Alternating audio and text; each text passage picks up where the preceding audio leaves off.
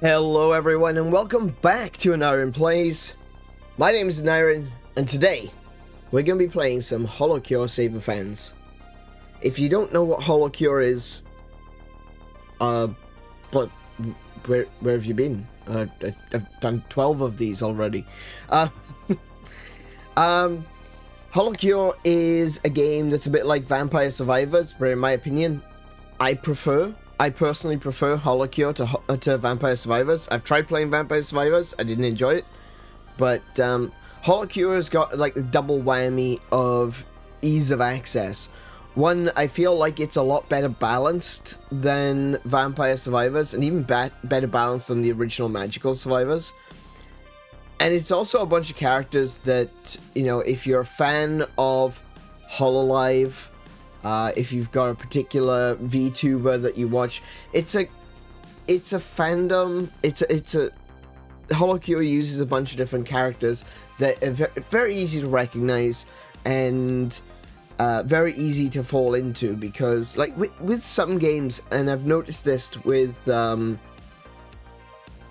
just recently with like Marvel Rivals, like you think about characters. What you think about Overwatch when that first released, and don't get me wrong, it was really good. It sold really well, almost immediately, due to its amazing gameplay and its pedigree. You know, coming out from Blizzard, it was something that even at the time people were saying, you know, what's this hero shooter thing all about? And people were really interested and excited about it. But then when you look at games like Marvel Rivals, that one's literally exploded. And I think a part of that is character recognition. Like, you can make a really good game, but if no one knows the characters in it, if you got two games side by side, one where people know the characters and one where they're completely original characters, people will tend to go to the game that has the characters that they recognize. And I think that's one of those things that for me really helped me want to keep playing HoloCure, was I recognized everyone. I'm a fan of HoloLive. I'm quite a big fan of HoloLive, actually, and when HoloCure came out, it was that moment of, you know what, I didn't really like Vampire Survivors, but I'm going to give HoloCure a shot. And I enjoyed it. I just had a good time. I had a lot of fun. And I hope that you guys can enjoy watching me play today. And you can play it for yourself. You don't have to just watch me play. That's the thing. It's free. It's free to play. So you can head on over to itch.io, or you can head over to Steam. I personally prefer the Steam version. There's no like differences between the Steam version or the itch.io version, but the Steam version has like automatic updates and stuff like that. It just makes it a lot more convenient to be able to update your install without having to screw around and potentially lose your save, which is something that I have done in the past. So I do recommend that you take a look on Steam. Like I said, it's entirely free. And even if you don't know any of the characters, even if you don't know the HoloLive girls at all, it's still an incredibly fun game with a lot of really well balanced. I think if you were to go from playing Vampire Survivors to HoloCure, you might think, man, this one's really easy. But the thing is, I think that's because Vampire Survivors is really poorly balanced. There's a lot of situations that I found while playing Vampire Survivor, and I've got a fair few hours in Vampire Survivor, where it seems like there is the correct build. You can do whatever you like, but there's a correct build. And then because it's random, if you don't get the correct build, you're not going to make it through, you know? And I don't feel like they've done that with HoloCure. It doesn't feel like there is one build and you have to you have to find that build. I think it's more flexible, and you are able to make good builds. If not perfect builds, you can make good builds with pretty much any character, any weapon, and come up with something that if you're smart about it, you're gonna have a good time. I feel like like I said, I think that would come off as easier to some people, but instead I think it's just quality of life. Honestly, I just feel like it's a quality of life improvement over Vampire Survivors, which I feel like is it's not a bad game. I just personally didn't enjoy it. It feels a lot slower, and it feels really unbalanced. Now the bloom is off the rose games that... Oh, whoa, hold on a second. Marvel managed to deliver... Wait, I can't read. Hang on a minute, I can't read. Blizzard managed to deliver Overwatch to an audience who was ready for something to replace TF2. That's actually true. That's actually a really good point, because for the longest time, people were playing TF2, and people were asking for... Is there going to be a new class being added? And there was talk about new classes being added for a few years. And then Overwatch came out, and they were adding new characters. They were like... They had a few classes like healer, tank, DPS, similar to TF2, but all of the characters in Overwatch were like variations on the same theme. So you had multiple tanks, you had multiple healers, you had multiple DPS, you had multiple runners, and they, you know, it took the idea of Team Fortress 2 and just kind of expanded it to give more freedom to be able to choose different characters. Like, oh, well, I don't like playing tank as this character because they are like too slow, you know? And then you get a character that's not quite as tanky, but he's a little bit faster, and you feel like you can move around a little bit better, you know? You get a tank that feels like maybe they don't hit as hard. You got another tank which hits a little bit harder, but maybe, again, isn't quite as tanky. The variations on the theme made it really easy to find a character that you could fall into, rather than being like, okay, well, I'm gonna go heavy because this team needs a heavy, and that is literally all you can do. And just hope that someone picks a medic, you know, because there's only one class of medic. Having all these different versions of the same classes meant that Overwatch was a lot more appealing. I think that some people could even look at that and say Overwatch is easier than TF2 because the classes in TF2 are very strict. You have to do what that class is made for. And if you don't, you're playing it wrong. Whereas I feel like Overwatch has got... It still has that, but it's got more flexibility in it. Super Herp Hero. Ah, right, okay. Superhero hype was still high too, so they used just enough wow factor on release to drip feed... with drip-fed supplements lore to entice more players. Yeah, and so, yeah, it was at the height of Marvel when, the Marvel Cinematic Universe, when Overwatch dropped, and that was kind of a big deal, you know? People were looking for hero games, and I'll be honest, I think that a lot of companies dropped the ball when it came to hero games. There are some games that we can still look back at and be like, yeah, those were fun. I enjoyed that. But a lot of the stuff that came out from the Marvel Cinematic Universe, like, you know, the tie-in games and Oh my goodness. They were bad. They were bad. Let's be real. There's some games that came out around that time which was really good, really fun, like Spider-Man Shattered Dimensions. I actually kind of enjoyed that one. But there's a lot of the stuff which was directly related to the Marvel Cinematic Universe was kind of lame, and I felt like they were really dropping the ball, because at that point in time, I'm thinking about when like Iron Man 2 came out. Gaming was booming at this point, you know? It was reaching a point where gaming was overtaking Hollywood as a money-making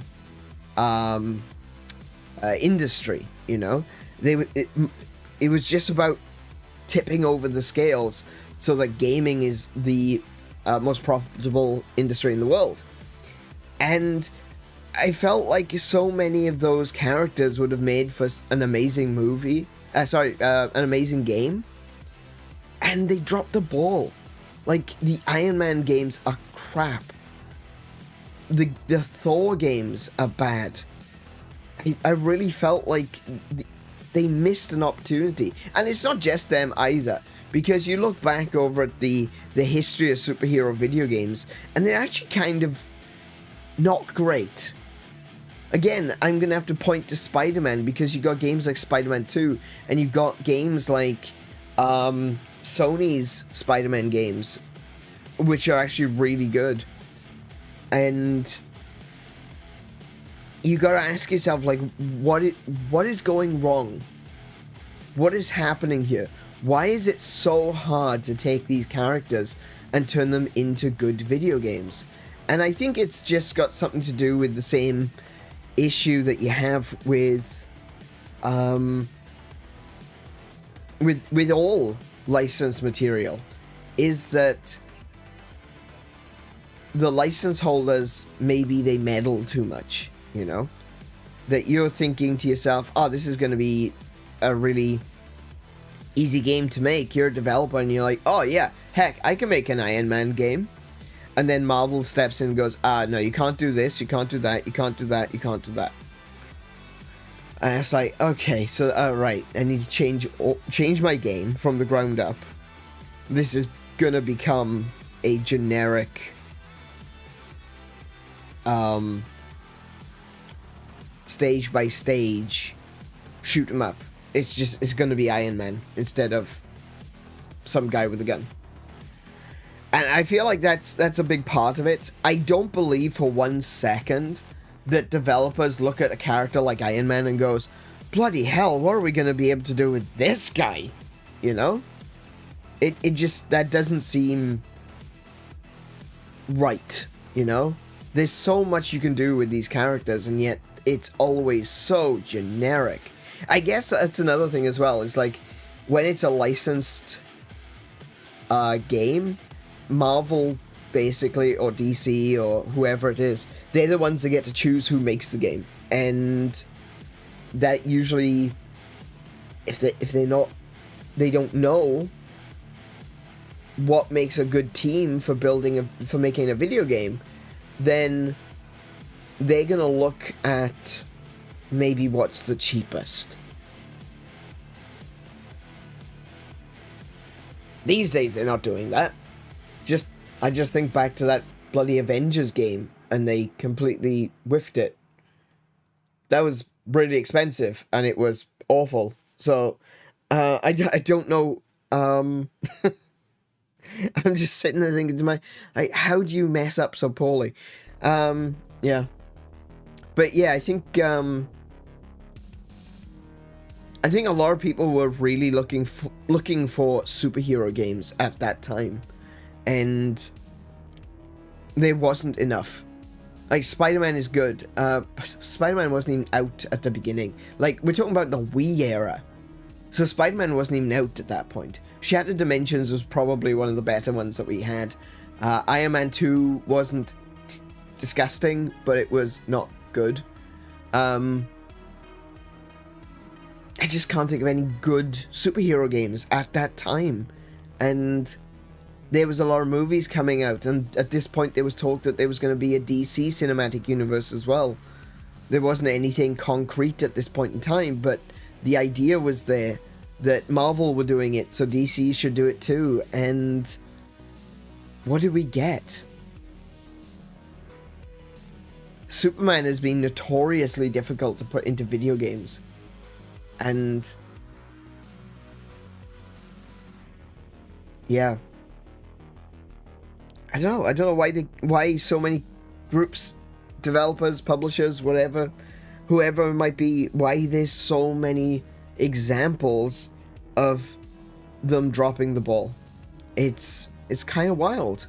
Like, even to today, I know a lot of people enjoyed the Guardians of the Galaxy game, but that didn't have great reviews. There's a lot of people that really thought that game was terrible. I haven't personally played it. I was intending on playing it, but I never ended up picking it up. Actually, I should put that on my wish list. But like Kiko was saying, now the bloom is off the rose. Games like Marvel Rivals and referring to Overwatch, of course. Now that the bloom is off the rose, games like Marvel Rivals have a better chance to at popularity thanks to the recognizable cast of characters. And yeah, and what Kiko is referring to there in regards to HoloCure is the fact that I think that Vampire Survivors has kind of run its course. It's been really popular for like a good few years now, but I think some people are looking for a different challenge and are coming to the realization that there are other games. Like, Vampire Survivors isn't the only Survivors game out there. A lot of people think that Vampire Survivors is the first one, but it's not. It's a clone of Magical Survivors, which I feel like had a much smaller audience. Vampire Survivors certainly hit at the right time to gain a big audience very, very quickly. But Magical Survivors kind of just happened in the background. It had a very small but loyal fan base. And even though when Vampire Survivors came out, a lot of people didn't necessarily move from Magical Survivors, that still had a very small but close-knit and strong, loyal community. I think with all the years that have passed until now, people may be looking for a new experience, and people are discovering HoloCure. And I think a lot of people probably discovered HoloCure the same way they discovered Vampire Survivors. YouTubers. That was the thing. That was the big difference between HoloCure between Vampire Survivors and Magical Survivors. When Vampire Survivors dropped, everyone was playing it. Someone played it on stream, someone else sees it and is like, oh, that's a really good game, I want to play that. And so someone else plays it, and then someone else, and they tell two friends, and they tell two friends, and so on, and so on. And that really exploded. And then HoloLive, the company, they got permission to play it, and so a lot of the girls from HoloLive were playing Vampire Survivors. And then a fan game came up called HoloCure, which is like Vampire Survivors, but is specifically about HoloLive. And of course, all of HoloLive are playing it. And so that the millions strong audience of HoloLive are now all playing this game. And that is how you sell a game, right? That is how you sell a game in 2025, ladies and gents, in case you weren't aware.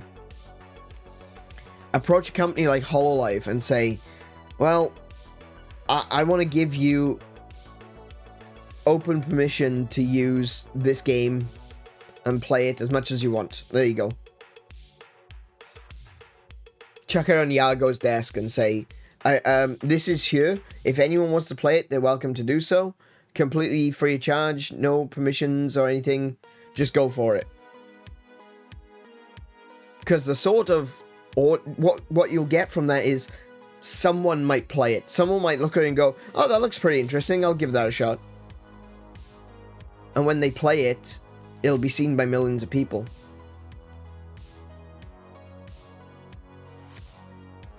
And that's what you want from a game, you know?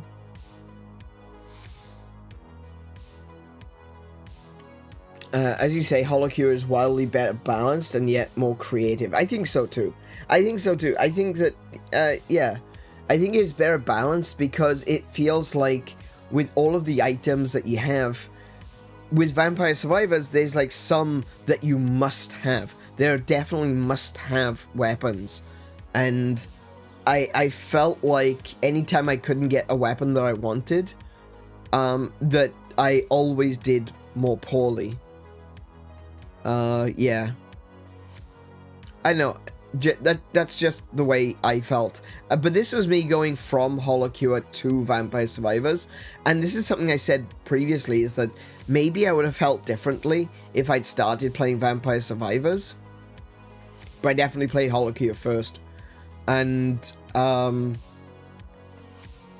yeah, maybe I would have gone, man, this game is really easy, and I may have turned it off. But going from HoloCure to Vampire Survivors, I realized that the difficulty in Vampire Survivors isn't necessarily because the game is difficult. It's difficult because it's not very well balanced. Their specific builds are kind of required for each character. You can't just wing it. In a game that is literally about randomly spawning weapons that you pick up in the field, literally a game about winging it, and you can't do that. You need particular weapons for particular characters. Otherwise, they just don't work, you know? Iron Man's a character who should be easy to write and make a game for. You can make him as simple and as shallow as fun as you need, and just have him rocket around with overpowered cannons and lasers. That is definitely true, but it still needs to feel good. And I think that's one of the biggest issues that people have had with Iron Man, is like getting the right balance of... It's the same problem as Superman. Iron Man needs to be able to be... Iron Man at very least can be defeated. Superman is very difficult to...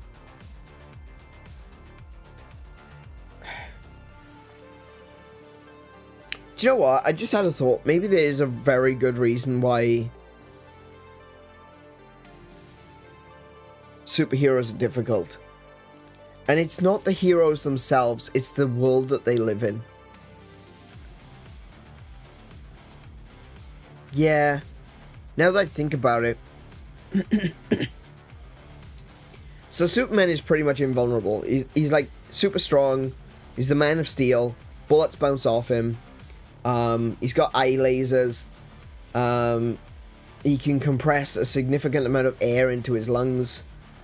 He can breathe out with such force as to cause gale force winds. And depending upon how he shapes his mouth, because obviously that's like Boyle's law. He can freeze things with that air. He's got a lot of abilities, he's got a lot of powers. And then he's got like kryptonite. And kryptonite is his one weakness. And it makes him weak enough that even a human could beat the crap out of him. Which, when you introduce a character like that into a video game, you gotta ask the question of like, well, how do the enemies how are they even able to fight Superman? If regular guys can shoot him and nothing happens, how is Superman even able to be... how can these villains even match up to him without being like super powerful, over the top, world destroying levels of power? And yeah, that's the big issue, is like, how do you defeat these, or how do you include villains that can hurt this character? And then you think of the idea of like, okay, well, what if we were to do this thing like Lex Luthor has scattered kryptonite all throughout the Metropolis, and now Superman is a little bit weak, and so he's not as strong as he used to be. And every time you'd find and destroy a new piece of kryptonite, Superman gets a little bit stronger. And there's your like that's your development process. That's your growth process. Superman starts really weak, destroys as he's destroying kryptonite crystals. You know, he gets stronger. And it's not because, like, in other fantasy games where you collect crystals and get stronger, he's destroying the crystals and, you know, getting stronger. And, you know, every time that you destroy a crystal, Lex Luthor is like, oh, we need to up the ante. We need to save, we need to use stronger enemies to protect the crystals. And so the enemies get stronger as you go along. But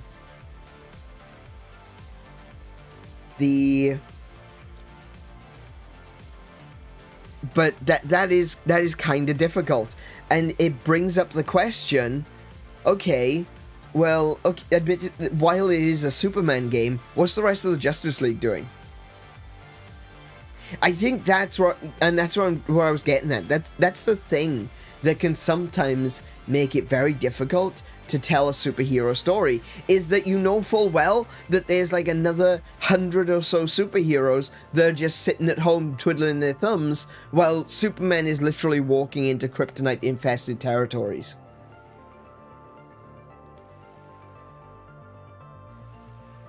You know, that's the thing that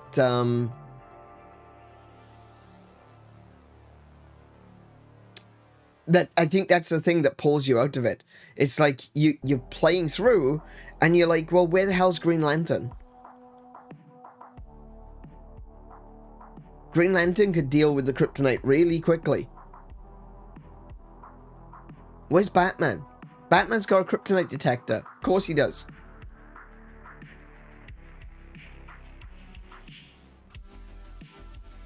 There are people out there that would be able to solve this problem much more quickly and without the sort of limitations that Superman is facing. I never said that he shouldn't face difficulty in the more light-hearted version. I just think keep him wisecracking and not crawling into a ball. I didn't say that he... Wait. I didn't say that he shouldn't face difficulty. I didn't say that. I don't know where you're getting that from.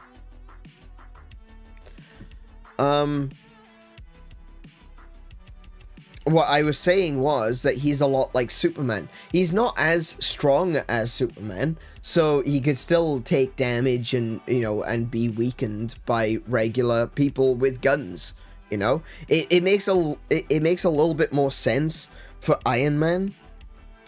It's a lot easier to do like Iron Man than Superman, but Iron Man and Superman definitely land in the same category of these are ridiculously powerful beings. For the most part, when you've got Iron Man, bullets will bounce off. Regular bullets will bounce off Iron Man. That's the way it is. He's super strong because of the exoskeleton. He is... he's got all manner of scanning capabilities to be able to find things. So it does make it a little bit difficult to make a character like that, because how do you find a villain, and not just a villain, but like regular mooks that can work against Iron Man? That's the hard part. It's like Iron Man, Spider-Man, not Spider-Man, Iron Man and Superman are like incredibly difficult to get regular mooks to face against. Because otherwise you're just going to be flying around looking for I guess you could do it like Elden Ring.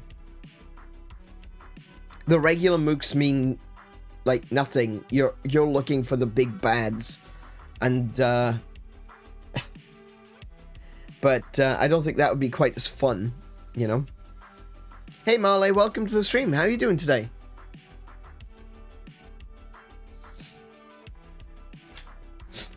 Oh, excuse me. My button.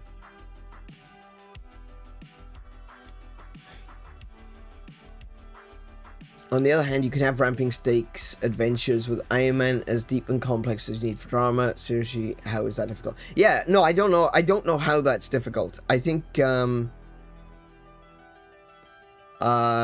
Superman. I think. Sorry, I think that Iron Man. I don't think that Iron Man should be difficult. I don't. I think he's got all of the positive qualities of Superman and almost none of the negatives when it comes to making a video game. I genuinely don't see how people of different developers, different studios have failed to do a good Iron Man game. You can talk more than I can fit into a comment in the chat box, so it's hard to explain your thoughts fully. Righto. Still riding the DuckStation high. DuckStation's a fantastic emulator. Like, for the longest time, people were saying that... wait, what's the other one? Not the PC... PCSX. Not PCSX. That one's not great. PCSX 2 for PS2 is great. But regular PCSXE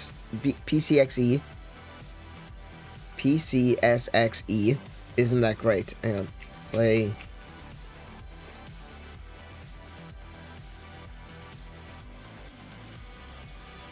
The one that people recommend. Oh no, EPSXE. That is actually the highest rated one, but I don't think that one's the best. Honestly, I really don't think so. If you want more, like, things to do, you could use BizHawk. BizHawk is for tassing, tool-assisted speedruns.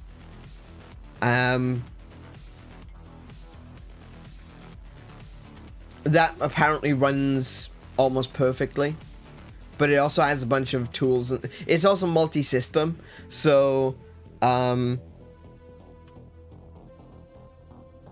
you can add multiple systems to the same emulator. But it does have a lot of extra tools that perhaps you don't need. But BizHawk is the other one. BIZHAWK, BizHawk. It boils down to, I think... Oh, hey, JC, welcome to the stream. It boils down to, I think, if the directors and writers of the game understand Iron Man, Tony Stark enough, then it just comes down to building a compelling gameplay. That's ultimately the problem. That is ultimately the problem, is that they find it so difficult to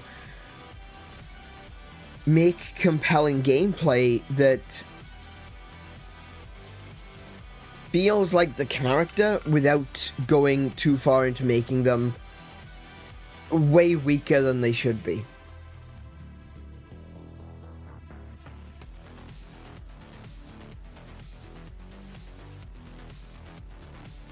I was playing with THPS4 on DuckStation on Steam Deck the other day.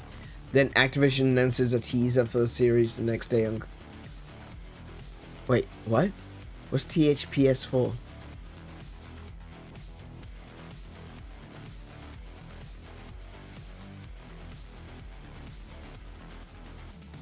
THPS4. I don't do well with acronyms. You're gonna have to help me with that one.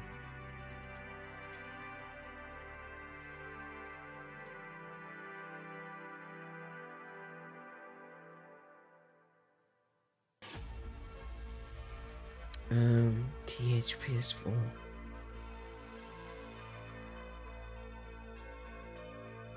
Oh, Tony Hawk's Pro Skating. Ah, right, okay.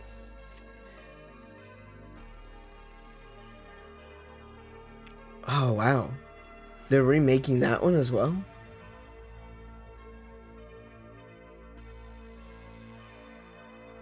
Because they did the first three, if I remember correctly. Was it the first 3? Oh no, it was 1 and 2. They remade 1 and 2. I remember when that came out.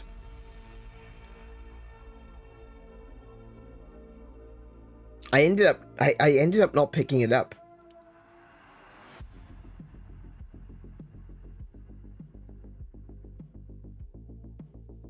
Huh. Oh, I'm actually genuinely surprised. I didn't think that they were going to be doing more of that. I figured that it was just going to be, oh, here's the 2 classics that everyone loved, considering they dropped the ball so hard on that franchise. And that's where it was going to basically end. It was just going to be, oh, here's 1 and 2. I didn't realize that they were continuing to remaster the series. That's really cool, though. I'm genuinely surprised that they're going further than that.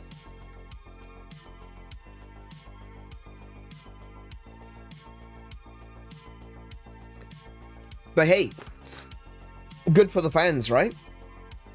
Hopefully, if this version is going to be like a really good version, like Tony Hawk's Pro Skater 1 and 2 was, and hopefully we're gonna get some really good games, you know, back from the brink of destruction of that series.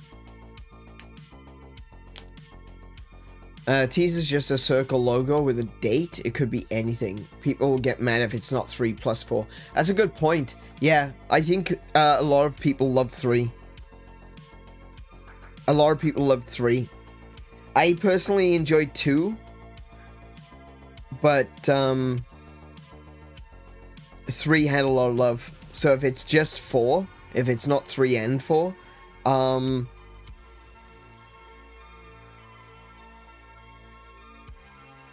I think some people will probably complain about that. Lots of potential for it to go either way. Yeah, definitely. And that's the thing. That's the thing with all remakes and remasters and stuff like that, is you start off with an idea, and the idea is really, really good, but now you have to live up to that idea. And there are some games that are genuinely not as good as people think. And I'm not saying that's necessarily the case for Tony Hawk's Pro Skater. Maybe for the first one. There's a lot of games that aren't as good as people think because they have such a strong nostalgic bond with those games.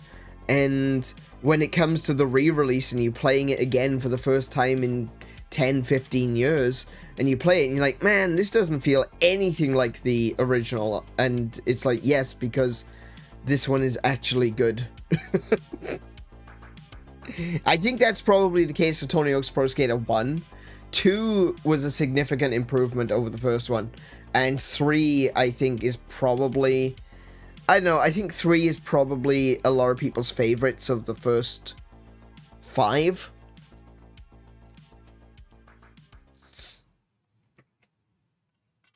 But hey. A lot of people get an opportunity to relive those glory days. Those heady days of youth and summer.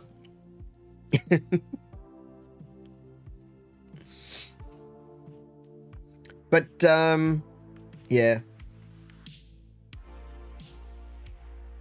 I think it's time that we jump on into the game. We've been chatting for about an hour now, so that's cool. I hope you don't mind me chatting. I do like to chat. I have ideas. I have thoughts. I have things that I feel like I should say. And it's not good to keep everything bottled up, you know?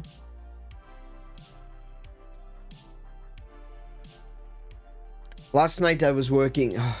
let me tell you why what happened today happened.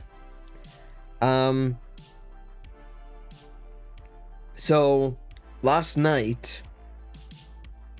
after the stream, I was actually planning on watching TV for a little bit. I was going to grind out a little bit on Family Guy 10. Really?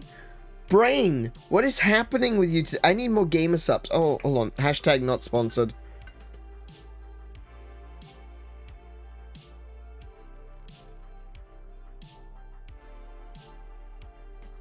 Alright, let's try that again. Last night, I was planning on, after ending the stream, just chilling for a little bit, playing some Final Fantasy X, grinding out a few levels, getting some items,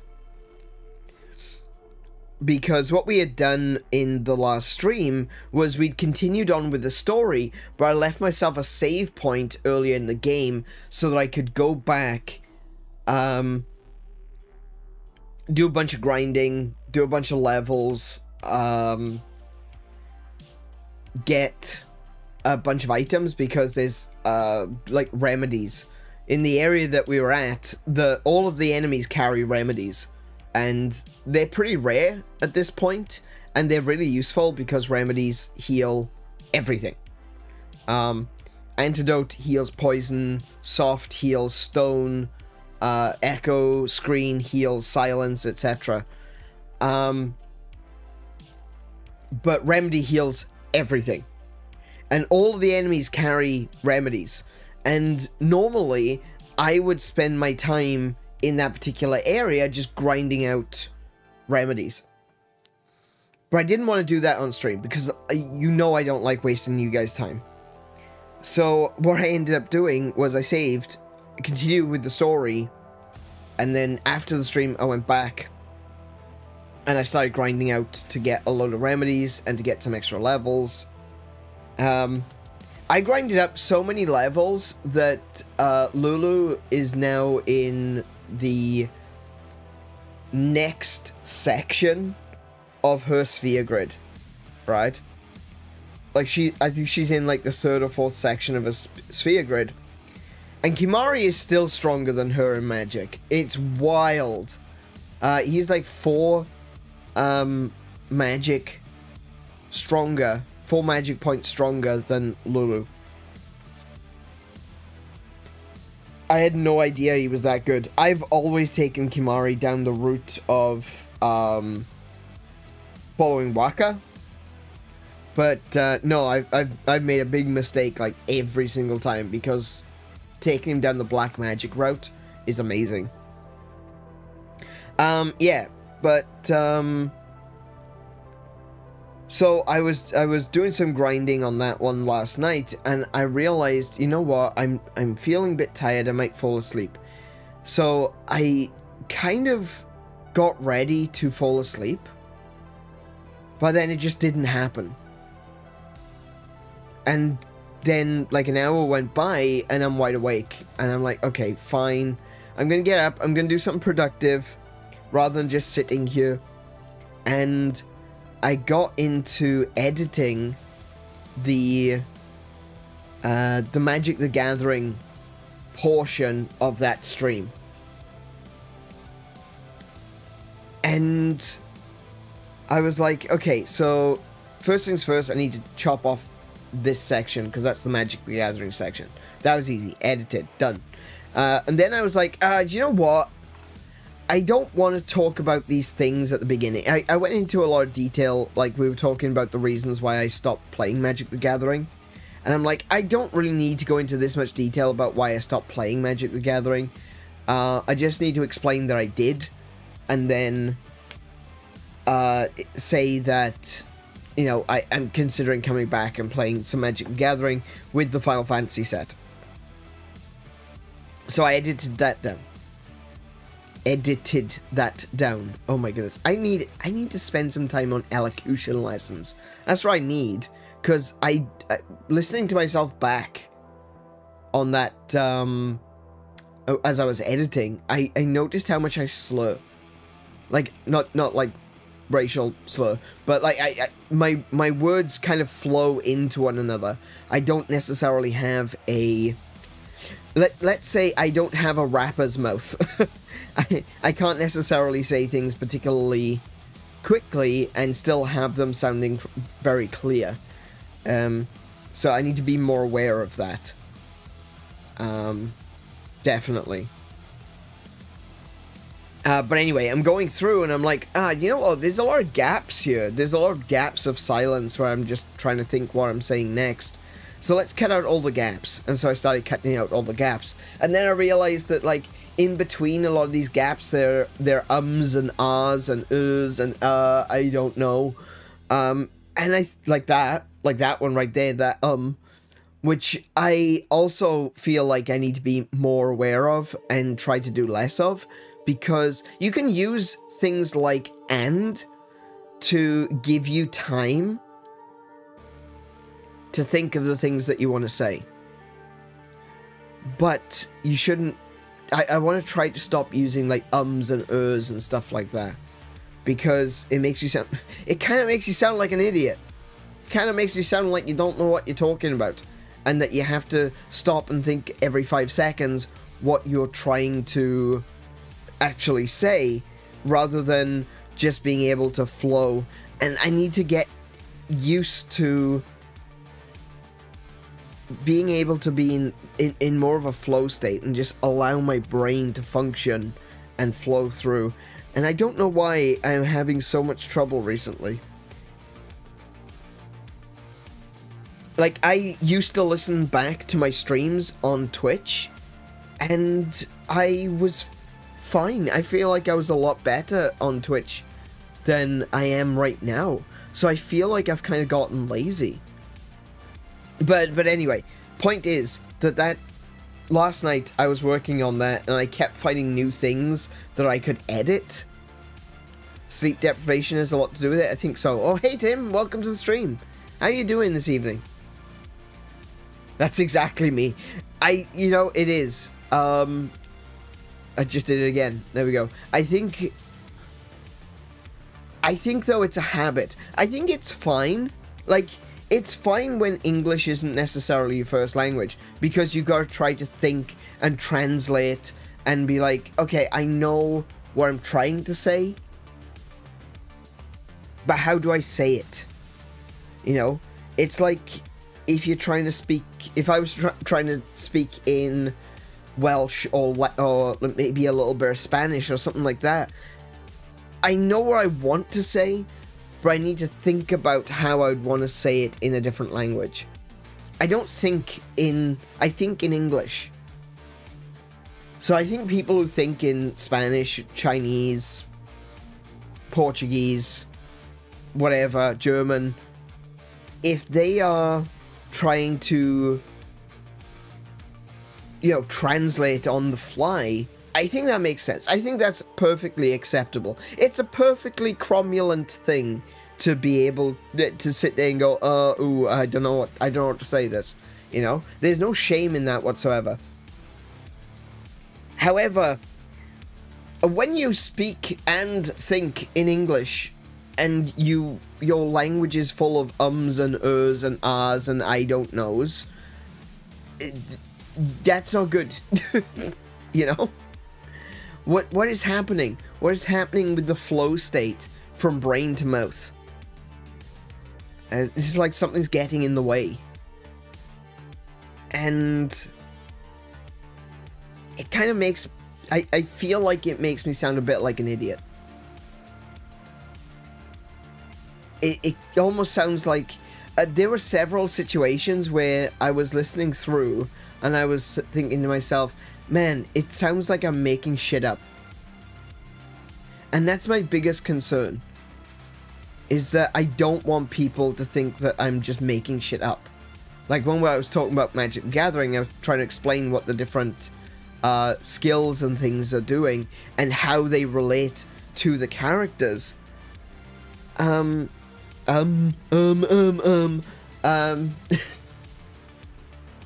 It makes it sounds like I'm making stuff up.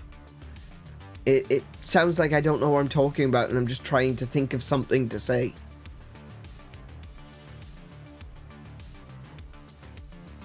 And that concerned me.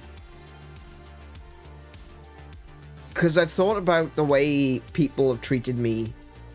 And I don't want... This isn't going to get into a, you know, like a deep and difficult topic to discuss. It's not going to be anything like that, right? But I think about the way people have treated me in the past and the way that I've been treated like an idiot and treated like I've got some sort of mental disorder. I mean, I do. I'm dyslexic, but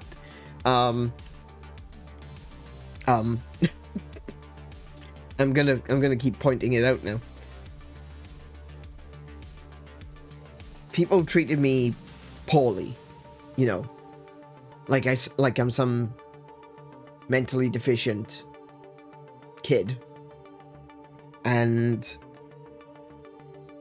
listening back to myself, I wonder if that is because to them I sound like an idiot. There's always a concern. I don't know if you're aware of this. Actually, you probably aren't. It might not even be something that you ever think about.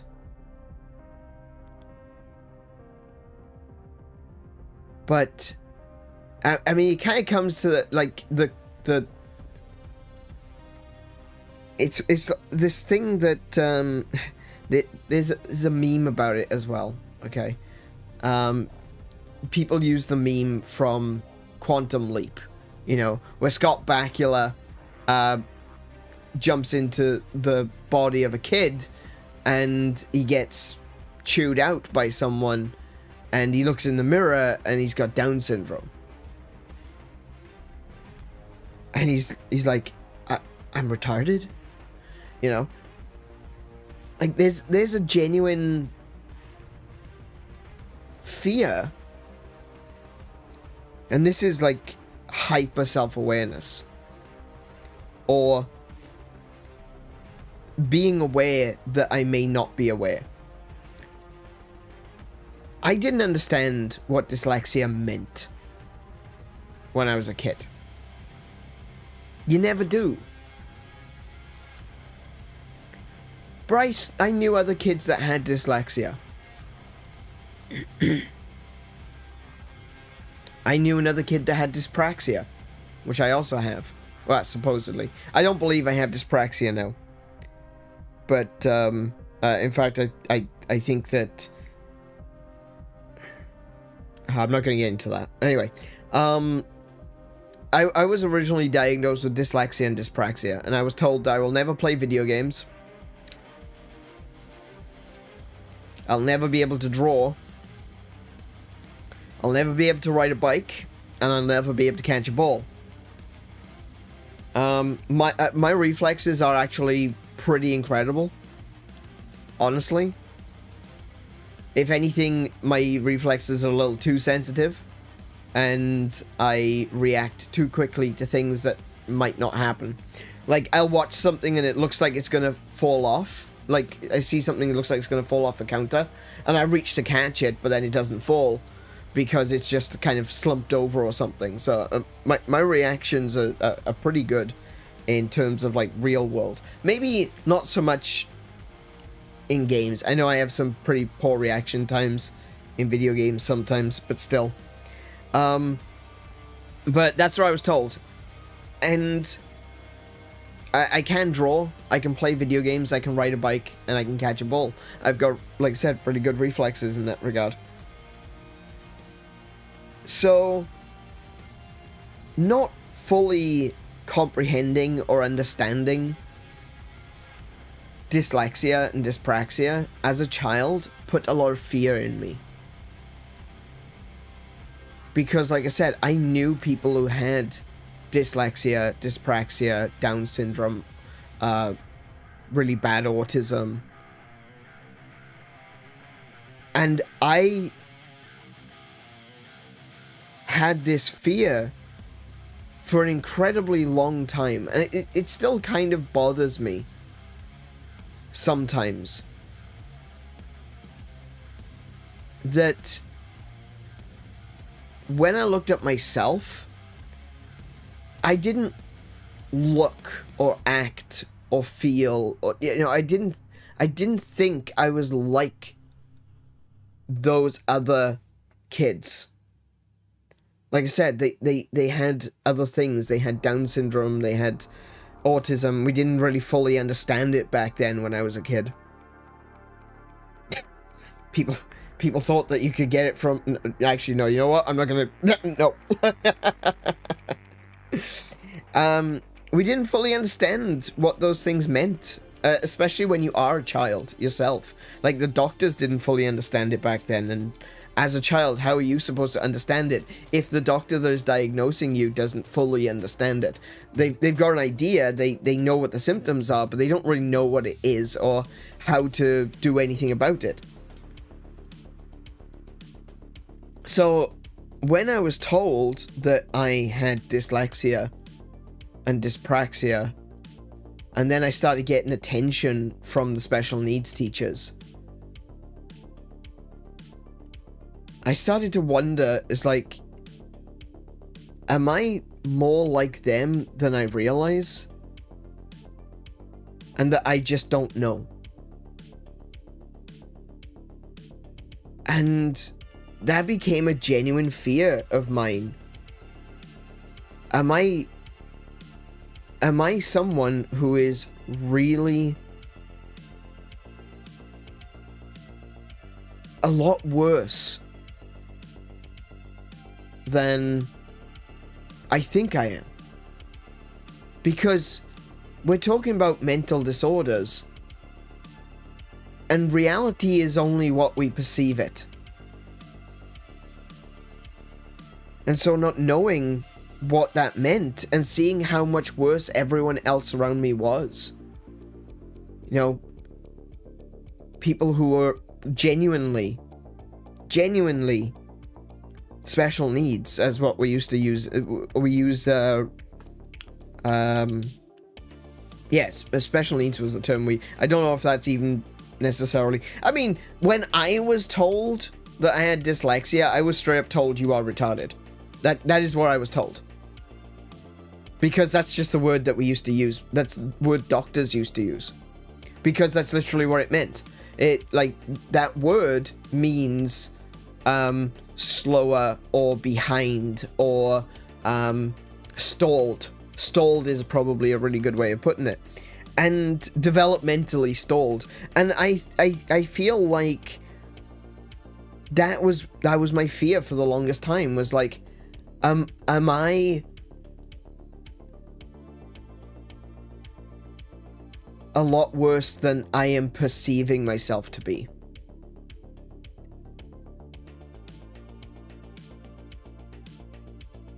And is that the reason that people treat me poorly? Because they can see that I am as bad as these other kids, that I, you know, as unwell as these other kids, and that I just can't see it in myself.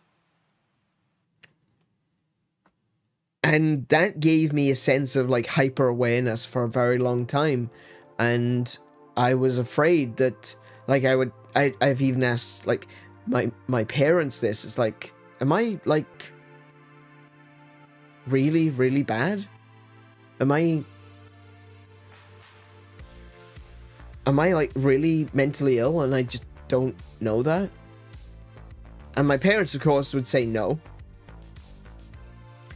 And but I don't think I truly believed them. Like, I've even brought this up with Kiko.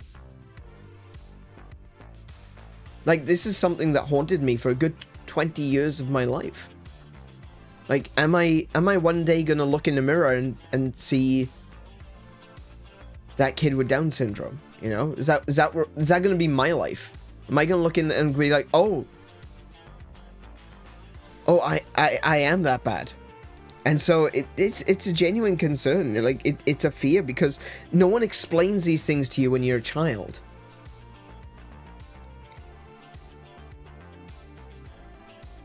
But then I listen to myself back when I'm watching streams, and I think last night it clicked with me. It really did. It clicked with me. I'm listening to myself, and I'm saying ums and ers and and stuttering and slurring. And I'm wondering, is that how people see me? It goes right back to that fear I had as a child. When someone tells you that there's something wrong with you and you don't understand it, and they don't do enough to explain, it just leaves you with a paranoia. And listening to myself last night, yeah, I'm sure I was tired. Like Kiko said, sleep deprivation has a lot to do with it, but I was listening to myself and I was thinking, that sounds... I sound like I'm drunk. Or deficient in some way. That I've got some sort of mental illness. And that scared me. You know, it kind of scared me straight. I couldn't get... I say scared me straight. It didn't really do much for that. It just scared the crap out of me, you know? It's like, oh my goodness, is that perhaps how people perceive me? Parallel to the artist thing, you tend to notice more of these things yourself, like dissatisfactions with the art. No, I am. I am a perfectionist. And that's kind of the worst part, is like, I think a lot of that comes from that initial fear. I'm a perfectionist. I know I'm a perfectionist. And I know that a lot of the stuttering and stammering and slurring, and a lot of the moments where I have to stop and take a moment to think about what I'm trying to say next, is because I'm afraid of saying something wrong. Because I'm afraid someone is going to think of me that way. And then I go and listen to myself, and it's like I'm doing more damage by not just free-flowing, by having these mental blockades in place, that everything I say goes through several filters before it reaches my mouth. And that results in me going, I don't know what to say next, And that has the exact same effect of if I had just allowed my brain to flow into my mouth. You know? It still sounds like I don't know what I'm talking about. It sounds like, maybe it sounds like I'm an idiot. Maybe it sounds like I have some kind of deficiency. And I don't have any issues with people who have mental illnesses. Obviously, I've got no problem. I've never had any issues with people. I don't look down on people like that. I just... But it's a different thing to think that maybe you have something that you don't know about, and maybe that's the reason that other people are looking at you differently. You know? But I think it all comes down to that. It comes down to that fear of... You've got... If someone comes up to you and they're a doctor and you realize that they are smart and that they know what they're talking about, and they tell you you've got something that you've never heard of. And then you look around you and you see a bunch of other people, a bunch of other children that have that same thing. And you're like, hang on a minute. Do I look like them? Do I sound like them? Am I more like them than I am like other children? And I just don't know it. And you get paranoid about yourself. That is so damaging. I would genuinely go on to say that that is probably a form of trauma. Something which I never really hashed out until last night. Like the full realization of how and why. And yeah, listening back to myself last night, listening to all the ums and ers and ahs, and I'm just like, that doesn't sound good. And so I ended up spending all night editing. I'm not even finished. I'm not even halfway through. But I spent all night editing and ended up sleeping until 6:30. I literally got woken up by Kiko opening the door to the apartment.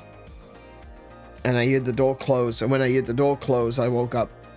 And I was like, oh, I should probably get up. I probably need to stream soon. And it was literally 6:30 when I looked at the clock. So I rushed straight in here. I haven't even eaten today. But yeah. Sorry, this kind of got a little bit heavy. I said it wasn't going to, but it kind of did, didn't it?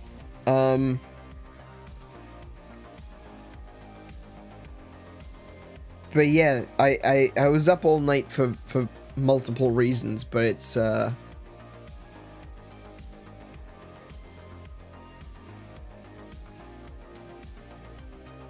been a wild one. It's been a wild, I'm gonna say 12 hours. maybe a wild 18 hours. I've just been stuck inside my own head just thinking about things and worrying. Again, paranoia is back, ladies and gents. Paranoia is back. It is on tap. It is flowing freely. And it's 2 for 1 beer night, okay?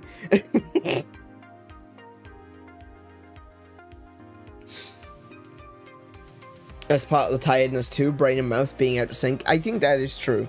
I think that's true. I'm definitely not sleeping enough recently, and I need to do something about that, but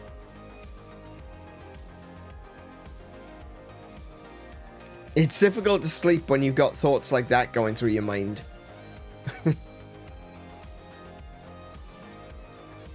It's very difficult to sleep when you've got thoughts like that going through your mind.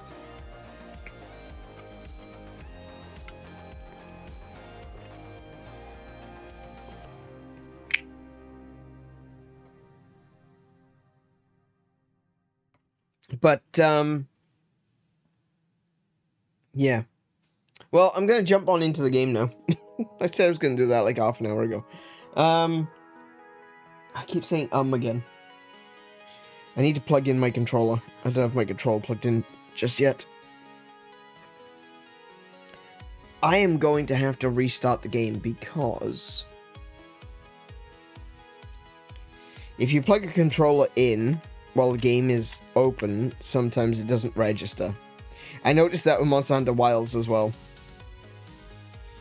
If my controller wasn't plugged in when I started Wilds, I would have to restart Wilds to get it to work. Max! Hi.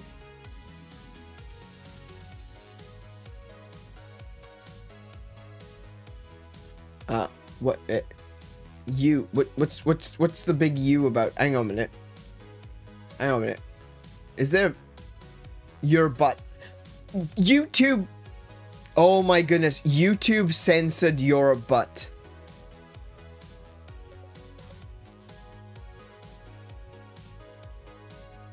Come on, YouTube.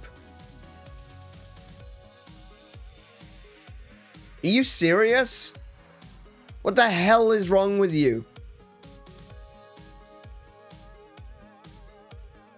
How is it that people on this platform, like, you can't swear within like the first minute and a half of the video. If you swear within the first minute and a half of the video, it gets flagged, right? So no swearing or, you know, any bad language or slurs or anything like that in the first minute and a half of the video.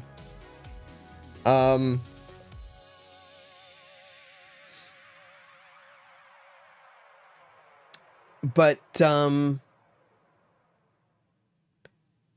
people can say all kinds of things in the video.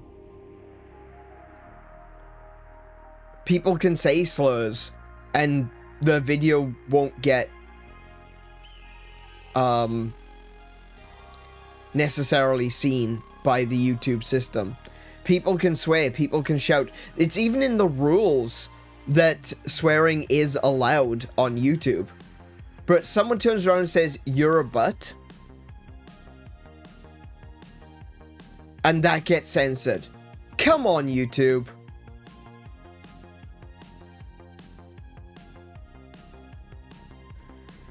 YouTube AI is smart enough to see Max's message and see it as a chatter insulting the streamer. Maybe? But even still, like, come on. I got a bit thicker skin than that. I can handle "you're a butt" Even if people genuinely mean it, I can handle that. What is the matter with you, YouTube? What do you think I am, made of paper?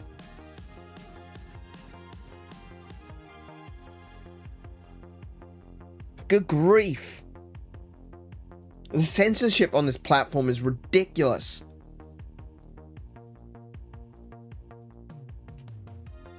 I personally am someone who subscribes to the idea of the free marketplace of ideas. I think that you should be allowed to say and do whatever you like. And if people don't like what you have to say, then you will get deboosted by the fact that no one wants to watch you. You know? That seems to be working in a lot of situations. Surely there's some situations where the opposite is true and people will hate watch you, and people will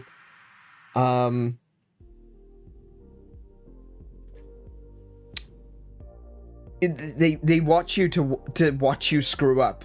Johnny Somali is a good example of that, where a lot of people watch Johnny Somali, but they don't watch him because they like him. They watch him because they hate him and they want to see the crap kicked out of him.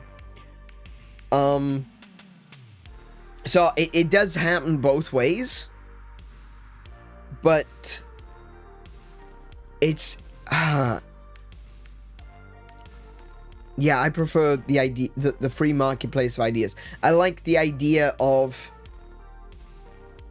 just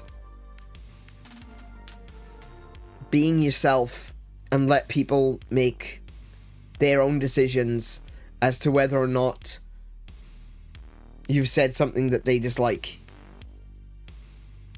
I don't like the way that YouTube censors chat and hides things from me. Good grief. Okay, alright, I'm not gonna get into that topic. That's a topic. I could talk about that topic for literal hours, and I have done.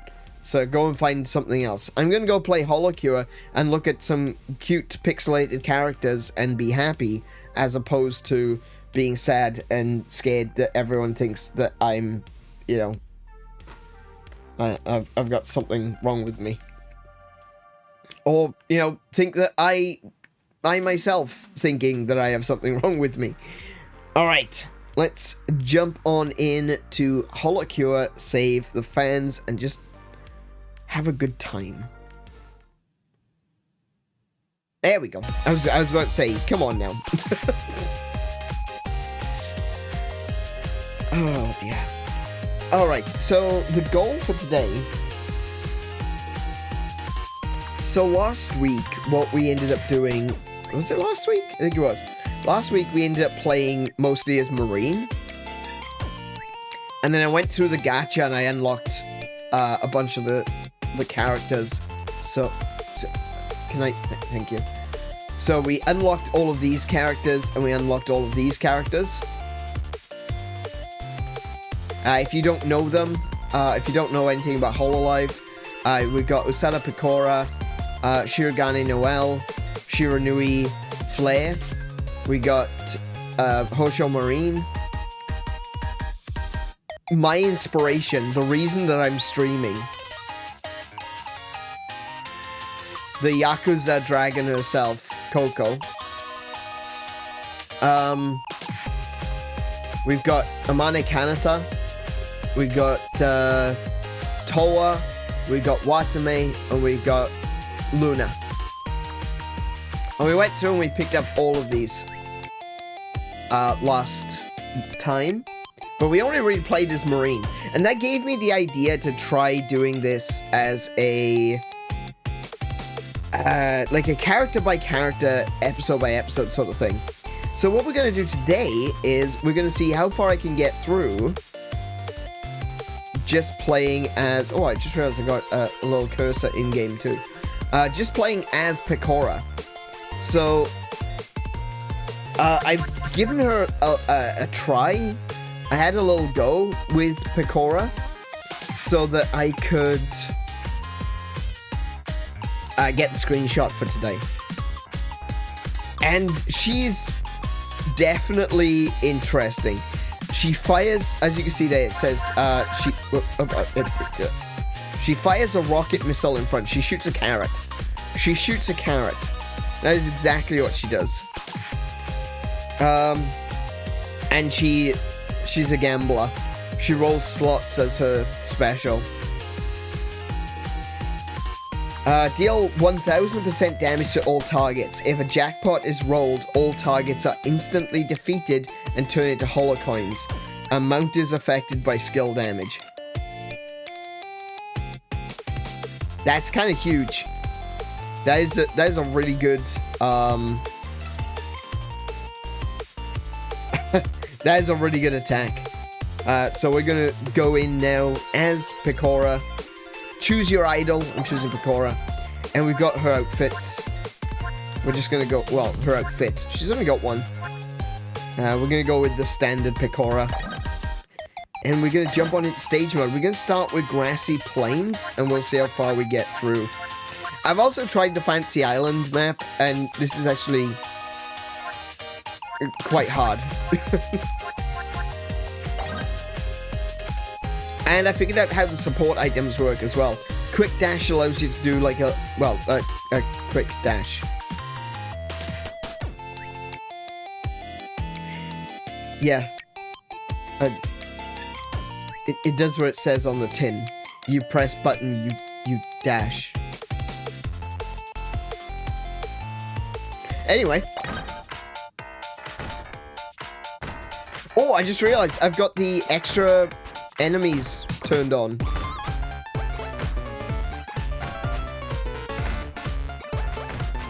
So, one thing you very clearly notice is the weapon is very, very slow, but it explodes.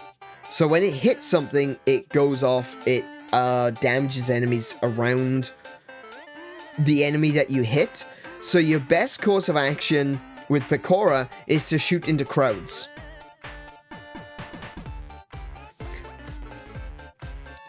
I promise I'm not giving advice to okay.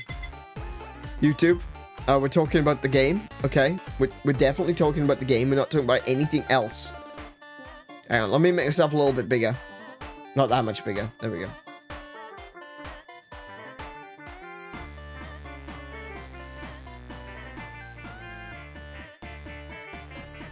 Okay, so the idea would be to shoot into crowds to do as much damage as possible. And I think that using Pekora's sticker, the bomb sticker, makes a lot of sense, because now you've got an explosion that can cascade into multiple explosions. So we're definitely looking for the bomb sticker. Yeah, limiter straight away. What an excellent drop. That's amazing. I kind of want to hold Whammy Water because I need a close range weapon. Something that's a little bit quicker and something has a little bit of pushback. So we'll go with the Whammy Water on hold. And so the next level up, the Whammy Water should come back. And we're selecting limiter.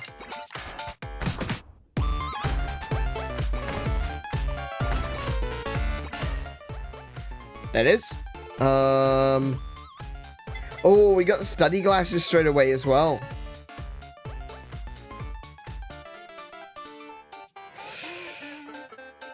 Ooh, okay. Study glasses turn 2 or by level 3 is actually really good. I'm gonna put a hold on the Whammy Water again. Take the study glasses. So the study glasses improves the amount of damage that you deal based on your, how many levels you gain. So if you get the study glasses when you're already level 15, you've missed 15 levels, or you missed 14 levels. If you get study glasses like really early on, you don't lose any of those level ups. So it's not based on your level, is based on the number of levels you go up after receiving the study glasses.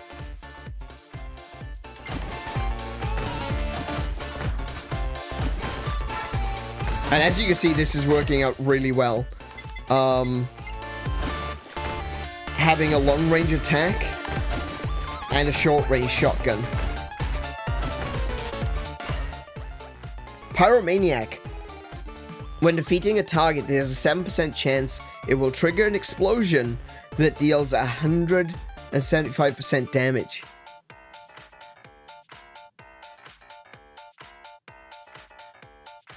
Oh, wait. So Pyromaniac is the same as the explosion sticker. But because it's not the explosion sticker, it's actually a part of the weapon, it'll just cascade out. So every single explosion will cause more explosions, which will then cause more explosions. I'm pretty sure that's how that works.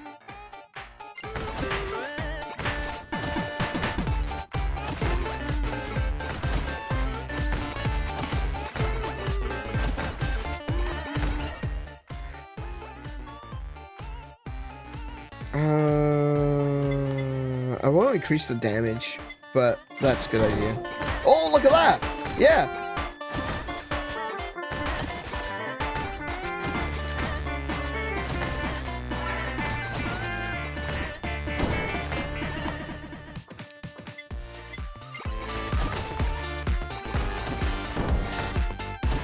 Gotta avoid those chimkins.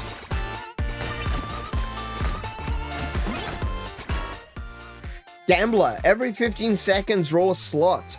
If successful, scatter holocoins. When picking up holocoins, heal 1 HP and gain a stack buff that increases attack by 2% and crit by 1% to a max of 10. Or max of 10 stacks. Amount of coins dropped is affected by skill damage.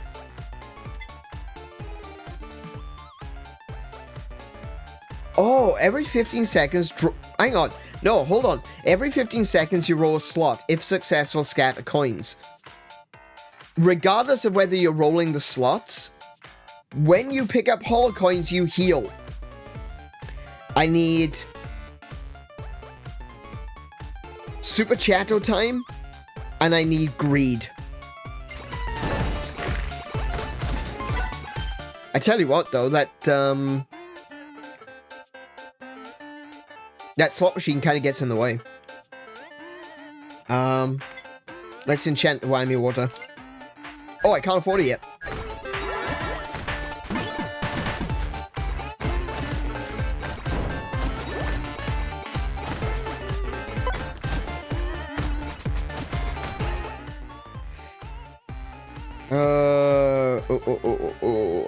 Spider cooking. All weapon and skills have 5% chance to gain 10% size. Gain stacks of luck that is equal to half of the current crit. So my crit is currently plus 15%. So half would be 7.5. Luck increases the success chance of all skills and drop rates. Okay, that's a little complicated. Gain stacks of luck that is equal to half the current crit. Okay. Interesting mechanic you have there. Would you like some boom boom with your boom boom? A side of boom. Sprinkle with boom. Pekchan really using money as life, literally. Yes.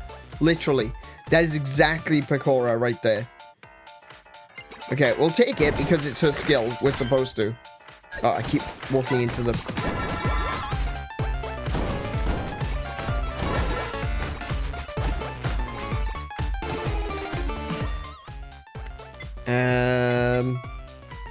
We'll take the rocket launcher. Oh, that did a lot of damage.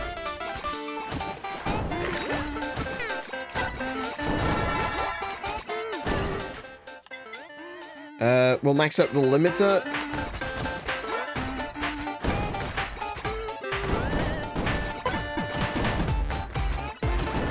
Good grief. This does so much damage. Study glasses.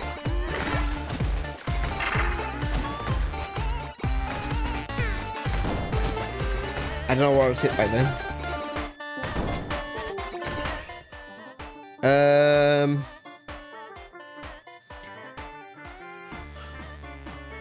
I'm not gonna go with the body pillow.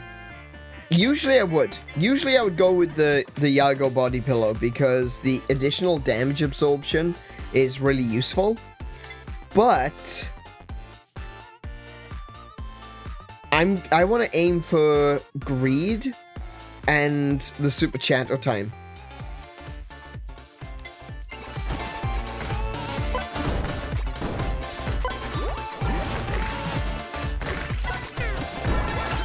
Oh, no, I walked into the... Oh! Stop walking into the bloody anvils!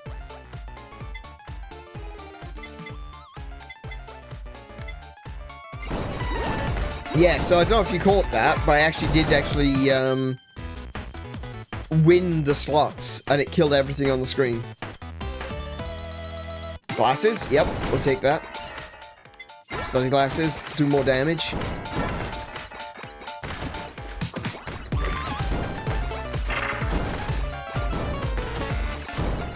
Oh, I'm just ripping into him now. Look at this. Look at this.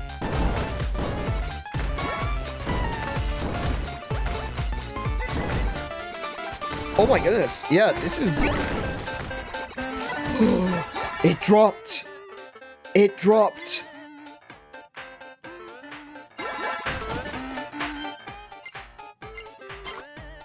We got bombs in the bombs in the bombs.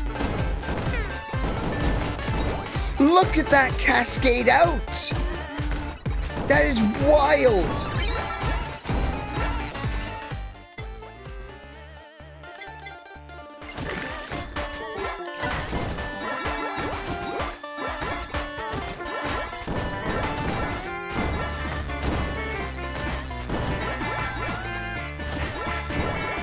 Come here! Come here! Oh, Yago, you're hiding from me. What we got? Pacifist weapon has a 10% chance to stun enemies temporarily. Also has 20% chance to destroy projectiles. I'll keep it for now. Let's enchant the whammy water. What do we get? Damage? Nice. Fire 2 missiles!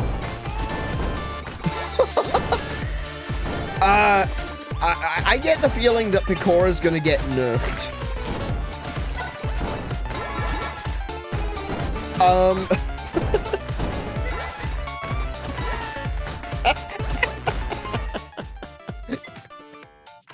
I think Pekora's gonna get nerfed.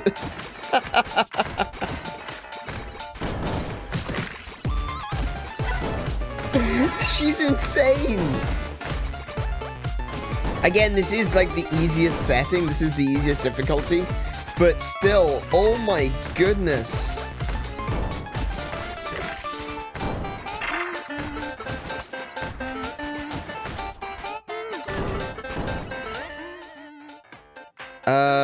We'll go with the whammy water.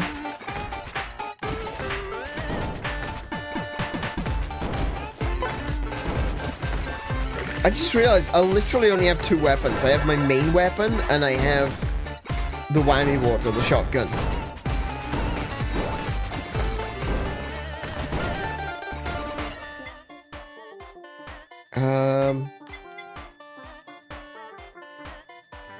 What do I even want? Oh, I did find one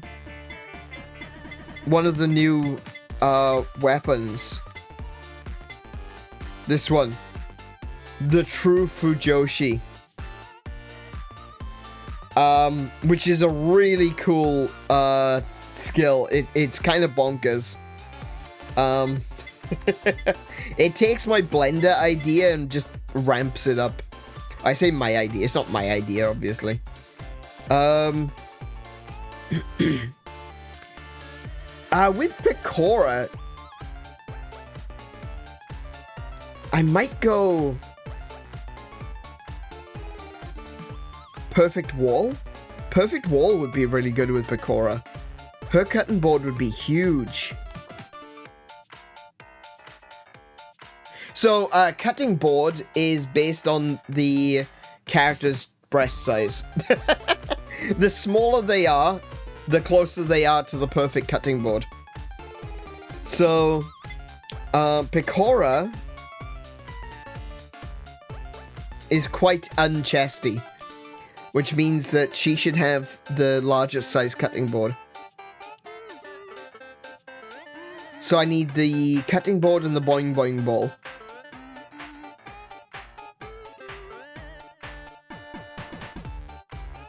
To do the perfect cutting board. I think she'd be pretty good with the perfect cutting board.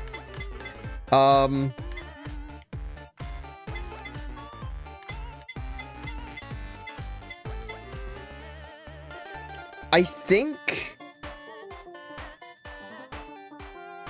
Snowflower would work with her as well.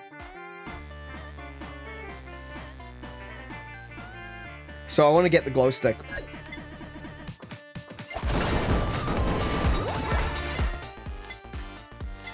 And there's the sake, which gives you crit boofs.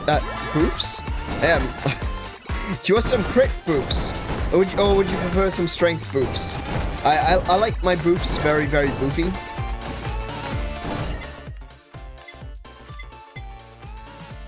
Increase speed by 20%. In addition, increase damage of melee weapons. I don't have melee weapons. Reduce the time between attacks of the rocket launcher. That's a pretty good one. Let's do that. So, oh yeah, look at... Oh my goodness, that's so fun. Is Pekora just completely broken? She sure does feel like it.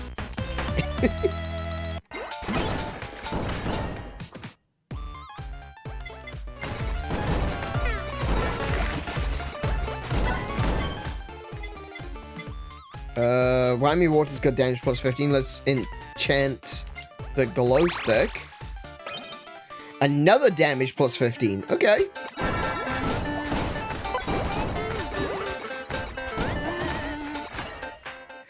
Ooh, yeah, idle costume. Actually, speaking of idle costume, oh my goodness, Pekora is really fun to play. Let's finish up Lucky Bunny. And we'll do one of these.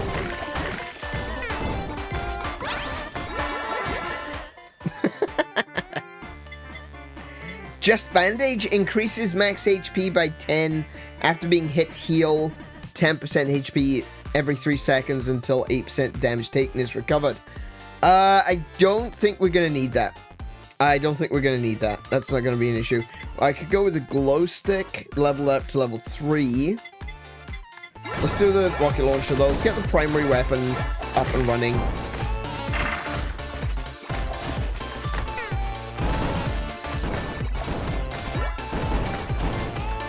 With all the money that's currently being dropped,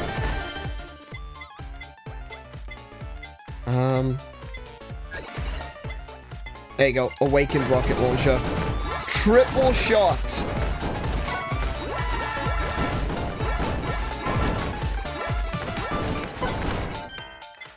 We're gonna give the... Was this one? 20% chance to slow targets by 15% and deal 30% weapon damage for 5 seconds. And we're gonna remove the pacifist stamp because it's not very useful, especially on the stage. And we're gonna strengthen the bomb stamp. Make everything explode more.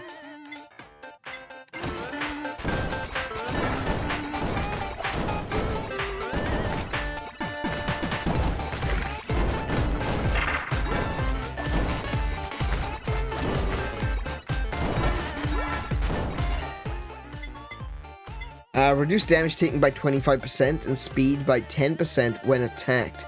There's a 50% chance that the attacker will also take 200% damage. I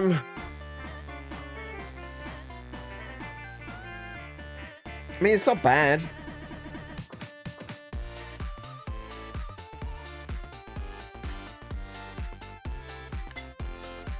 Let's not get too distracted. Let's focus on particular build right now. And the build I'm going for is, of course, I want to get the whammy water up, and I want to get the bounce ball. Perfect. Nice. Whammy water. Yep. So you're probably wondering, like, why am I leaving the, why am I leaving those anvils there? It's because I don't use the anvils to level up weapons. I use the anvils for, I use the anvils for enchanting. And so if I want to enchant a weapon, it's good to have them around. Also, it helps you to navigate.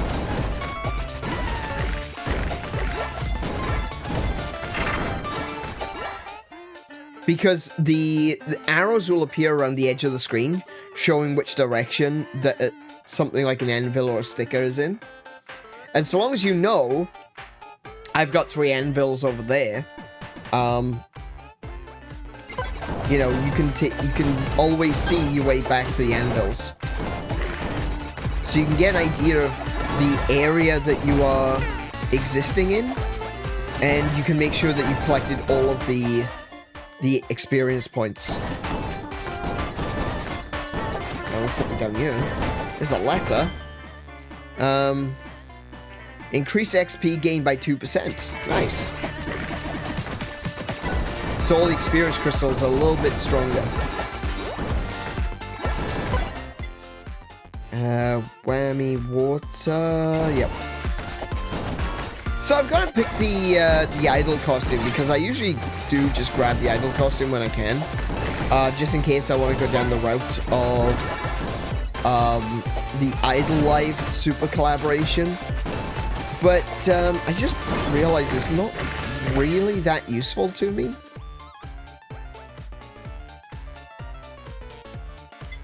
Mushi isn't going to be very good at the moment. Increase the damage of character skills. None of Pekora's character skills actually do a lot of damage. Some of them do, but they're mostly like instant kills and they drop coins and stuff like that. So we're not going to go for that one. Let's max out the whammy water. And we should get a gold anvil drop soon. Did I just hear gold anvil? No, just a regular anvil. Okay.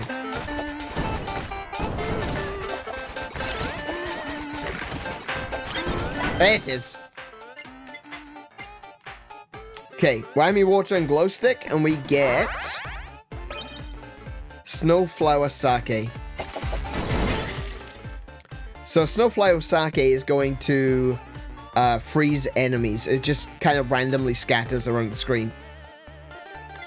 Increase the drop rate of stamps by 30% for each stamp that is ever dropped. Gain plus 0.5% crit and +1 haste permanently.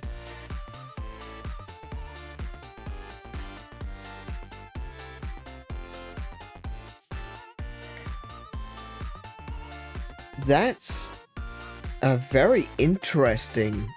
I might have to. I'm gonna take that one.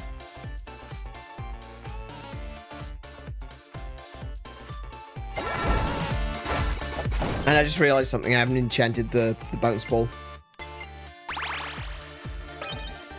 Critical damage +10.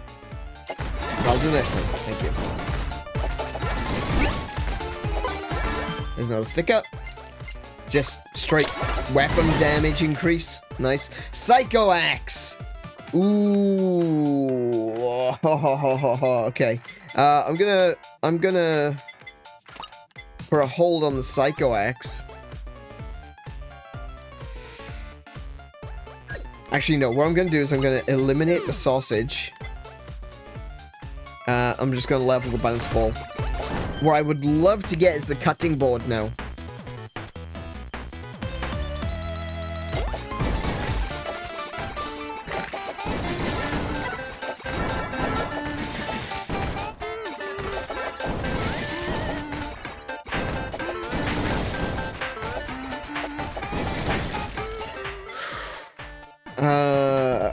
Come on, cutting board. Come on, cutting board.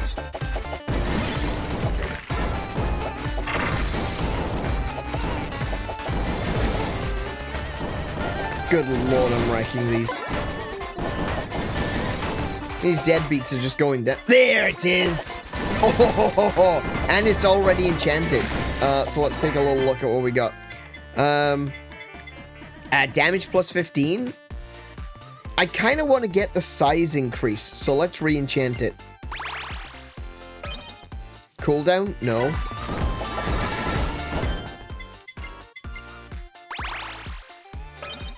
Crit damage? No. See, this is why I keep the anvils. Size, there we go. Nice. Collect a stamp. If a target is defeated within 2 seconds after being hit by this weapon, they have 1% chance to drop a stamp, but may drop a mushroom instead. I do want them dropping stamps.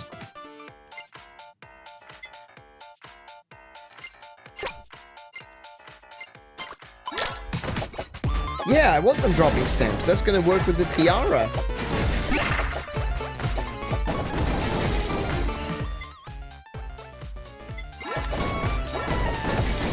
Yeah, no sausage today.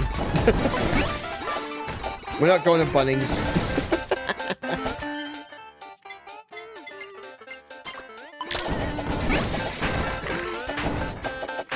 What's that? What's that? Oh, it's another stamp. Bloody hell, they're just dropping like crazy. Adds an additional shot to a ranged multi-shot weapon.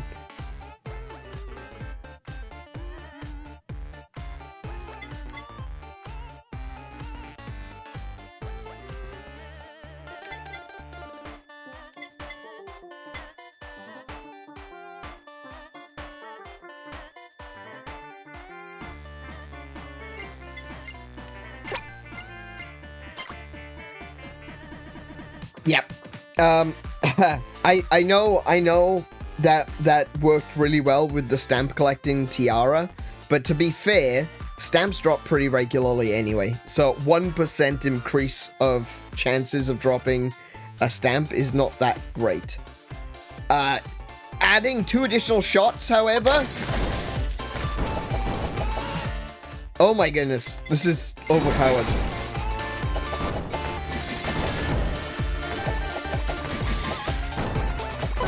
Oh my goodness, look at this. Look at this, is ridiculous.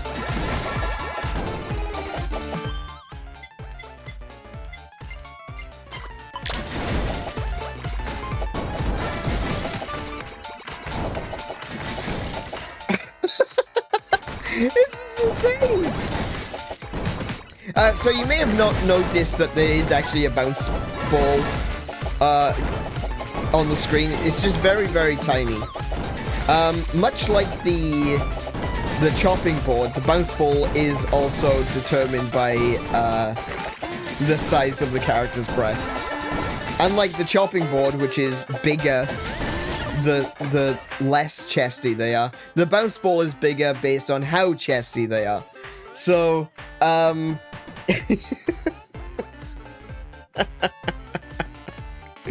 so the bounce ball is very, very small at the moment. Right, what do I need? I need... Oh, I've got that. I've got the sake bottle.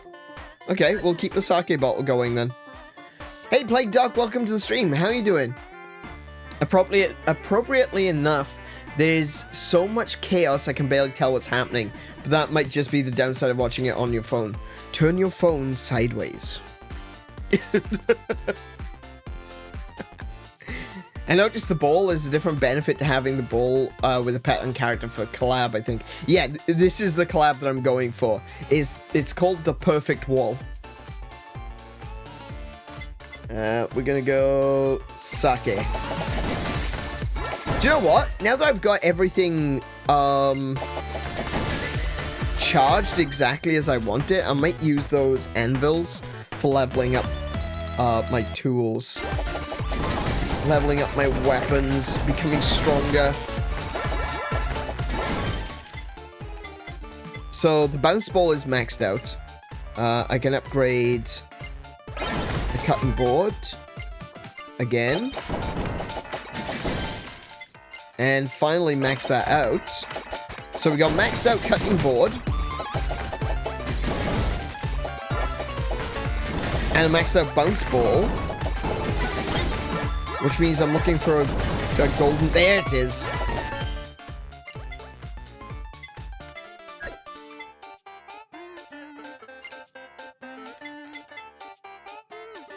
I can't do this yet. I'm not level 50. Yeah, I don't have the hammer. I was going to say, yeah, okay. It is perfect wall time. Oh, sorry, not perfect. Absolute wall.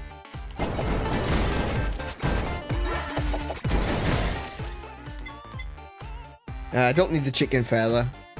We'll do the promised tiara.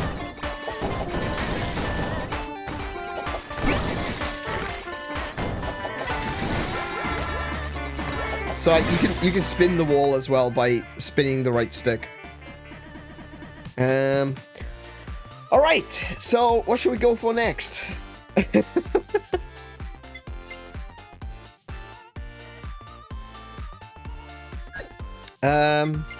can I do with the acid cocoa? What can I do with spider cooking?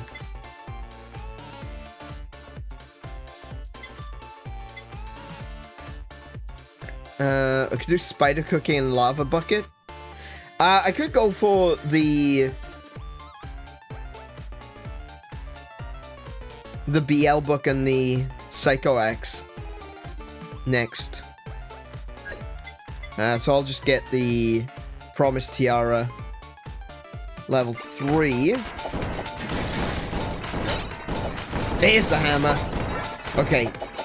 Now I need a gold anvil. Oh, hang on. I think there it is. Collab. Snow Queen. Freeze everything around you, dealing consistent damage. Also increases crit chance by 20%. So, rather than before, where you had the snowflakes that were just exploding anywhere on the screen, now you produce this cold air that is constantly blowing out from you, freezing enemies that get too close. So I've got the cold air, I've got the absolute wall. I'm basically untouchable at this point.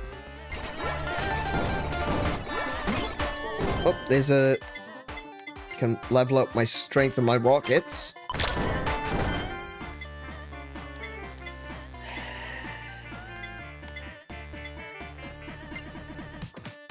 I'm going to continue to upgrade the wall.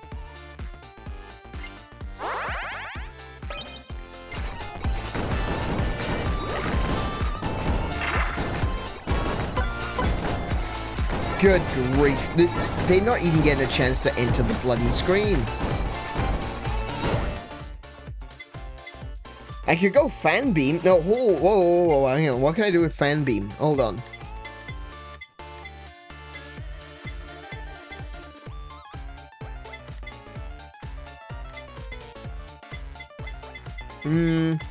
No, not fan beam.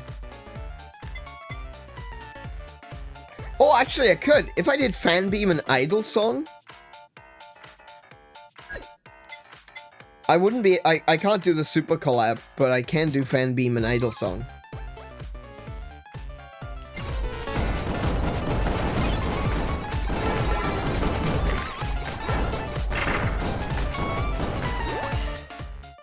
Halu? It's a bit late in the game to be doing Halu, but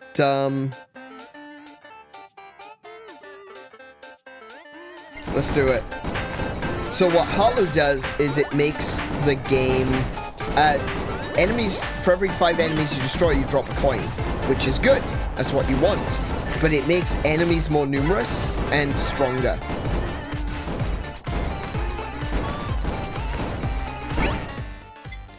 Increases regular fan spawns. Increases regular fan spawns more, and fans become 15% stronger. Gain a holocoin for every 4 targets you defeat.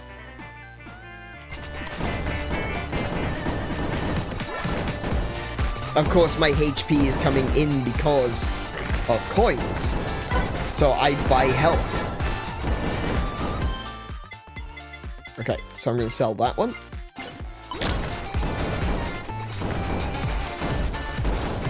I can already hear the laugh in my mind, even though she hasn't actually laughed like that in a while. Yeah, it's a little disappointing. I do miss the absolute psycho. Ooh. Wait, I picked Fan Beam? I didn't mean to pick the Fan Beam. I said I wasn't going to.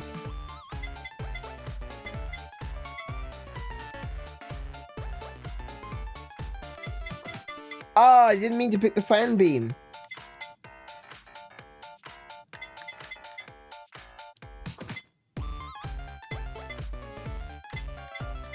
Oh, no, I made a mistake anyway. I've already used up the glow stick. So I can't do that anyway.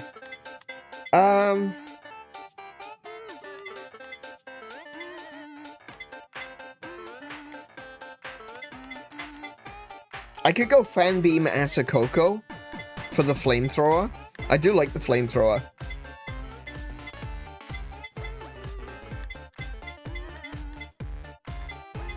Yeah, I might go Fan Beam Asakoko.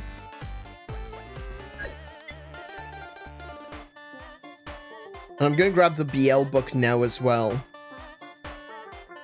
The BL book is gonna be practically useless at this point. Because it's all gonna be inside the wall. But, it'll become useful in the future.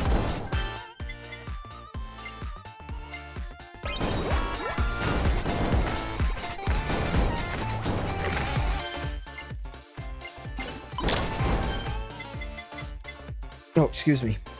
Let's see. Let's make this stronger.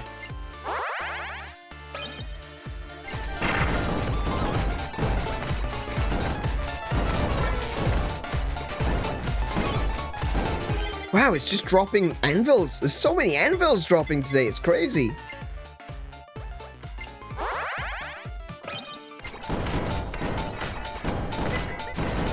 One thing I haven't seen, though, is like a magnetic XP.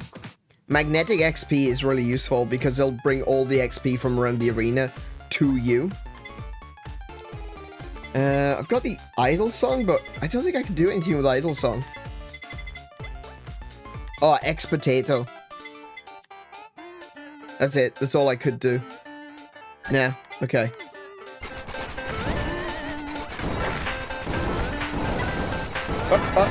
I'm taking damage. I'm taking damage.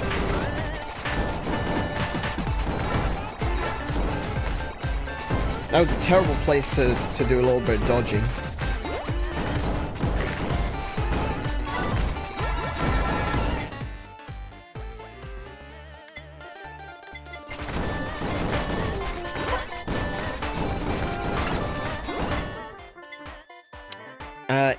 Increases regular fan spawns further, and fans become 25% stronger. Gain 1 holocoin for every 3 targets defeated. Oh, nice, we got triple. BL book, Fan Beam, Idle costume. Perfect, very nice, thank you. Yeah, that's another thing to take into consideration. I've not been using my special.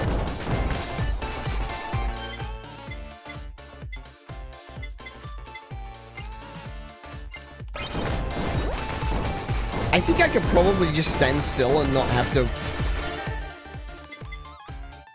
There's the Asakoko.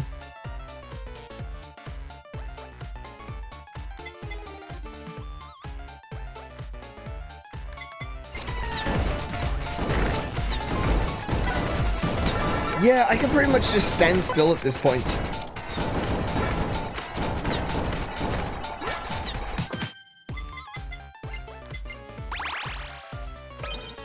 Damage plus 15%.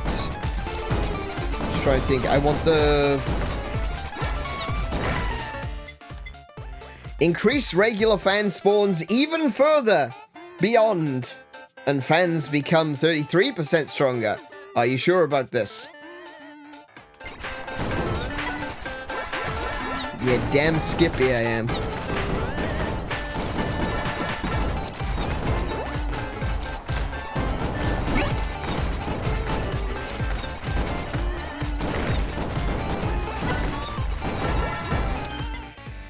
Sell that one.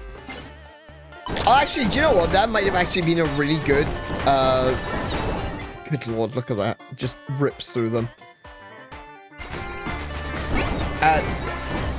The Moai statue would have been a really good sticker, actually, if I did just want to stand still and not do anything.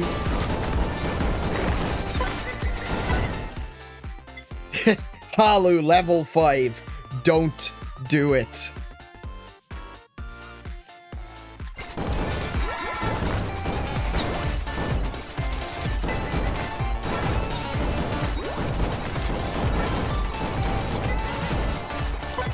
I'm fine. They do a lot of damage, though. Not gonna lie. They are definitely doing a lot more damage.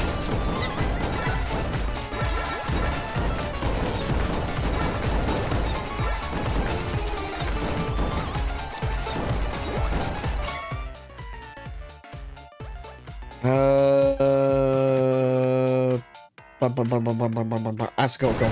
Yeah, we're gonna get the Asakoko up.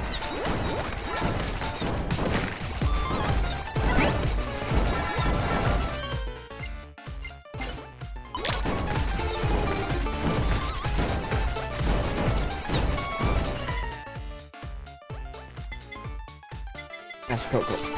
Fire additional Asakokos. Fire all the Asakokos.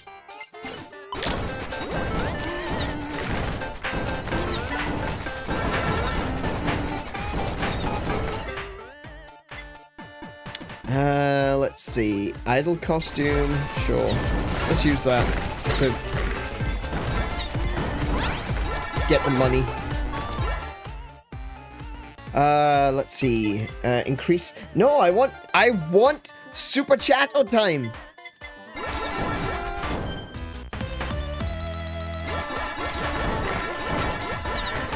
I haven't seen the greed stamp drop either.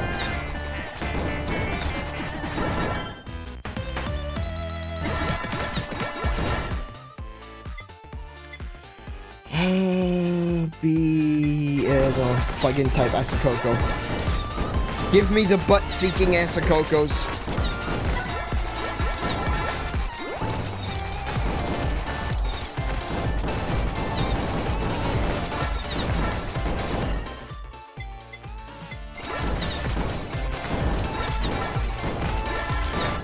Okay, the saplings are in. And we got another anvil drop.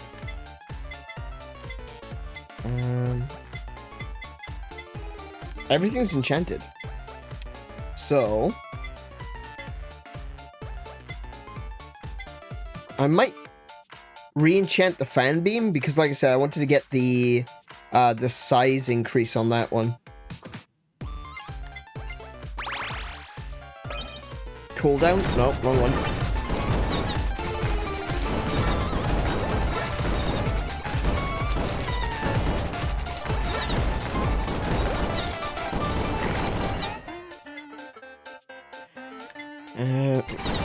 Reduce cooldown of special.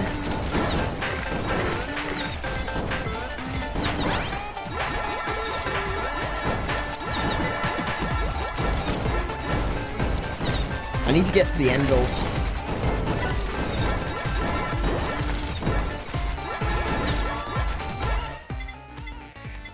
Every 40% of pickup radius also increases attack area.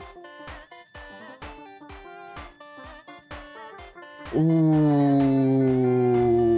that would have been great, like, ages ago. Not anymore, sadly. We'll take the plug-in type.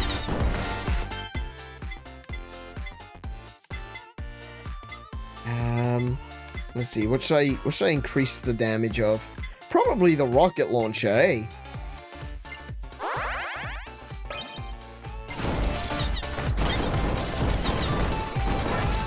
And I wanted to re-enchant this one.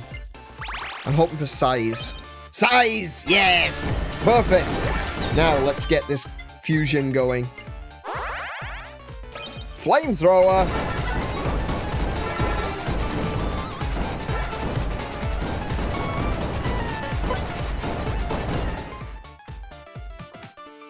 Alright. So... there's no Asakoko here. Let me eliminate the nurse's horns, because I'm not going to want that. Reroll. I'm going to use up my rerolls so I can try and... Not Asakoko. I want to use up my rerolls. Trying to either get the Psycho Axe, or... I don't even need the Psycho Axe at this point. What can I mix the BL book with? Or is it just Psycho Axe?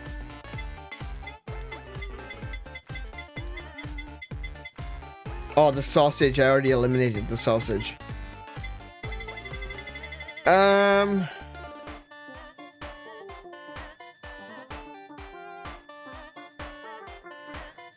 Okay, so I'm basically looking for either the Psycho Axe or Super Chattel Time. Well, it's the Psycho Axe. We'll grab it.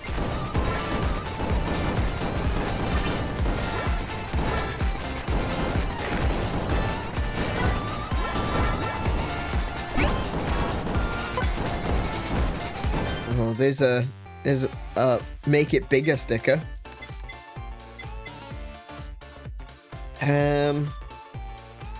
Nah, I'll stick with what I've got. I'm happy with this.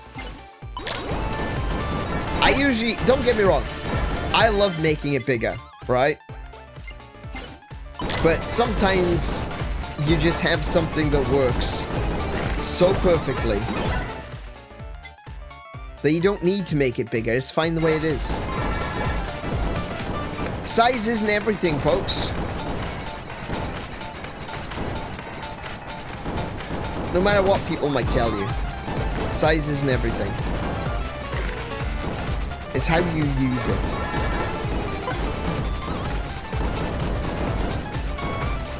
Right, I heard something that kind of sounded like a...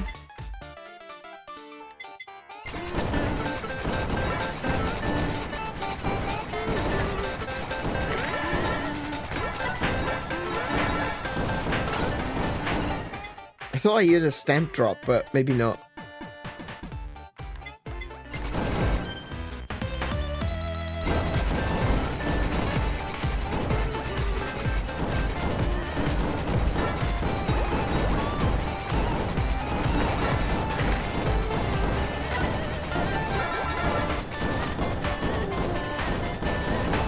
I think this build would work really well.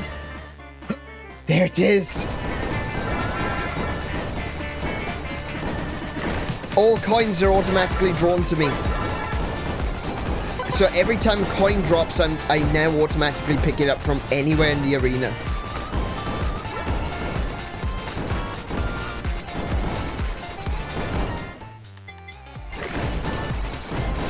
If only I could get the greed sticker.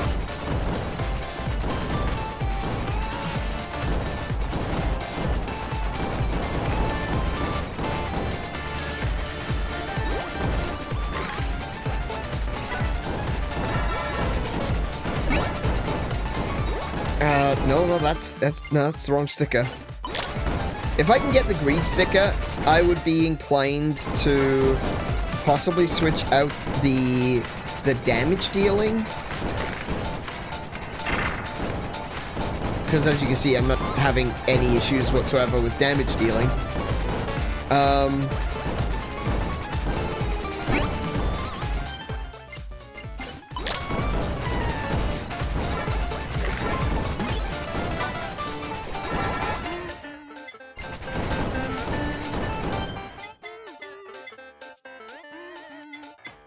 Everything's enchanted, so that's good. We'll just keep upgrading Super Chat at the time. Because now I've just got a steady stream of coins coming in.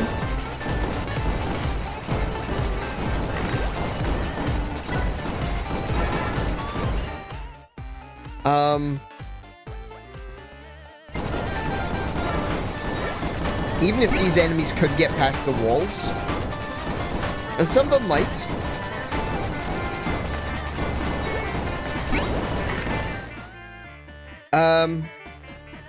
I'm just gonna heal off all of the coins.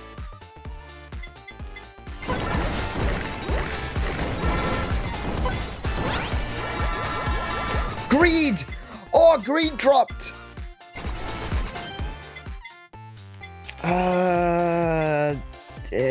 Possibly. I'll take out, yeah, I'll take out the straight damage dealing. I'll strengthen greed. There we go. So now, anything that my weapon defeats drops coins. My primary weapon. Anything that is defeated by the rocket launcher drops coins. Done.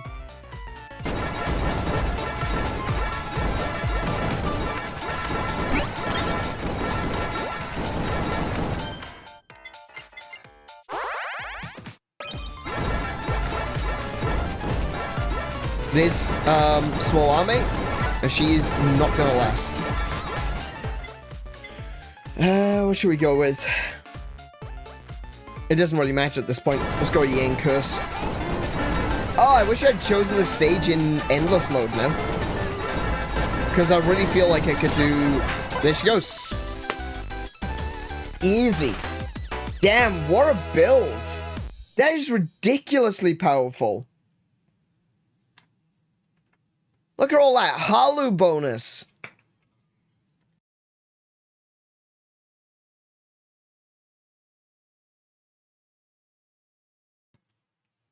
Yeah, I was really happy with that. Money. Lots of money. Yeah. So let's go to...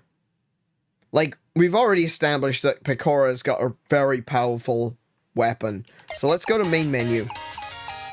Rather than doing the stages version, what I'm going to do is I'm going to go and do the endless mode version and see how long we can go for. So let's start with the Holo Office. Or by costume rolls.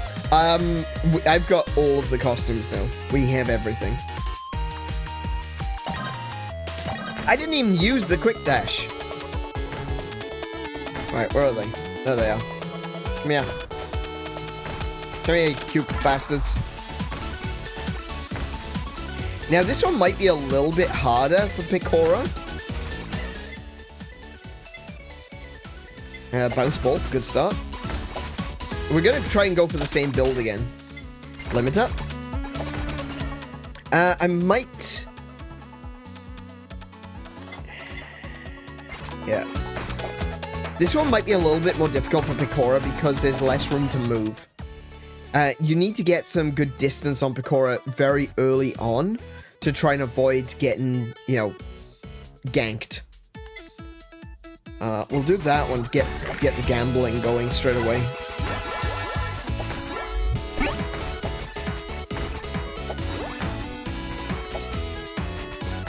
But unlike the previous stage, this is a lot harder to maneuver in. All ranged or multi-shot projectile weapons have 10% chance to crit. If it does, the target takes 500% of the weapon's damage over 5 seconds. That multi-shot projectile, that works with the rocket launcher.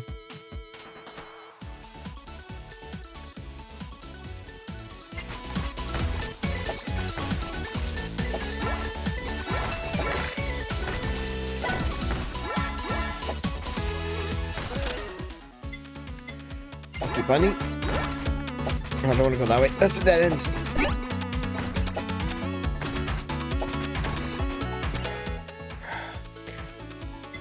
We haven't seen the glasses yet, which is a tad concerning. Obviously, the earlier on you can get the glasses, the better.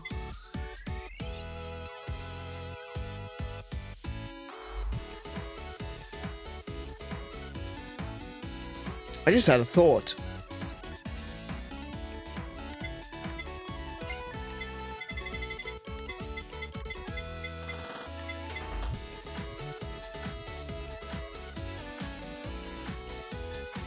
it might be better to go for Electro Wiener.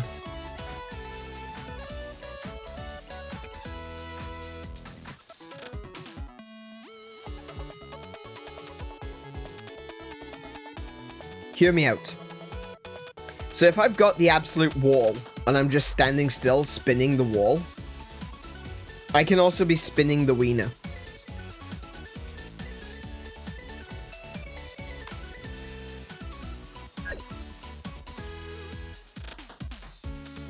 But I think I'll have to get that later.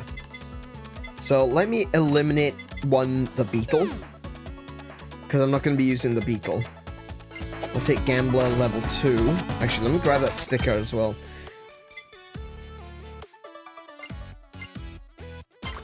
Attacks have 20% chance to reduce attack and defense of target by 20% and 5% temporarily. Flower. Flower.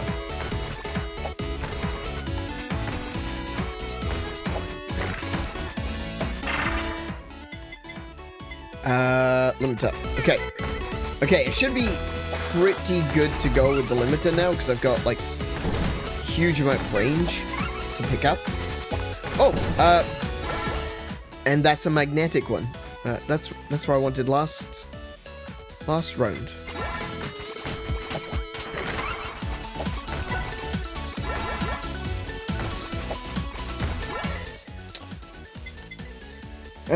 Increase attack size and knockback effect. That's pretty good. So it's not going to be the same build, obviously. We're going to try for something a little bit different. I'd love to get the gold nightly milk, you know, the super nightly milk.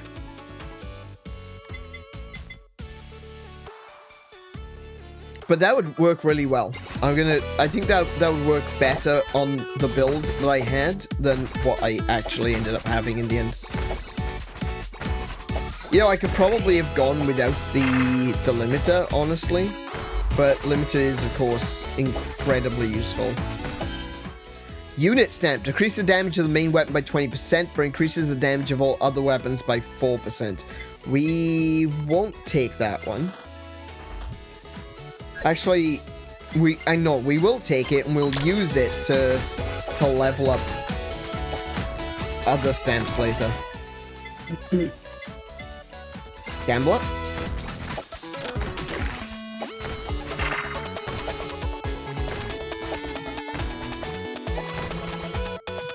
So the difference between stamps and items in this game is that stamps only affect your primary weapon. There's Pyromaniac.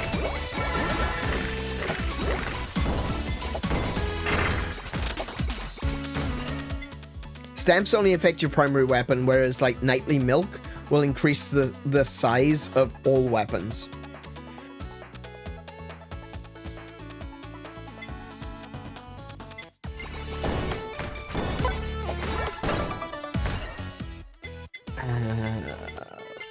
Milk. Oh, we got a triple.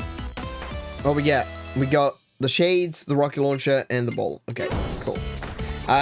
Sometimes you can get new stuff in there, but usually you won't get new stuff in the Holozone boxes. If you've got if you've got items that can still be upgraded. Let's enchant the ball. Size. Nice. Yeah, that's what we want.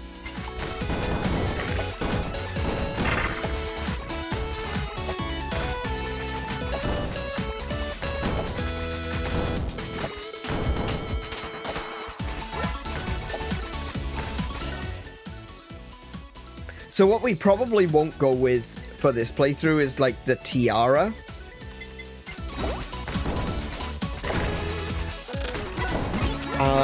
The tiara was good, don't get me wrong. That was doing that resulted in us having tons of damage output. But I don't think it's something that we necessarily need, and I think this build would be better with more. What's that one? Pacifist.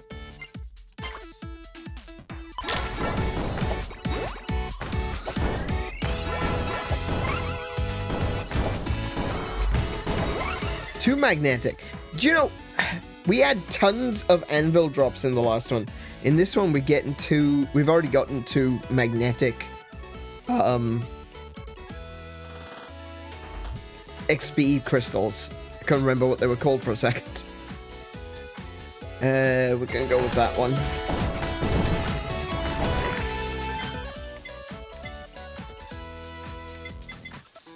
Let's do the nightly milk.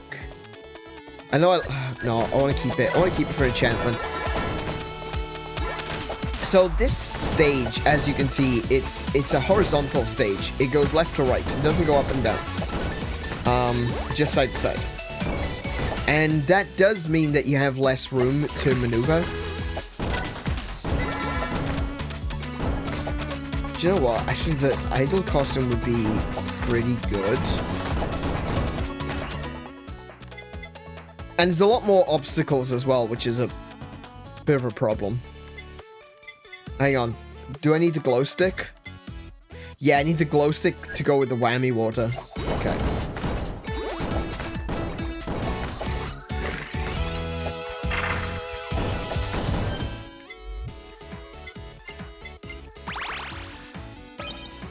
Size plus 15?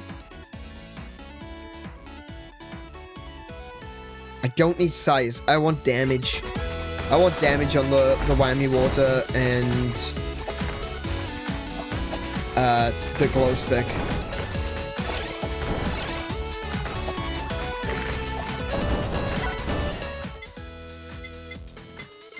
One shot.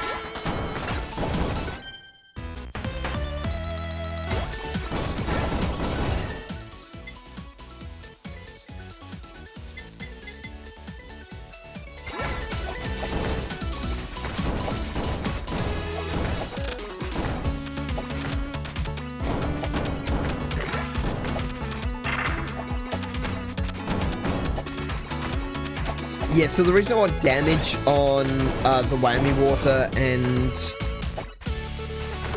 the glow stick is because that I'm not interested in necessarily the size of that.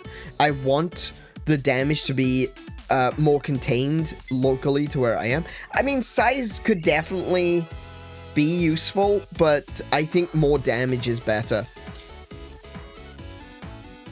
With the bounce balls, though, the bounce ball plus the when you mix that one with the cutting boards to get the absolute wall, I feel like size is kind of necessary. You want larger ones of those to create a bigger wall, you know?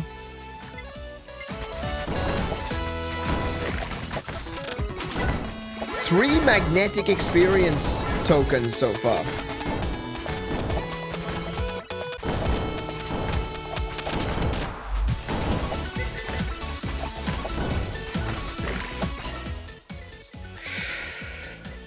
That's the one that I was thinking of picking up.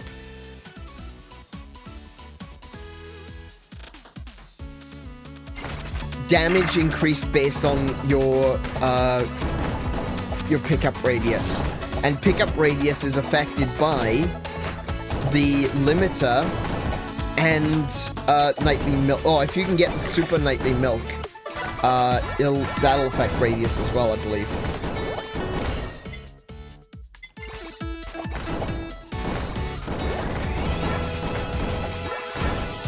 Okay, already this build is coming together quite nicely because it's mostly about, you know, the rocket launcher. Like, the rocket launcher, your primary weapon with Pekora, is the one that's doing the most damage.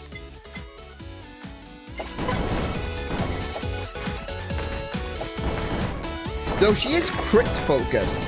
If you think about it, like, her luck stat, is based on your crit. Does wall hurt or just block? Wall hurts. So I guess you could say the same is true. Like, you just want damage output for both of them, arguably. But I just feel like the wall has got more like knockback, which is very useful. So I think size is better for the wall. But yeah, she is actually quite crit focused. Because, of course, crit influences the luck stat.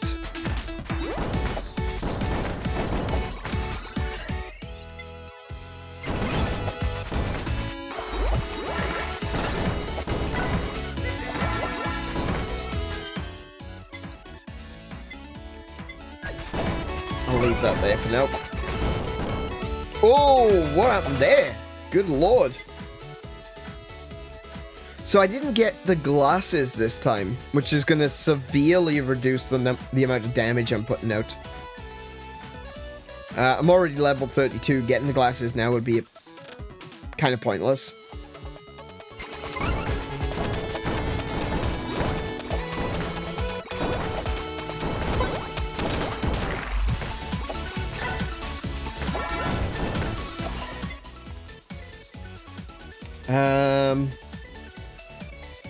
Oh, just keep going for the bounce ball, I suppose.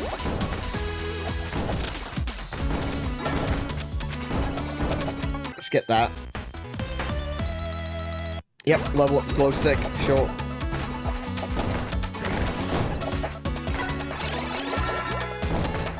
Oh, I didn't need those. Halo! We finally got the Halo coming in. Let me just quickly double check everything.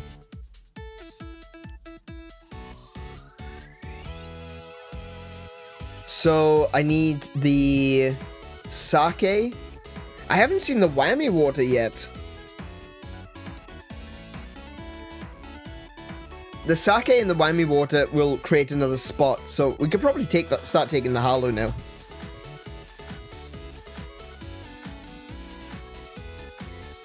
Yeah, let's do it. Let's do it.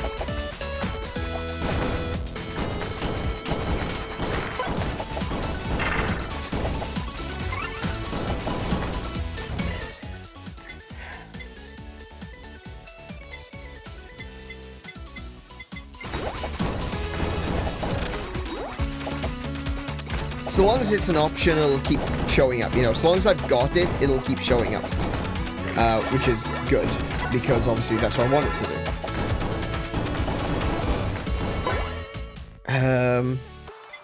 Cutting board! Finally! We're gonna swap out this one and strengthen it. There we go. So now, enemies hit by the main weapon have a chance of freezing if they're not immediately killed. Let's get this.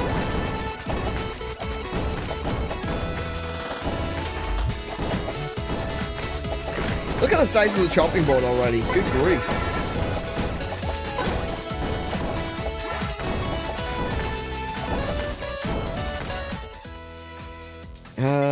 Max out the bounce ball.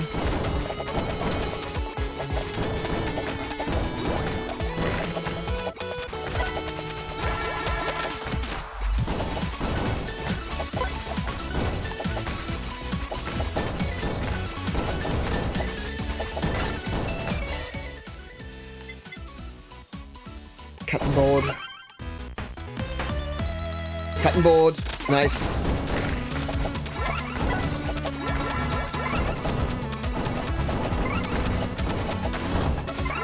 Okay, so this is already, you know, it's already in a good position. Everything's working. The glow sticks are enormous. The chopping board is pretty large. It means that we're hitting a lot of things.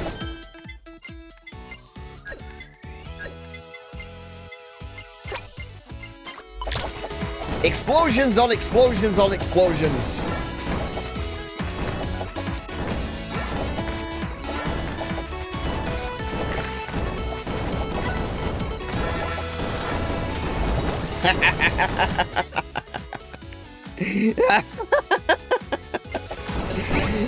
This is insane. More explosions.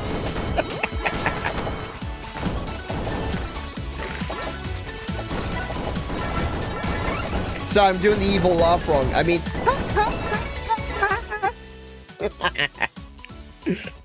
I think I can take some more Holo. Let's take some more Holo.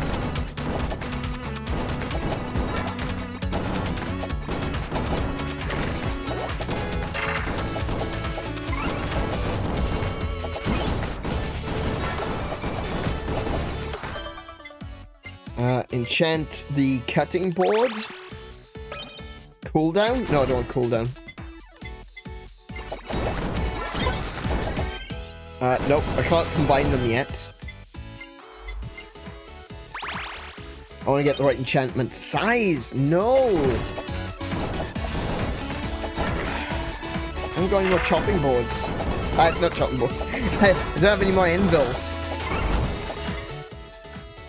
Whammy water! Brilliant! It's a shame she trained herself after that laugh. Yeah, I know. I like her laugh.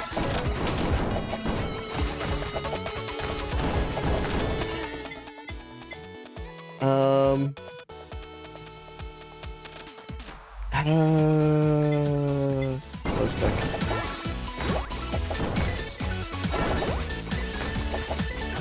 I just need another anvil. Give me another anvil. Oh, another anvil.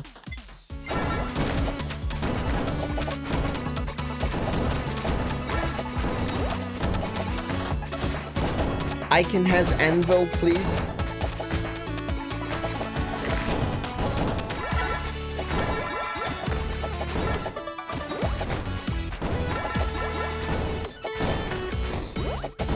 Oh, Icon has cheeseburger, apparently.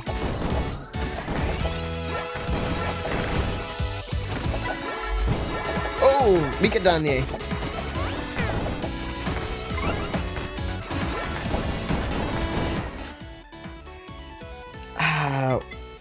Blow stick.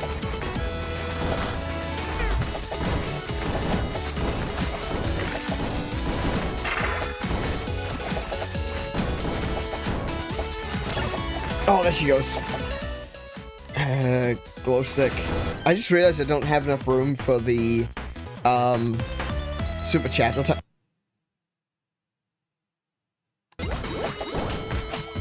I don't have room for super chatter time, so I hope I can get another anvil quickly. So that I... Wait, actually, I just had a thought. Gold anvils drop. But you don't... Oh, no, you do have to use them for upgrades. I wanted to use them for... I need a regular anvil for enchanting.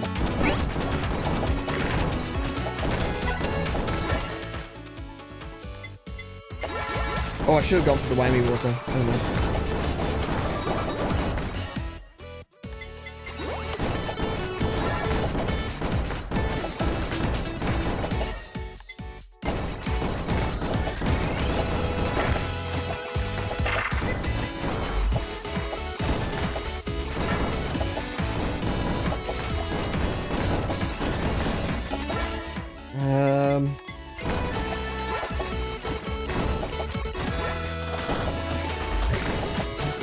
Oh, come on.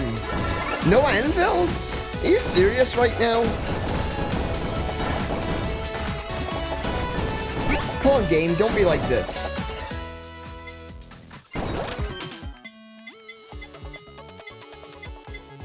Let's just strengthen that one, I suppose. For now.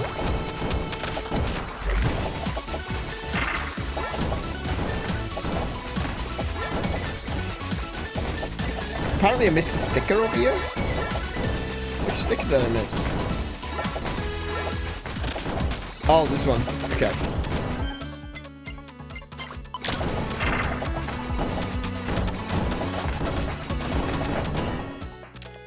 Whammy water.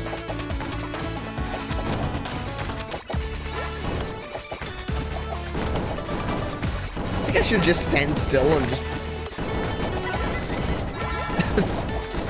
let them come to me for a moment.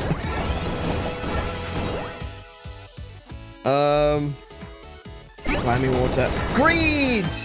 Finally! We'll leave that one on for now.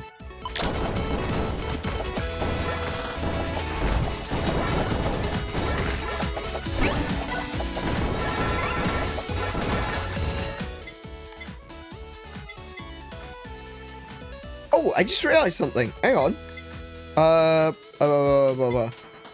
Ooh, I don't want any of those. Reroll. Acid cocoa. Acid cocoa.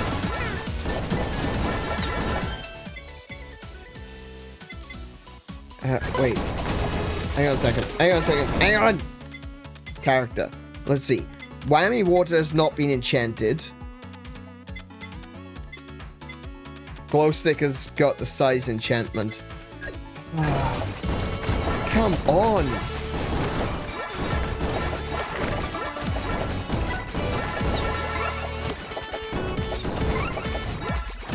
Why are there no anvils dropping?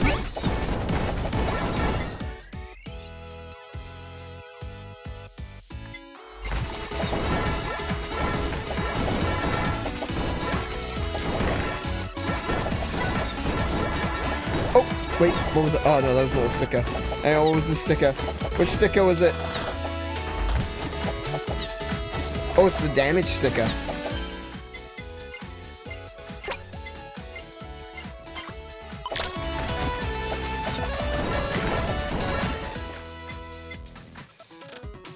Yeah, that's cool.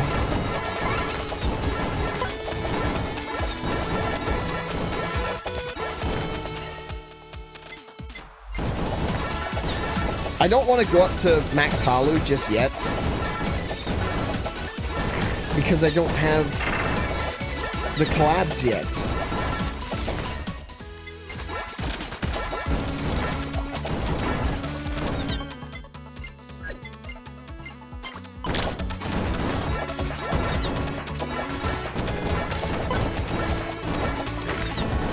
Man, I'm getting some really bad anvil RNG in this one.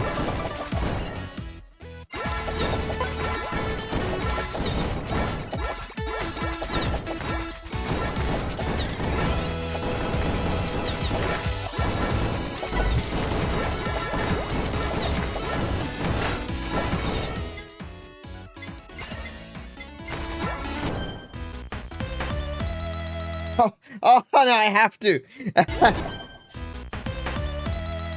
Holocoins. I'm currently full. Oh, an anvil. Huzzah. Alright. Whammy water, and this one's got size on it. I'm hoping for...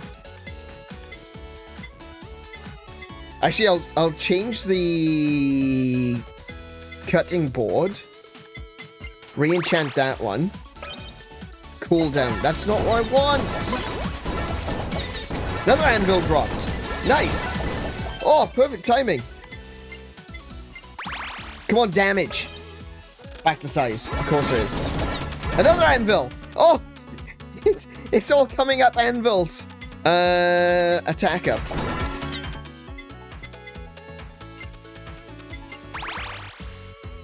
Cooldown again. Are you serious?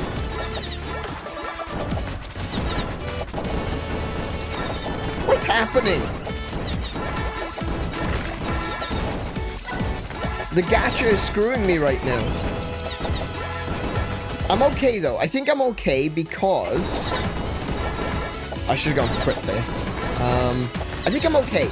I actually do think I'm okay because I've got a gold anvil ready to go. I'm over level 50. Oh, that's maxed out.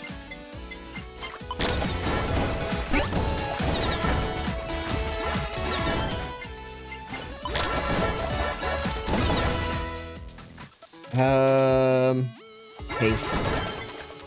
Right, let's try this again. Crit damage. We'll take it. We'll take it. We'll take it. Crit damage, yes. So we're gonna go chopping board, bounce ball, collab, absolute warp.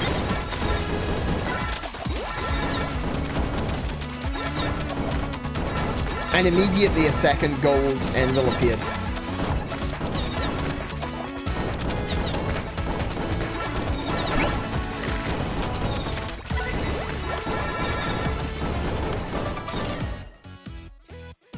Okay.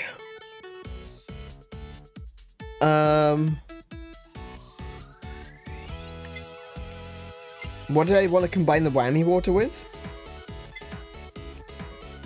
Oh, the glow stick. So I need a fan beam.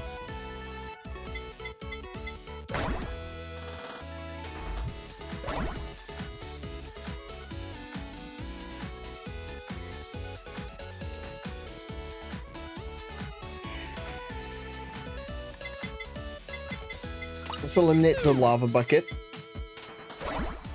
There it is.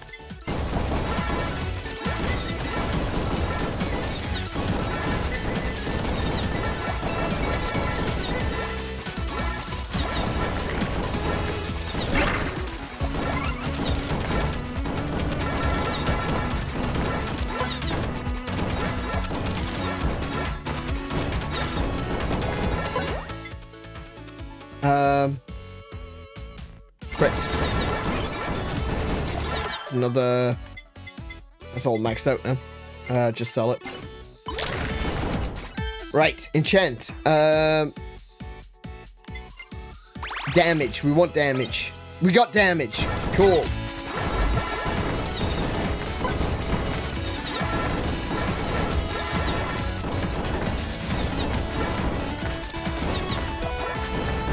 And there was another sticker dropped. It's a crowbar. It's the bonk bar.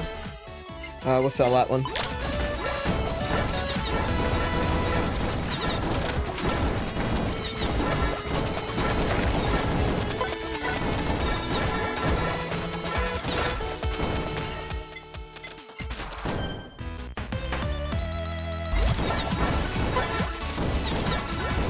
Actually got, I do see much damage done to me there.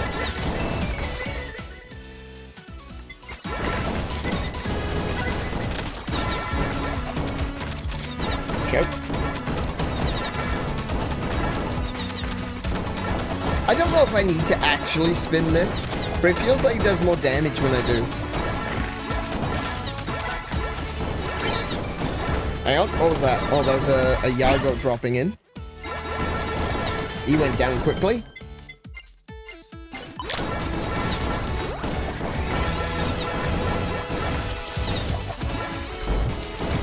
We got ourselves a regular glass Joe over here.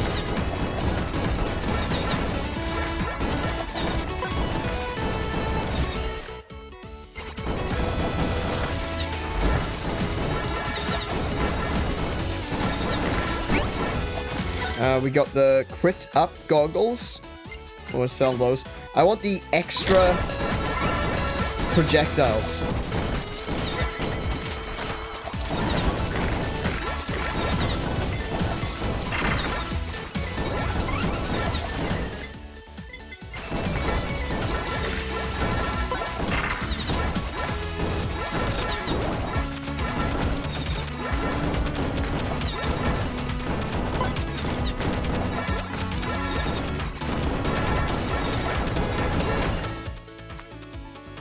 Attack damage.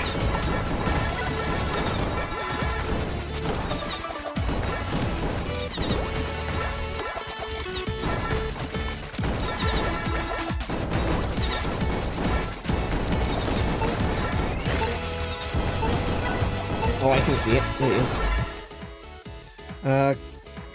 Pick up range.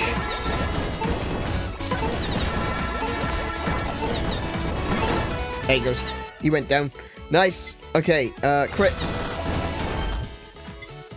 We got whammy water with damage. We got glow stick with size. Let's see if we can get damage on the glow stick. Damage. Perfect. Oh, brilliant. Okay, whammy water and glow stick. Collab. That's a snowflake. And we've got the parts that we need now to make the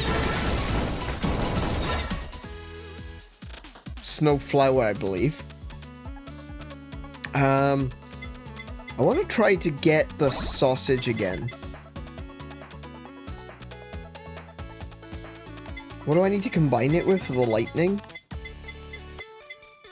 Oh, I need to combine it with the acid cocoa for the lightning, don't I?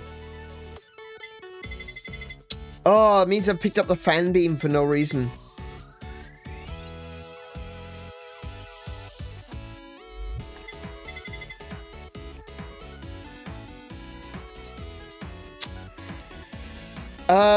Okay. Now, hold on a second. I need to think about that.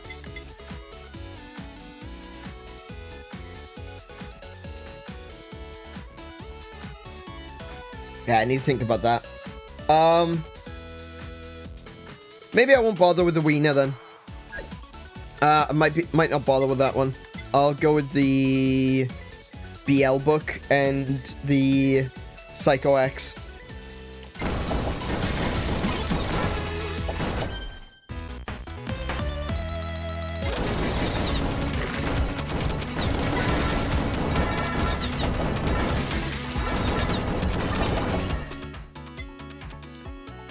Pickup range.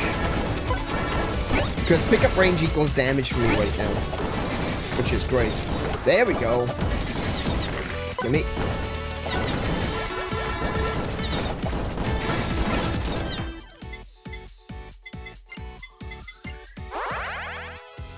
Okay, we've got the Snow Queen.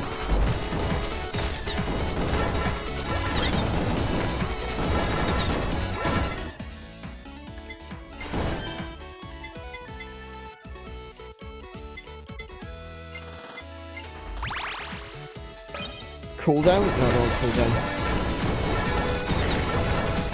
There's another anvil over here.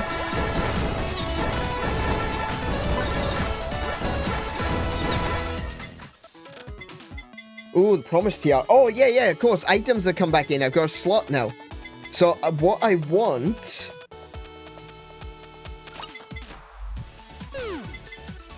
is the super chatter time.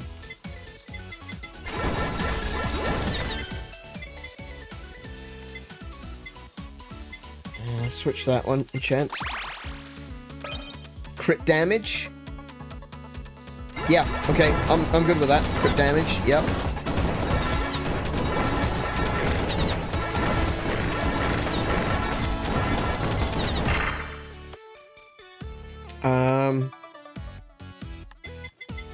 Eliminate 𝗬𝗓𝗰𝗵's reroll. Idol costume. No, I don't need it. I don't need it. I'll take that one.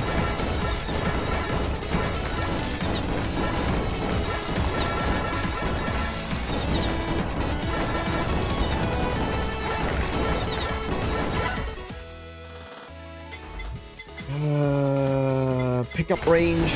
Pickup range is more damage. So, yeah.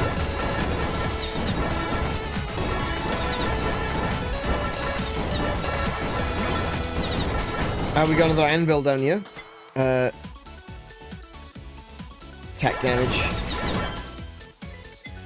That's all maxed out. So I'll take that. I'll take crit for now. Enchant. Yes. Cooldown. No. No, I don't want cooldown. I need to get out of this explosion. Here she comes.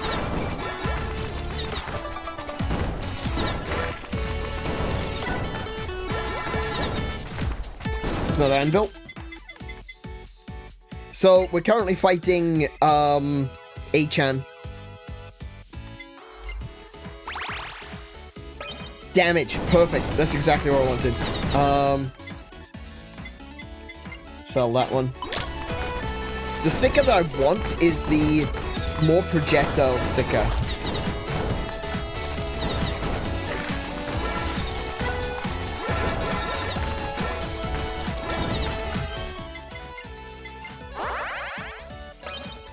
Okay, we got flamethrower.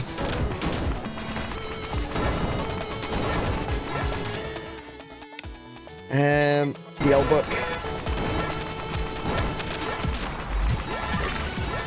Come on, come on, come on, come on. It's doing loads of damage. Just finish it. There we go. Okay, we finished A-chan.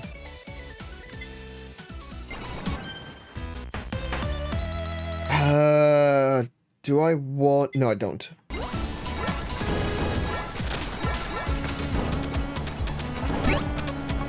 There it is. That's the one I've been looking for.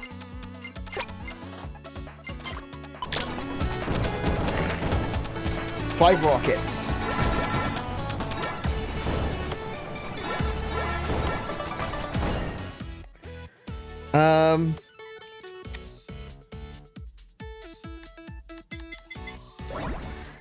This is a Psycho Axe. I can get the Psycho Axe.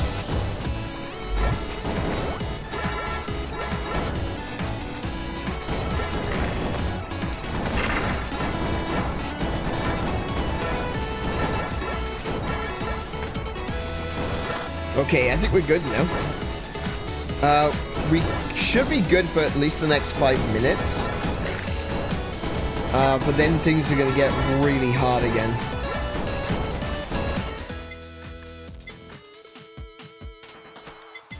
Let's eliminate blacksmith gear and take Psycho Axe. So the reason we're eliminating is because obviously we're looking for one in particular. We're trying to get Super Chanto time. Because we're going to need Super Chanto time to make sure that we can get as much gold coming at us as possible. So I can start enchanting other things now. Crit damage and crit damage. Yeah, we'll keep those. Let's just upgrade the rocket launcher. Psycho Axe.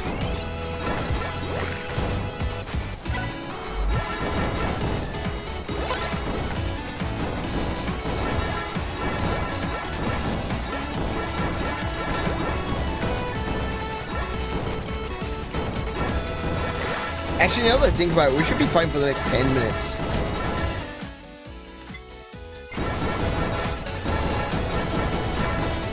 We shouldn't have any issues until the Yagos start turning up.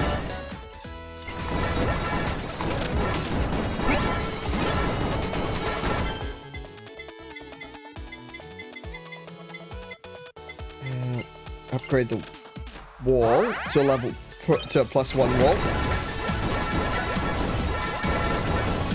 There's another sticker drop. Oh, everything's maxed. Cool. That's a lifesteal one, but I don't think I'm gonna need it with the amount of gold that I'm collecting. I just need Super Chanto time.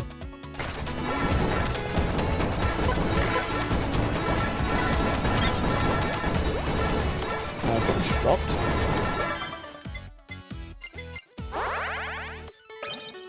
Cool. Now we've got even more damage.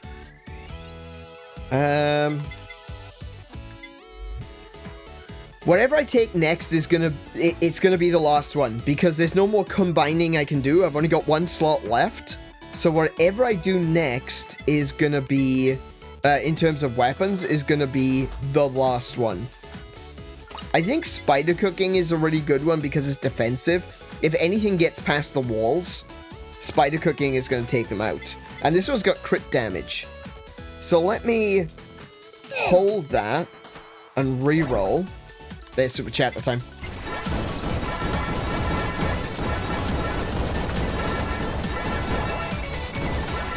That's it. That's it.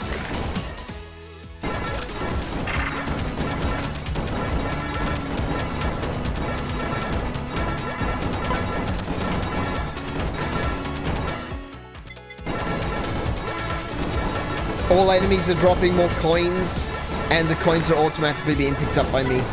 This is it. This is like an infinite money glitch, infinite health glitch. Man, I love private healthcare.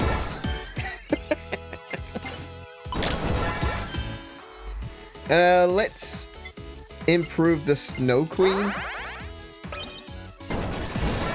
before we decide what we actually want to go with. I think,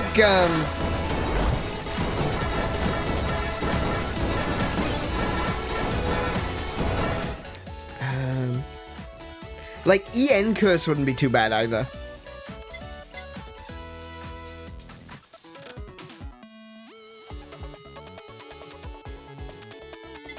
Yeah, let's go with the spider cooking. Just in case anything gets past the walls.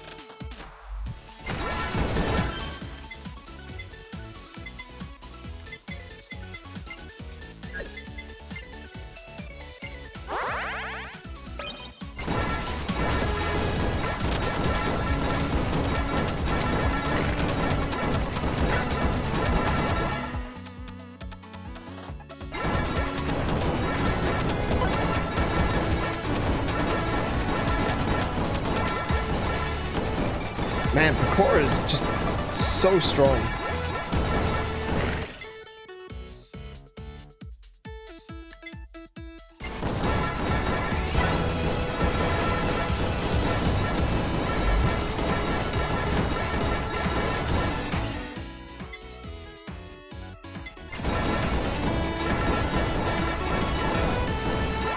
So what haste does, that's the one I just took there with haste.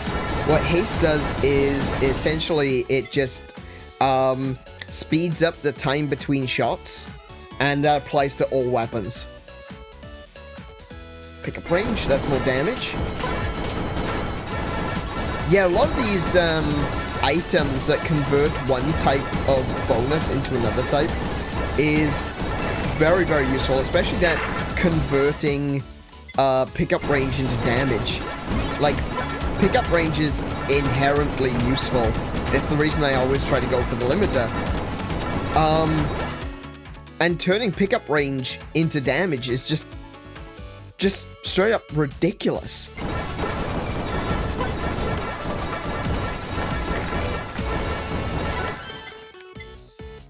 Let's upgrade the Fujoshi.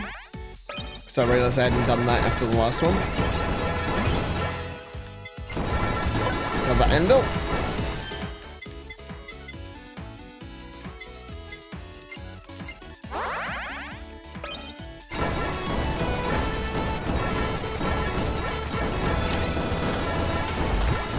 Ideally, I would like to get all of the items up to +5.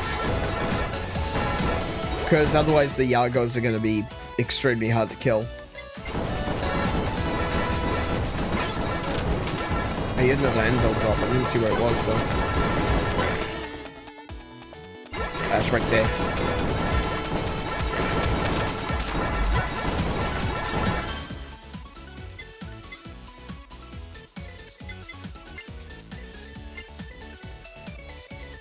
I don't think I've ever seen that collab before.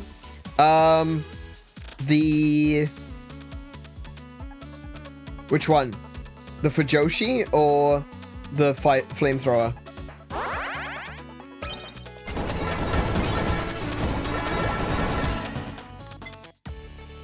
Spider cooking. Alright, spider cooking. Look how big. I just realized how big spider cooking is. It's enormous.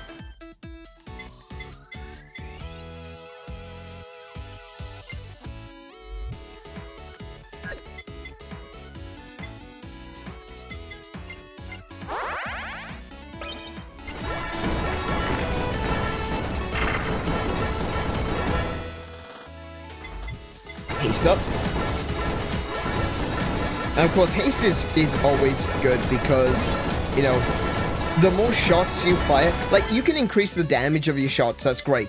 But the more shots you can fire, the better, you know? The impenetrable no-no square, yeah, it's so good. But you gotta have the right characters to do it. You need to, like, min-max it. It needs to be either a character that is completely flat-chested or very large-chested, because otherwise you don't get the strength bonus that you're looking for. I'm pretty sure that's how that works. You don't want to be somewhere in the middle, because the combination of middle grounds between the chopping board and the boing boing ball isn't as good as, like, maxing one of them out. So Pekora is really good with the chopping board, and someone like Flare would be really good with the boing boing ball.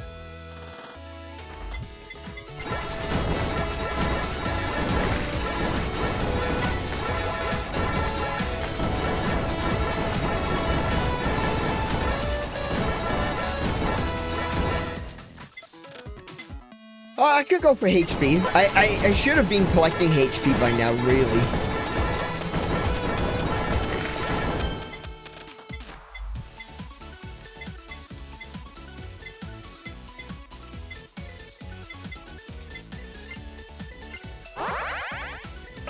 Nice.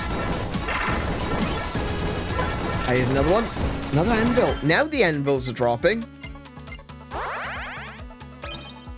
Okay, we got the no square as Plague Dog put it, all the way up to level 5.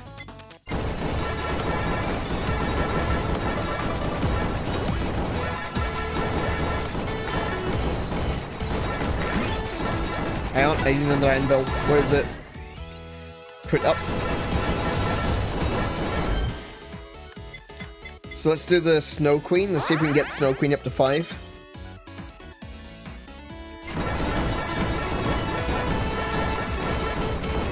So with expanding them, you know, after you've like maxed them out, up to 5, you're pretty much good with the success rate. After 5, the success rate is you're more likely to lose. Sorry, to fail. And that obviously, you know, not good, not great. It's not what you want. You don't want to be wasting your anvils.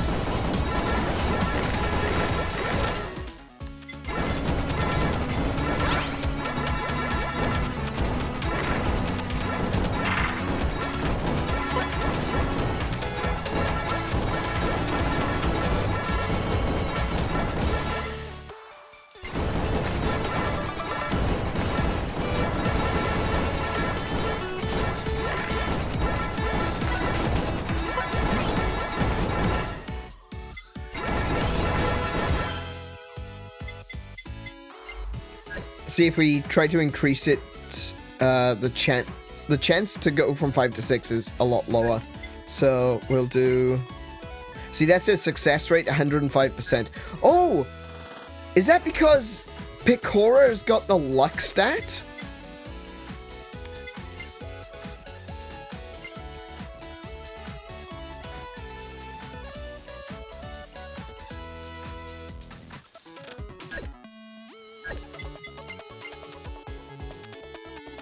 That's still 65%.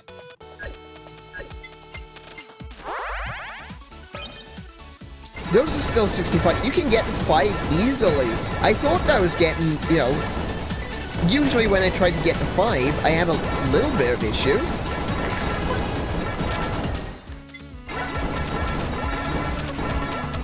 But no.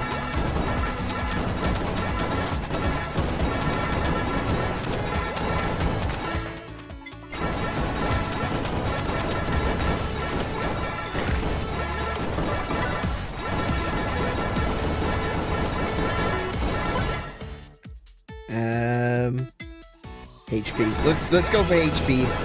I would like to get over 200 HP just to... I've got 3 minutes to get over 200 HP. This is going to be cutting it close, to say the least.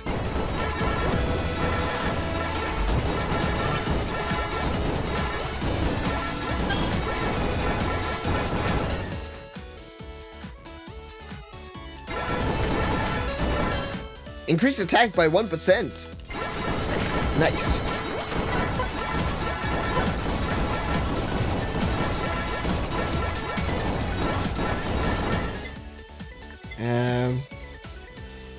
Haste.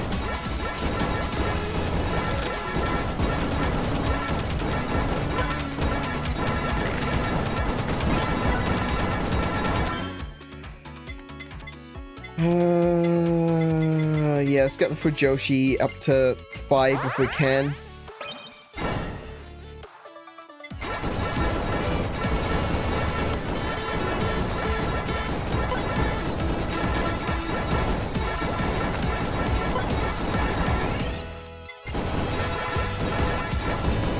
Let's take a look around. Do I have any anvils? No, I don't. Okay.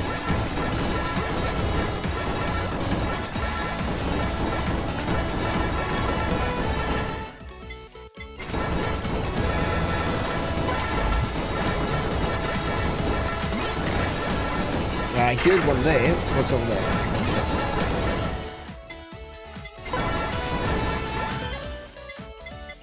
Increase for Joshi.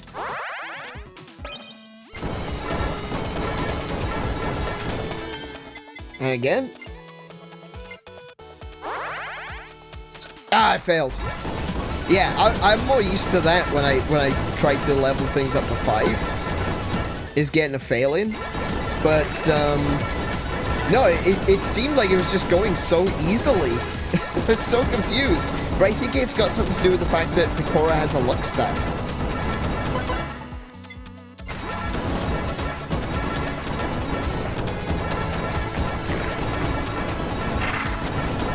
Oh, I've got less than a minute.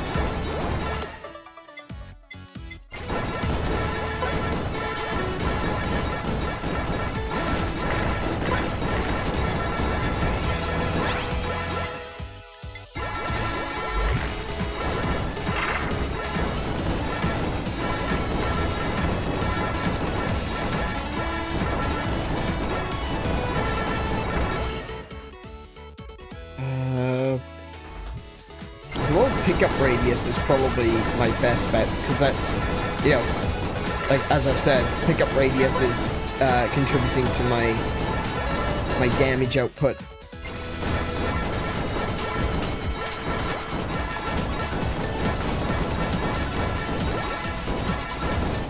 Here comes the Yargos!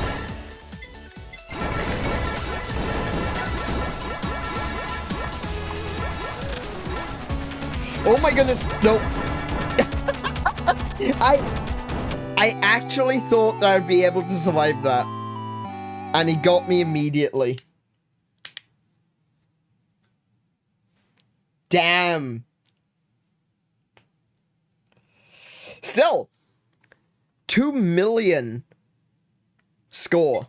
I'm going to submit my high score and see what we get. I am 22nd. My score is 22nd on the rankings. Nice. Guess it's not impenetrable. Yeah. Yago can penetrate. Wait, no, I'm not even gonna go there. Should I go there? I probably shouldn't go there. I'm not gonna talk about how Yago can penetrate anything. That's terrible. How in the 9 hells did they not melt like anything else? Because they are the 9 hells. Yayoi? You know that name? Yayoi. Where's Yayoi? Number 27? Well, that was pretty good. We survived to the same time as Jezza. We just need to do it better this time. We need to get the Halu right away. If we can get a run with the Halu immediately, we might even be able to do better. Let's have a look at how do I... No! Oh, damn it. Hang on. Leaderboard. There we go. Daily... My score. Check scores. Ah, there we go. 5 million. What was he using? Oh, look. He was using the Moai. Wait, why would you use...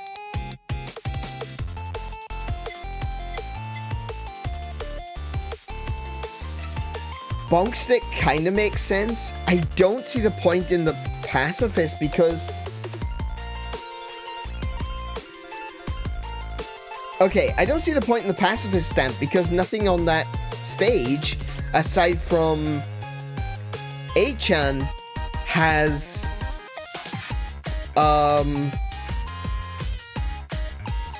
projectiles. It's like projectiles and Mikodanye. They have... A-chan and Mikodanye have projectiles. Nothing else on that stage has projectiles.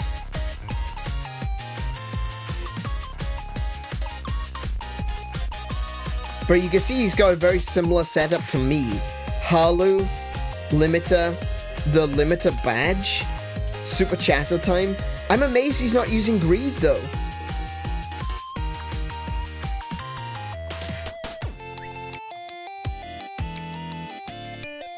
And the glasses as well.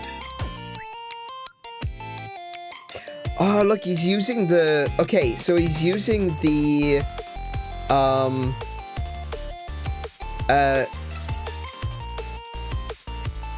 the Genghis Khan super collab.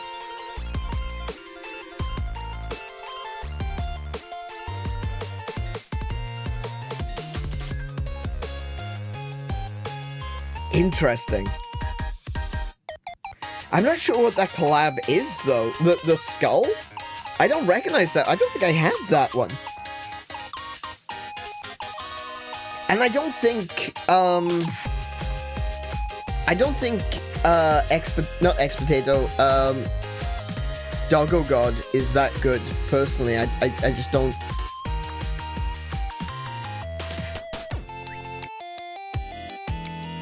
don't like that one that much. It's okay, it's just not great.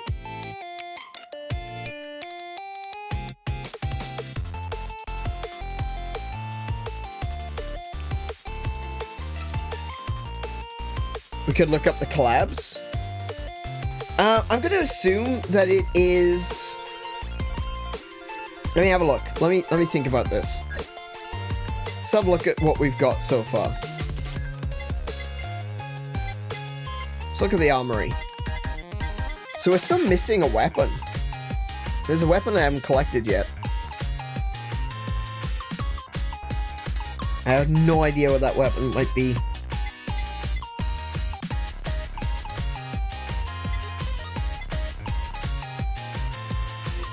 I've got memberships turned off. What else have I got? Injection type Ascot. I got that one turned off too. Oh look, there's an item there. Actually, there's a... I'm missing 2 items. 2 collabs.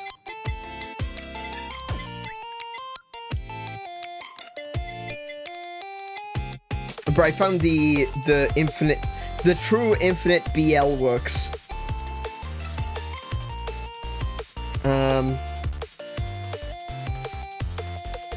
That one uses the BL book.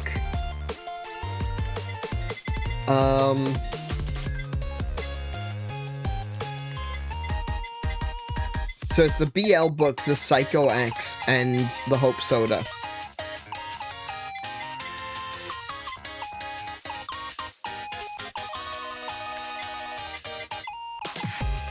I can only assume that the collabs that I don't have, and there's 2 of them, are because I don't have the weapon yet.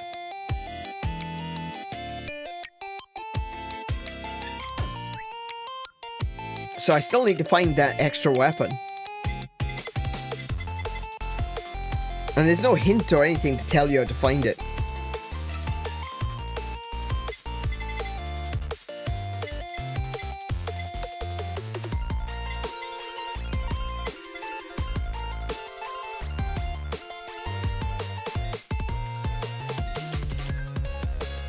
I want to try and beat that score with Pekora.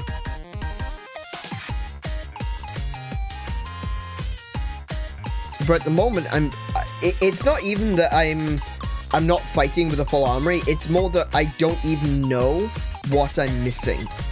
That's the problem.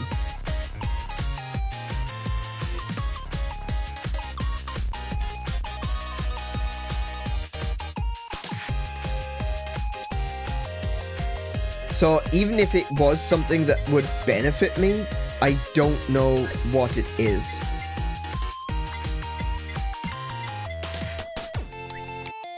Like, so, wait, what the hell is that? Oh, wait, is that the... That's the weapon that I'm missing.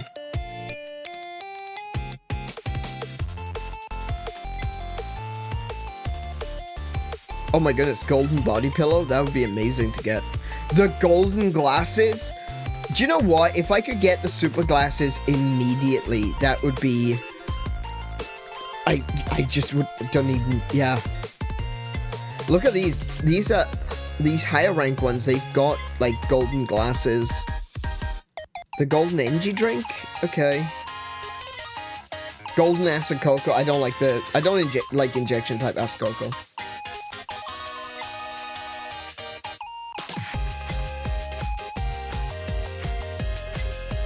And here's me, look. I don't have any of the supers.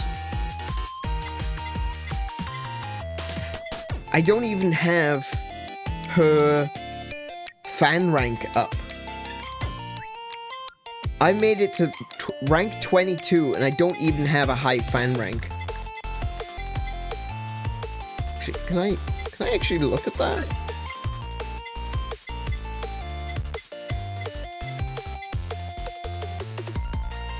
Yeah, exactly. Even without supers and without every, you know, some of these bonuses that I'm looking at, like, what is this? What are these? I don't know what these are.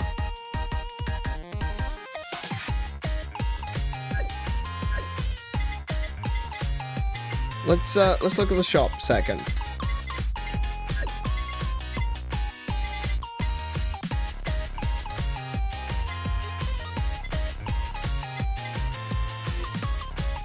Yeah, I don't think it's anything from here.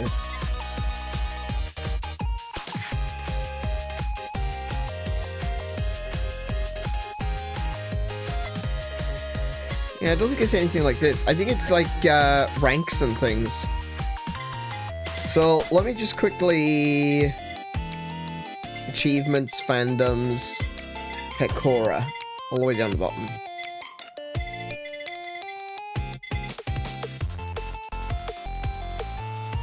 So what I want to do is I want to get her fandom rank up to full and try that again. That's my goal for today. I want to get Oh, look, there it is. Defeat the boss of stage 5.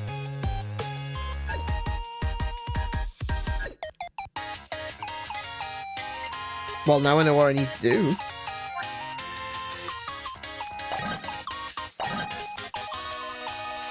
I guess we need to go stage mode. Oh, right. Yeah, stage 5, Fantasy Island. Wish me luck.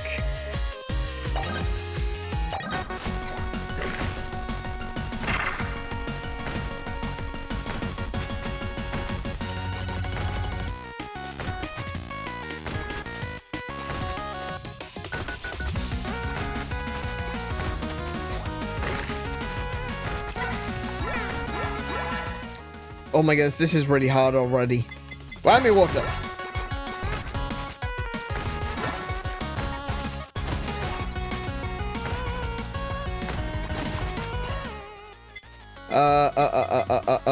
I don't want any of that. I don't want any of that.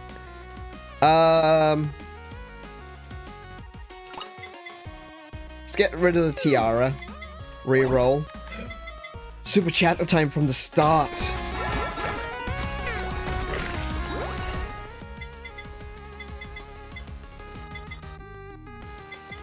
Gain a coin for every 100 pixels traveled. No, it's fine. We won't do that. We'll go super chat the time. Oh my goodness. What?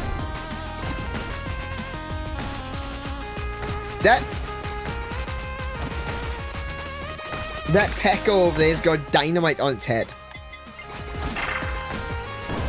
I must fight explosions with explosions. It is the Pekka way.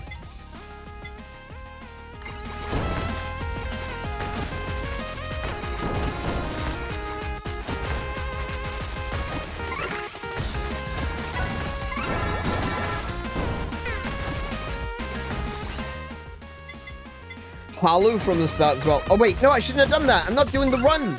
No. No, that was bad. That was a terrible idea. Why did I do that? Oh my goodness, look at how much damage that dealt. Oh, this is over before it even begins. What is this map? This is insane.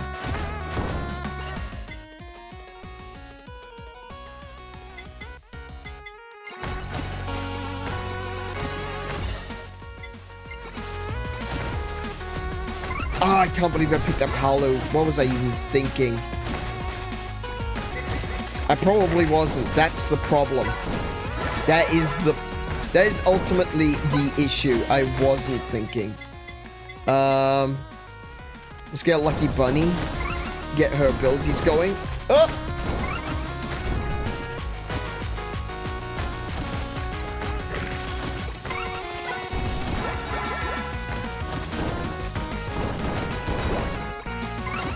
No! Oh, it hit me. It hit me. It hit me. Study glasses.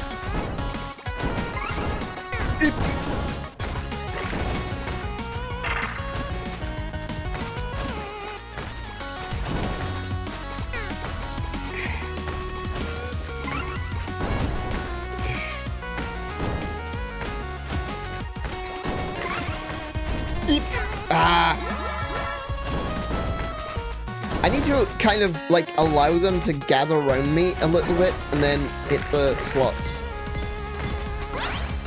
Perfect! That's what we're looking for. Limiter. Sake.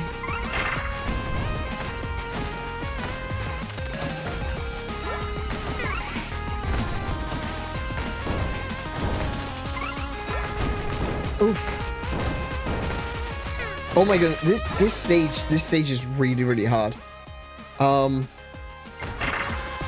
know it probably just looks like I'm running around in circles trying to avoid being attacked, and yeah, that is true, but it's like... That's crab. Uh-oh. I was distracted by a crab rave that was happening. That's not fair.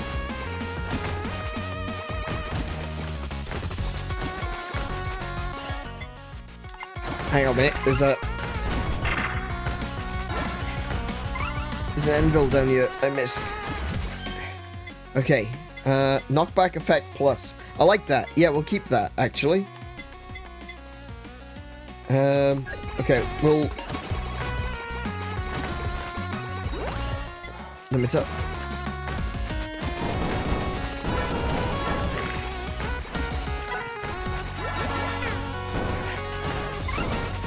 Oh my goodness, the enemies move so much. There's that crab rave again. The enemies move really quick.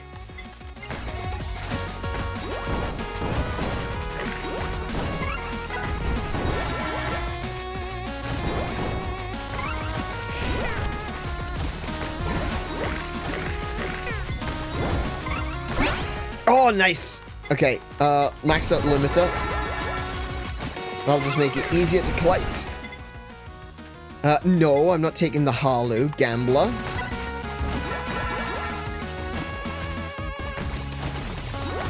Well, I'm starting out similarly to the first time I used Pekora.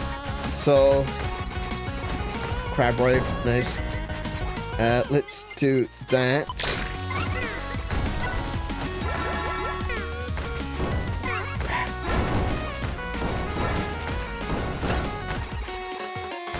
Yeah, I've started out similarly to when I first used Pekora with the whammy water and the rocket launcher. Nope.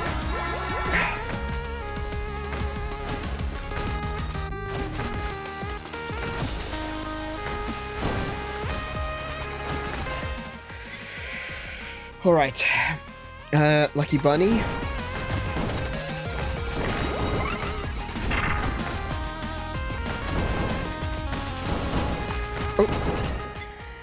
Finish that off.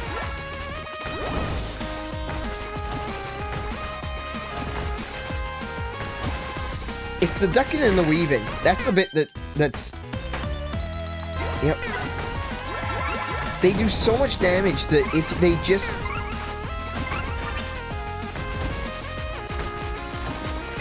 I just took a ton of damage there. Study glasses. Oh my goodness. Oh, these enemies, they do so much damage.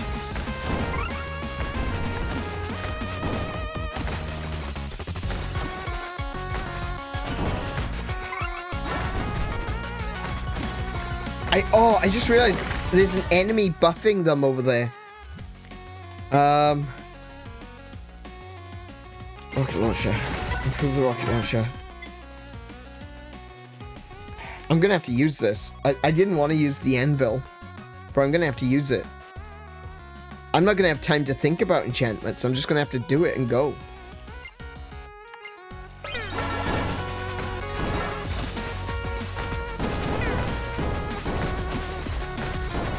Yeah, look, there was a Redditor in there.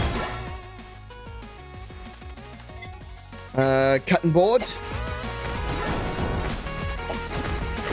Let's look at enchanting the cutting board. What do we get? Size? That's the one we want. That's the one we want.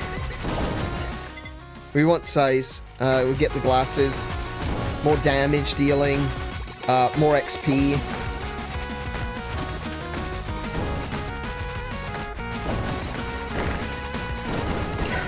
There's a letter there. Study glasses. Increase XP gain by 2%. Super chat time. As long as I can keep the coinage coming through, I should be able to keep my health up. Yikes. Good grief. They are really very insistent on touching the Peko. Do not touch the idols, ladies and gents. Even if you get an opportunity to do so, do not touch the idols. You can look, but you do not touch. You're liable to lose a hand.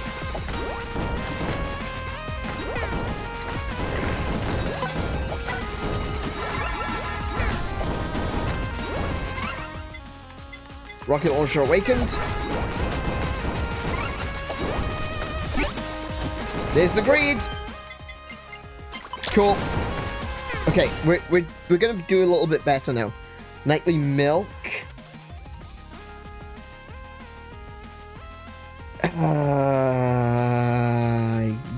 Yes.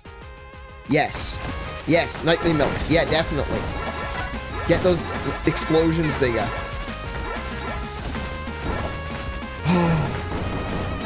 I feel a little bit more at ease now.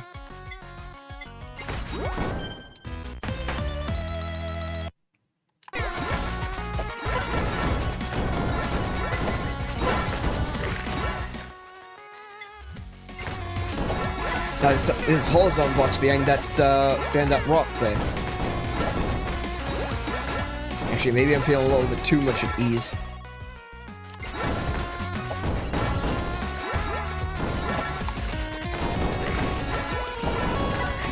I want to get the horizontal box. There it is.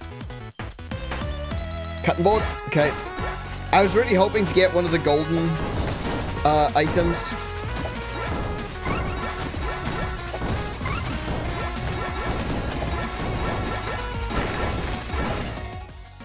Glasses.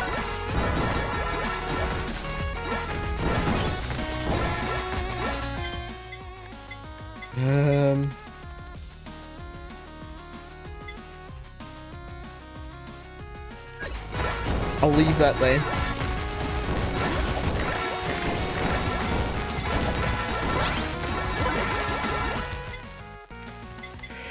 Suck it. So what I'm looking for right now is the... Oh, hold on. There are projectiles on the stage. Oh, there's projectiles on the stage. Okay. I might need the pacifism stamp.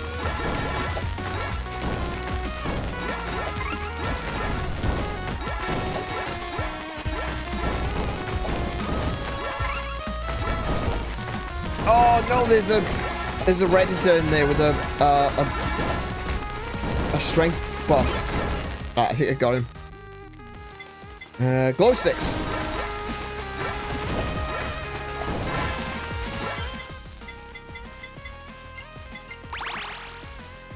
We've got knockback effect. I don't want knockback effect on the glow stick. I want damage. I've already got knockback effect on the whammy water.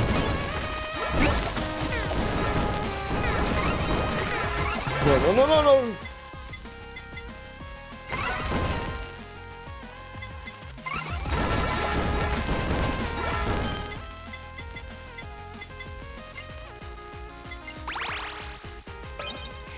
+1 projectile? That's not going to help me either.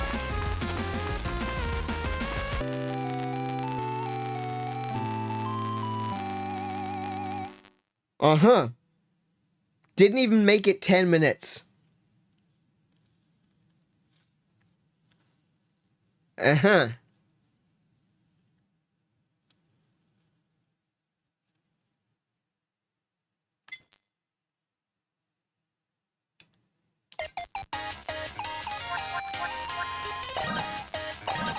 All right. Let's crank up some endless modes, shall we?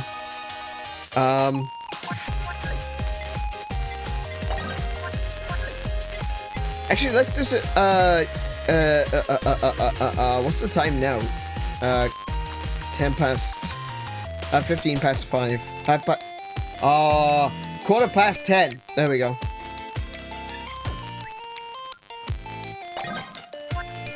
Alright, let's do some more of these stages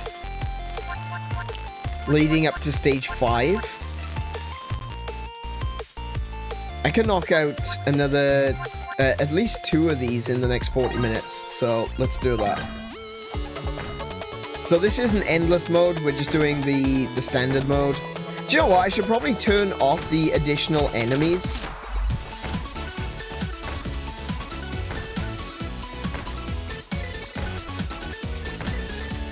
If I'm doing it to clear stages, I should probably turn off the additional enemies. Let's get the whammy water with knockback. Delicious. Tastes just like a sake. Pyromaniac.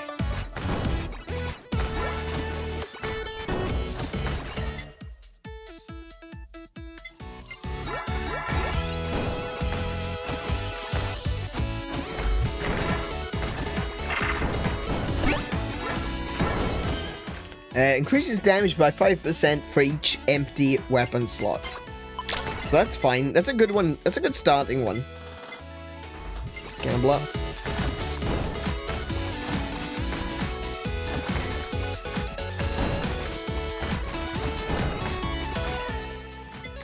Super Chatter time.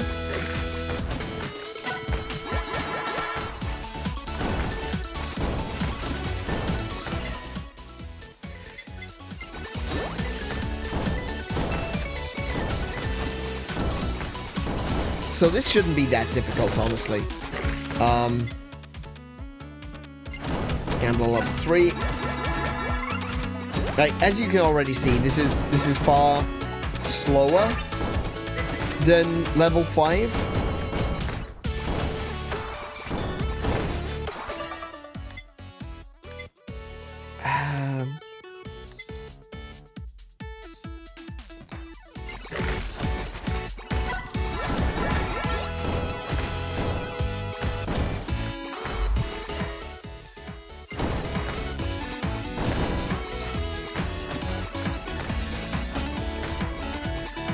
Like, that new stage, Fantasy Island, is basically the same as this one, in that it's a corridor, but enemies still come from all directions. They just come from out of the ocean.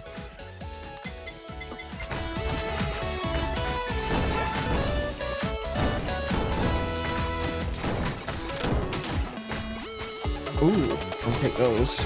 Coins and... special. Sake. I'll keep that.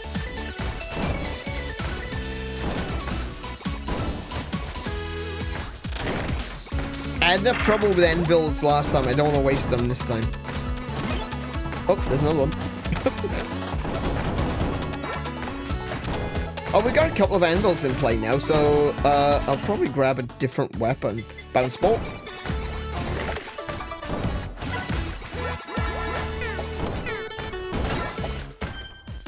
Oh, hello. We got a triple.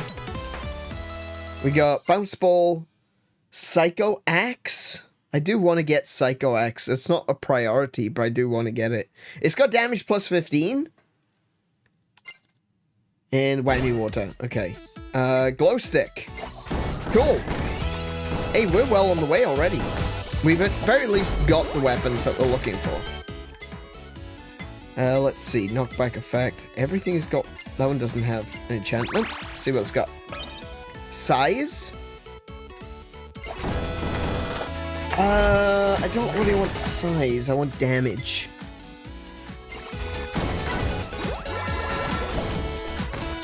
Yeah, I want damage. Like, knockback effect is pretty good. But I want damage. Cooldown? No, that doesn't help.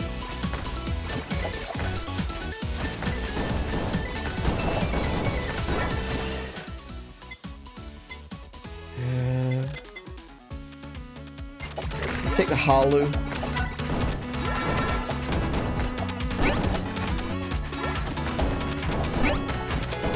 Oh, we got a couple of stickers drop. Let's grab that one.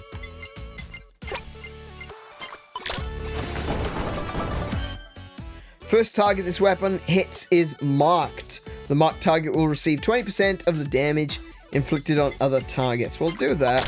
I don't particularly like that one. It requires more precision than I feel like this game allows for. Honestly, it's a very sniper-like move. Like, it's similar to Hunter's Mark, in a way. But, you know, you don't have the pinpoint precision to be like, I'm targeting that particular creature right there, or that particular enemy. I'm gonna eliminate the Snossage. I'll take the glow stick. I would really like the glasses. I'm already level 20, so I'm like way behind on the glasses. Did you see that cascade and explosion effect? Wow. It just flowed backwards through the crowd.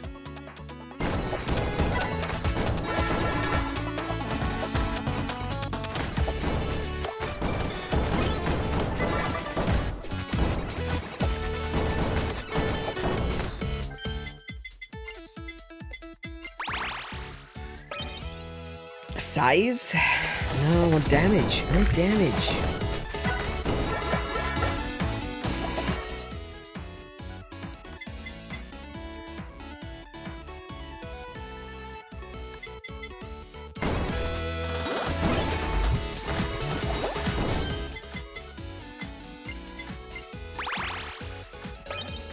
There it is. I got it. Okay, I got damage. We good.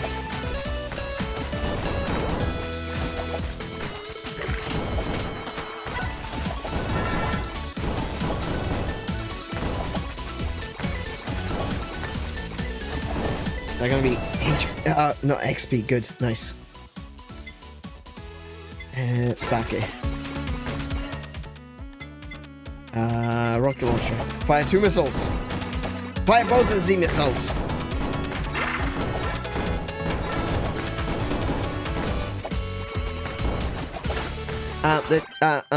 Excuse me. It's not actually. It's not a missile launcher. It's a rocket launcher. We got the super study glasses. Oh, why couldn't I have that?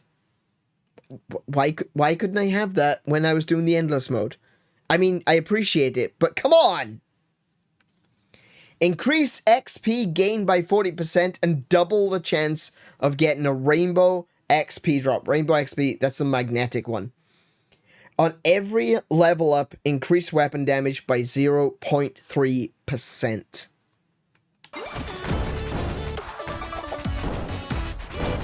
But yeah, these aren't missiles, they're rocket launchers. They're rockets, not missiles. There's a difference. Okay, we're gonna take the super chat time.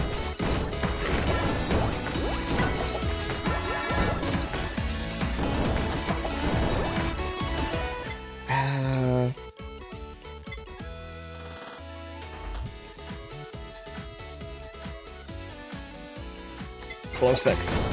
Glow stick. I just realized the glow stick is actually quite low and I need that. Because I want to combine the glow stick with the whammy water.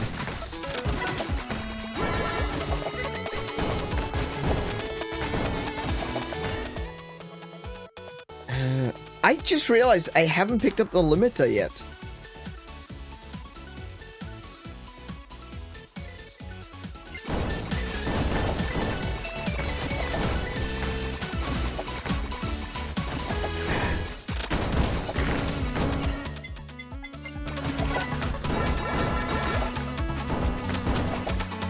I guess if you got double the chance of dropping like a rainbow. What's this one do? Decrease the damage of the main weapon by 20% and increase the speed of the character by 20. No. Let's strengthen that one. And give her life steal. Yeah, with the opportunity of getting double the rate of rainbow XP drops or magnetic XP drops, whatever you want to call it.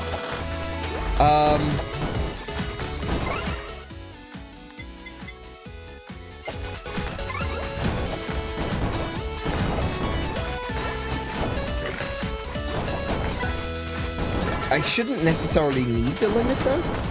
In theory, like that's a big if though, you know? But if I want to use the badge that increases damage based on pickup range, I want the nightly milk and the limiter. Preferably a super nightly milk and a super limiter. As unlikely as that may be. But at the moment, my ability to pick up XP is limited to if I can get close to it.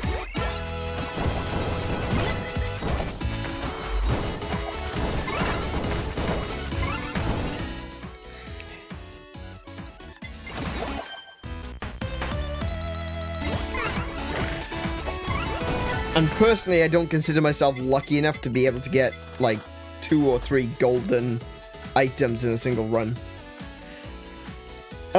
Let's see. Glow stick is damage. Whammy water is knockback. That's not bad. Knockback is appreciated. There we go. I should be able to get a gold anvil next. Well, it's a corporation pin, but I still don't have the limiter.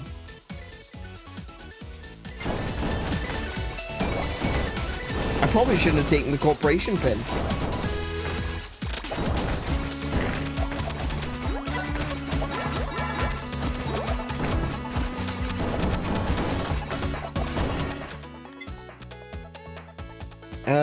Let's see. Cutting board.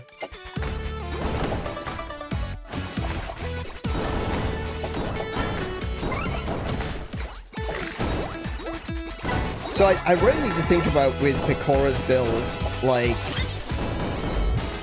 what is actually the best build to go for?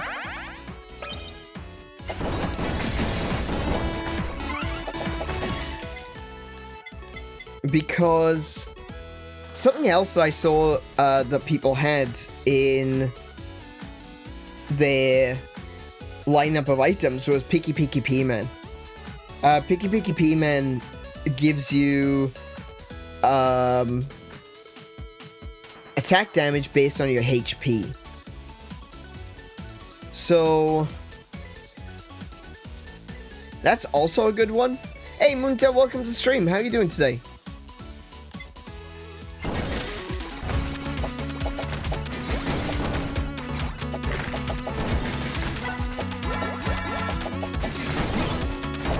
Oh, I used the unbuilt.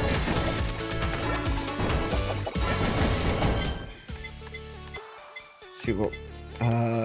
chopping board. Enchant the chopping board. Size. That's what I wanted. Perfect. Now I need to get... I haven't maxed out my rocket launcher yet. Good lord, I feel like I'm really lagging behind on this one.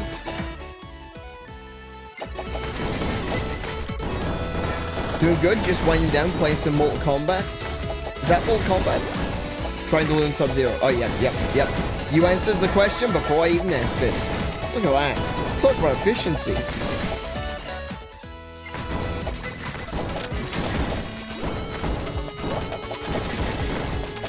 Oh, finally.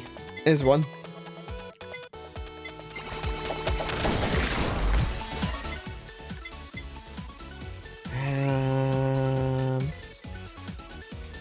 That was small.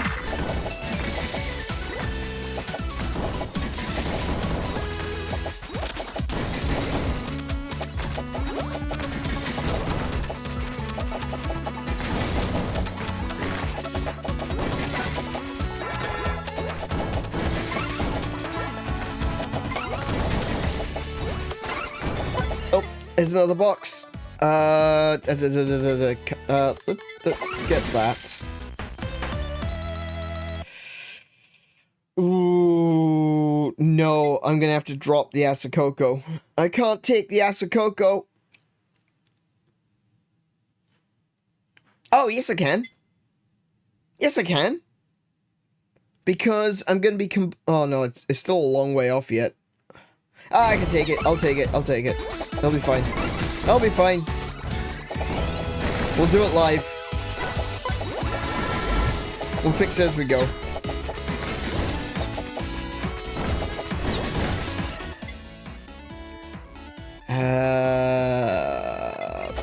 Balls.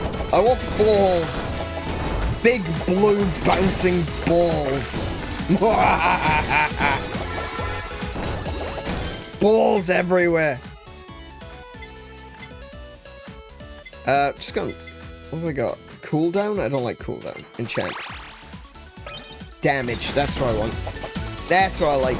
Damage, please. Damage me with your plug-in type. Wait, no, no. That sounds terrible. Oh, this game brings out the worst in me, I swear. You hear about, like, toxic gamers in games like,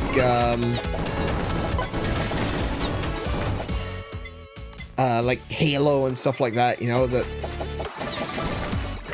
But, my goodness, this game. So much innuendo in this game. Innuendo? With the plug-in type Asakoko.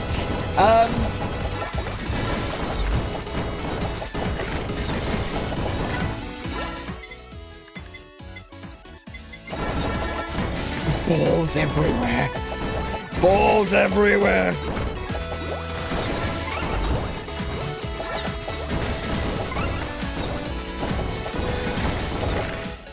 I actually need Halo now. I need Halo. There's not enough enemies for me to punch.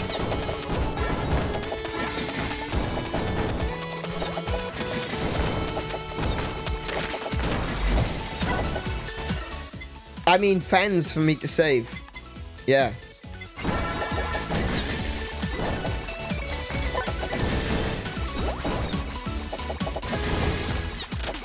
Oh, nice. Oh, Mikadanye. Cutting board.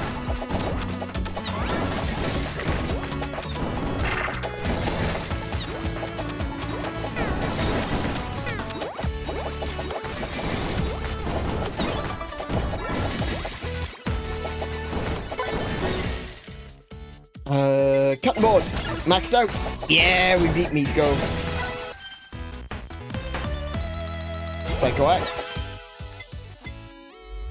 What we got? Size, damage, knockback and damage. Okay, everything's good. Everything's looking good. I think I can just start improving them now. Oh, We should get a golden anvil drop. Oh, there's another rainbow one. Take all of that.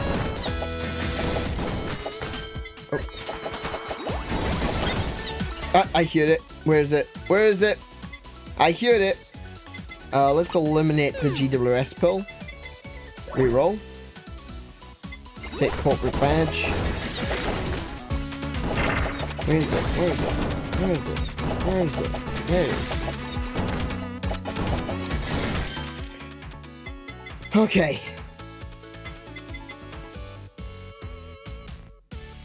Wait, hold on.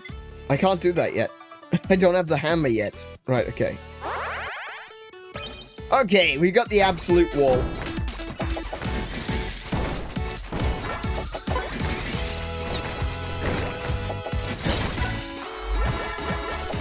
Right now, it's not quite as absolute as it could be. But we're working on it. We're getting it. Okay, now we can do this. Snow Queen!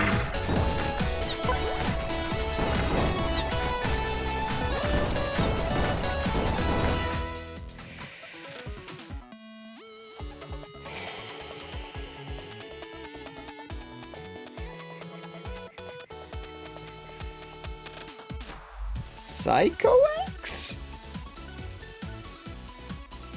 Maybe?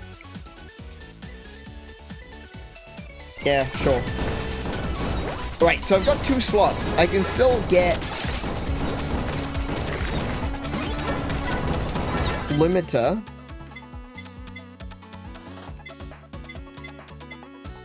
Actually, I'll leave that because I'm going to be getting something of 𝗬𝗶𝗁𝗵𝗵.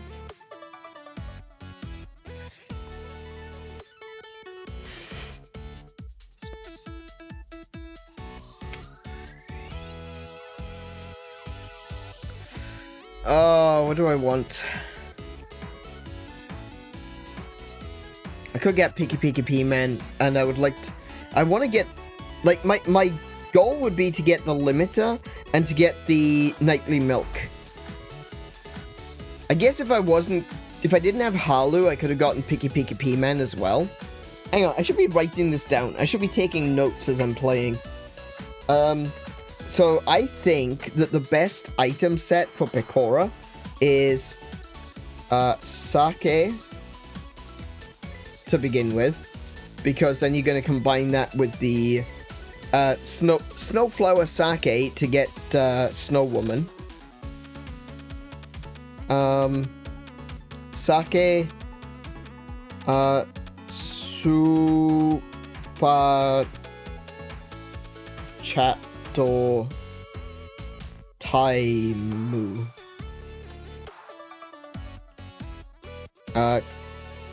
XP glasses.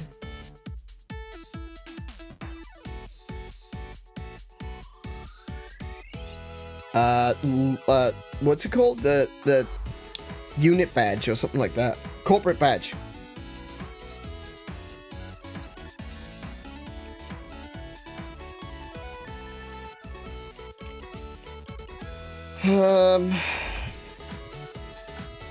Limiter. Limiter is a maybe. Limiter is a maybe. I don't think it's entire. Well, I mean, if you're gonna go with the corporate badge, you want the limiter. Nightly milk.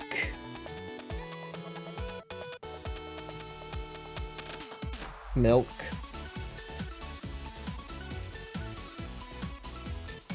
Because that increases pickup range, which also goes with the limit with the limiter to improve the corpo badge. But I also think 𝗬𝗶𝗵𝗵 would be useful.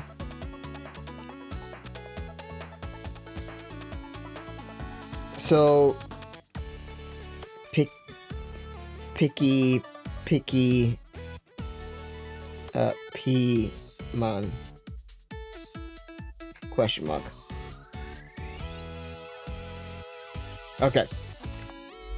𝗦𝘄𝗶𝘁𝗰𝗵.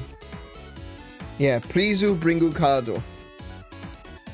And you can support me. Actually, you can't support me at the moment. I was gonna say you can support me with super chats, but you can't.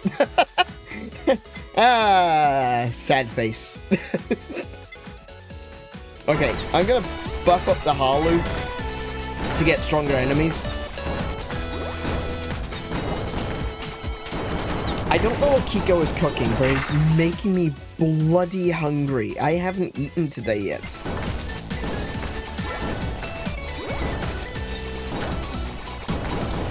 Can I have the limiter, please? Oh, Karu for card. Right, okay.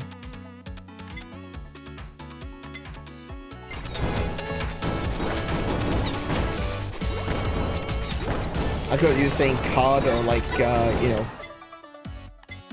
Bring your credit card. Actually, speaking of that, I'm still working on it. It's taking me longer to do than I would like, because, frankly, the work is absolutely tedious, and I want to kill myself after doing it for a few hours. But there's a lot of work to do. So I'm slowly making my way through all of this channel's streams, just like editing some things out and, you know, taking out music where I need to take out music, if there's music to remove. Make sure there's no music playing that isn't... why did I pick that? Oh yeah, for the Asakoko. Making sure there's no music playing where I'm not speaking, for example. That's a pretty important one, because I don't want it to be considered a re-upload of someone else's work, which is currently the situation. That is the reason why I'm not monetized. So I need to go through everything and figure out exactly which stream it is that still has music on it. And I don't think that is. I think I may be just overly paranoid right now.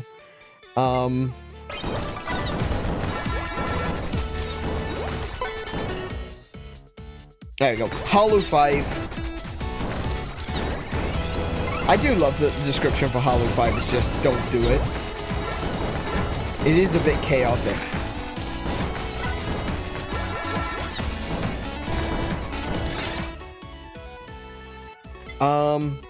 Yeah, so I'm slowly making my way through. Once that is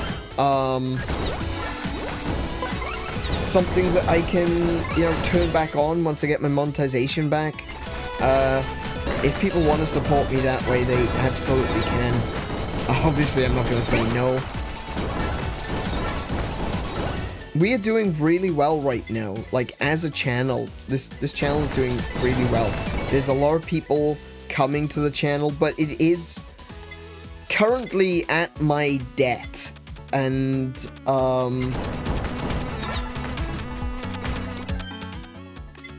there's a certain level of stuff that you can do, like paying for YouTube promotion, which helps to bolster people being able to find you. And I have been doing that when I can. When I feel like there's a channel, there's a stream that I feel, hey, that one's a good one. That one should be monetized. Not monetized. Well, yeah, monetized. Like, I'm monetizing it. I'm the one that's putting money into it.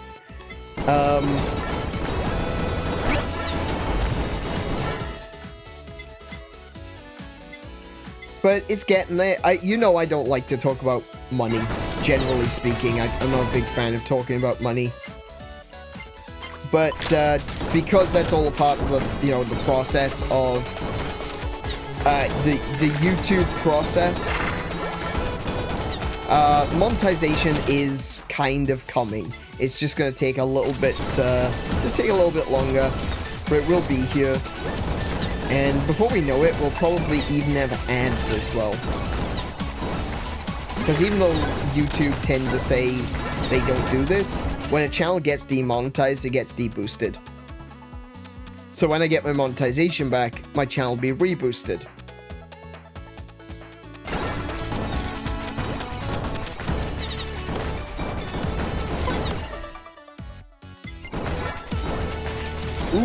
please be a gold one. No. Oh, there's another one.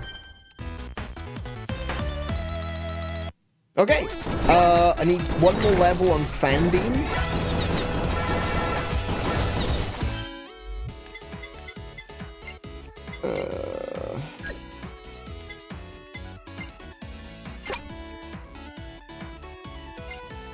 Yeah, I'll use that instead.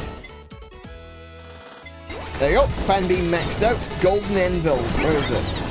Let me just double check all the enchantments. Damage. Damage, damage, damage. Sick righteous.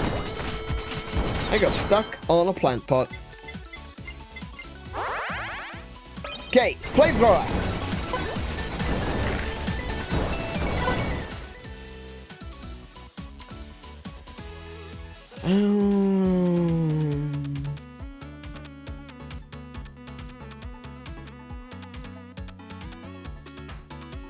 None of that. I don't want any of that. Let's eliminate the Gorilla Paw. Reroll. Finally! Oh my goodness, it's taken so long! What's this one? Increase the chance of critical hits caused by this weapon. Yeah, we'll go for crit, actually.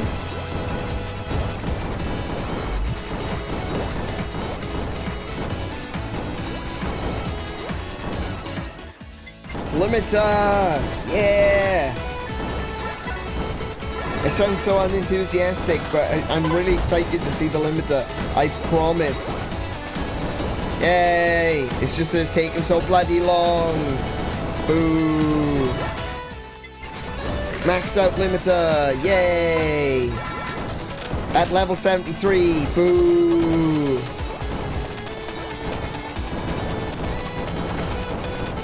"15 minutes in. Boo. BL book. Because we all know what BL stands for. We're all weebs. We're all anime fans. We know exactly what BL stands for. It stands for beautiful ladies. I do love a bit of BL. Okay, now I can take 𝗶𝗶𝗶𝗵. Or possibly nightly milk. Hang on. Let's eliminate the energy drink.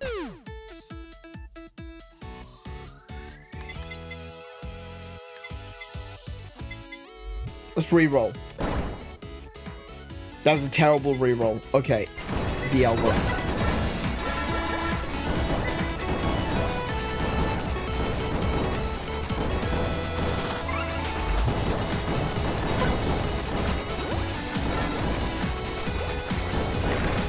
Hey, don't clip me talking about my love of BL.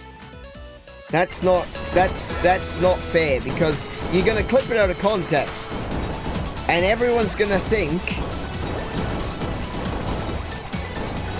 something very, very wrong. There's the nightly milk. Nice. Oh, those glasses as well, though. Hang on, was that greed? That was greed. That was greed. Okay. Swap. Strengthen. Nice. Oh, we have got the coin-making machine.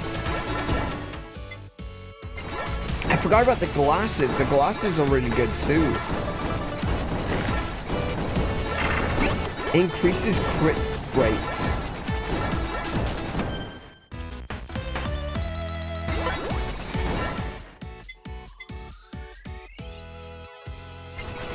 Okay. I'm gonna swap that for straight damage.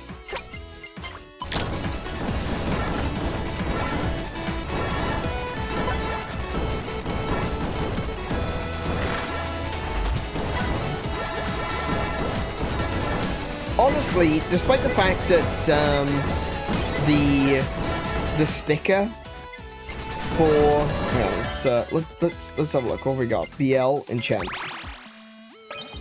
Size. I think we got size and damage.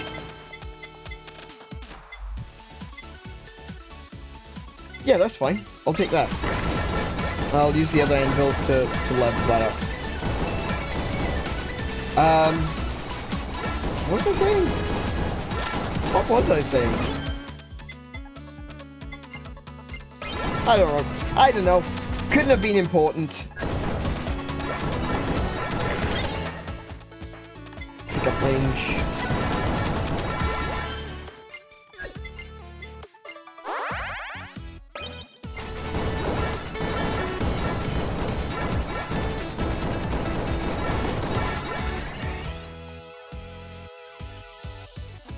What have we got? How much I love BL? Oh man, do I love BL? I gotta be honest, it's like my favorite genre. BL is the best. I think one of the things I could definitely improve on, I probably don't need the flamethrower. Like, let's be real, the flamethrower is really powerful, don't get me wrong. Dragonfire, amazing.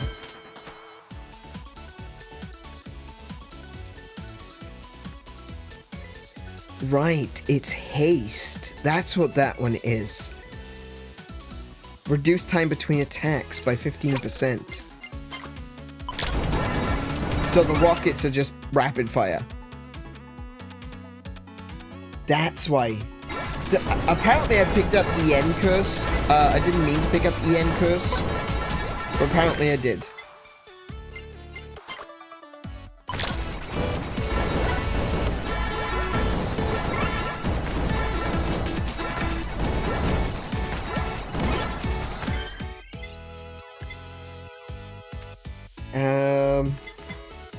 Okay. I would have preferred spider cooking, honestly. Okay, I guess we just buff these now. Let's go with Absolute Wall. We'll upgrade that one. Pick up range.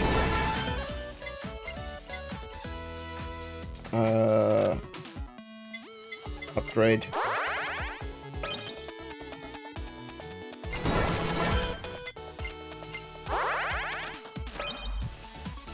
Level 3. Okay, let's go for Snow Queen. Upgrade. Do we have any more anvils? We do. Get over this way. Pick up range.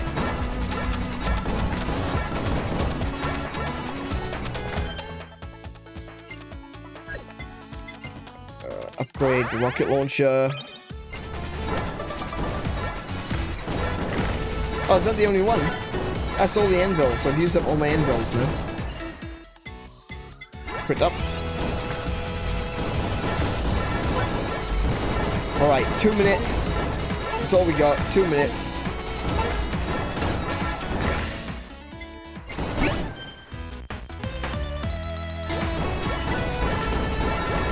Bonk stick. We'll sell that one. Yeah, we'll sell that one. No, that's what I was saying. Okay, as much as I like the sticker that gives an additional 2 attacks, I'm just trying to figure out, like, which stickers would be the best.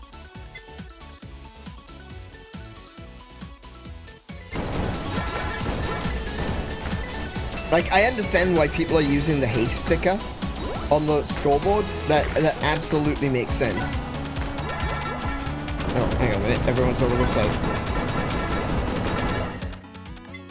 Pick up range.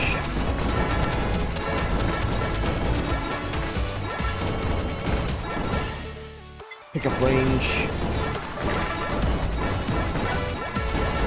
Where's my pickup range at right now?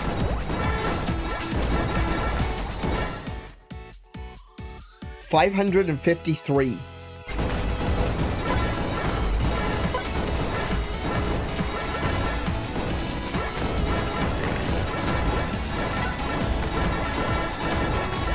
So it's over 5 times, or 5.5 times larger than when you start.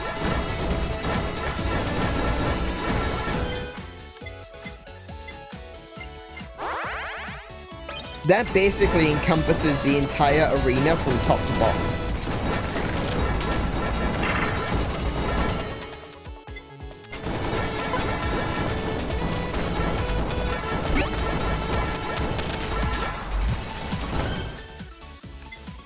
Strengthen that one.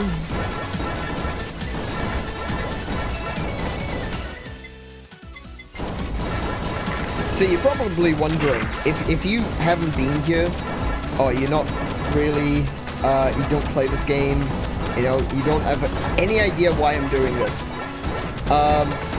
The reason that I'm still getting pickup range is because the more pickup range I have, thanks to the, you see the little purple circle with the L in it, right on the end of my item bar?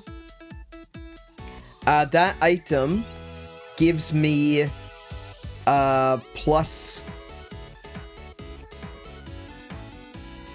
I don't remember. It gives me attack boost based on my pickup range.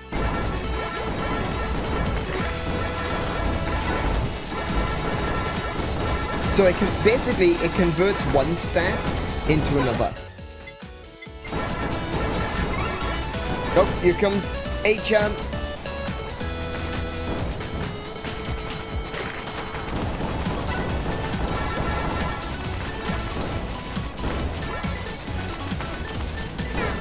Oh my goodness, she did a ton of damage to me.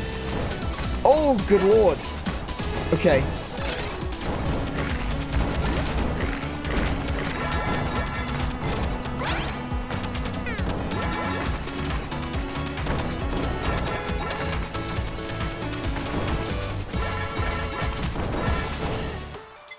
Hamburger. There she goes. Got it. Nice.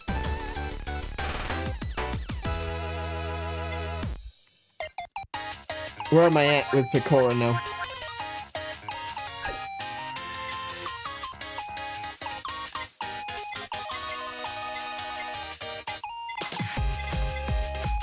Getting there.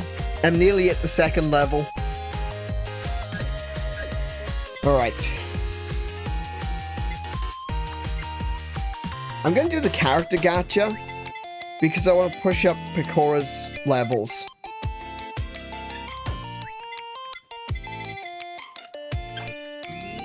Try to get to level 20. No Pekoras? Are you serious? Ah, I shouldn't have said anything. I said it out loud, now the game knows.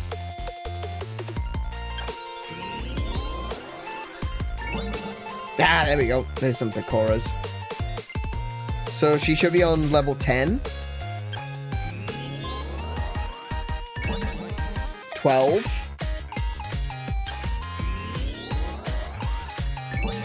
13.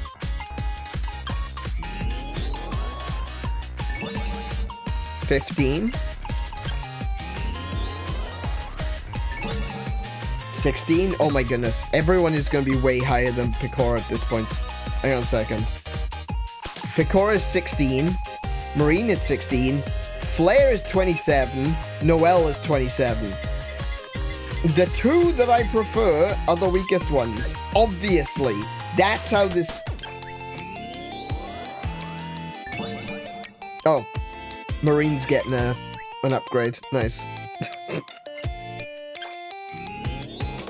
Don't tell a desire sensor what you want. Exactly. Man, do I love Noelle and Flare. I want to get more Noelle and Flare. They give me more Noelle. Good grief. Okay. Stop it. Stop it, game. Yeah, more Noelle and Flare. Definitely more Noelle and Flare.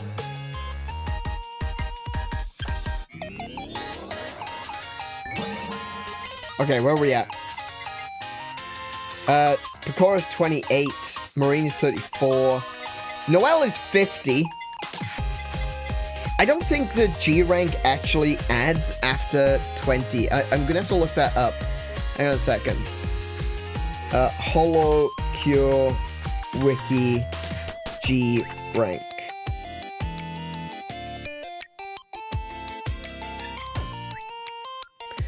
G rank. A player receives a duplicate gacha pull of an already obtained character. That character will receive a G rank, which adds 1% bonus to HP, attack, and speed to a max of 20. Yeah, so there we go. So you only need to do that up to 20. Cool. So I kind of overdid it, but that's fine. Let's have another crack then. We'll get Pekora. Oh wow, her fan rank has gone up too. I guess you gain fan rank from drops? I didn't know that. That would explain why I've got fan rank on Noelle and 𝗦𝘄𝗶𝘁𝗰𝗵, because I've never played as them.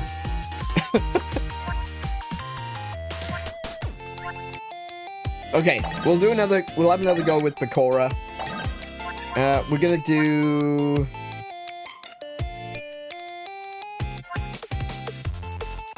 𝗦𝘄𝗶𝘁𝗰𝗵, maybe. We could have another try. Let's try Fantasy Island again. This is gonna be the last one. It's too late for that. Oh, it's already 11.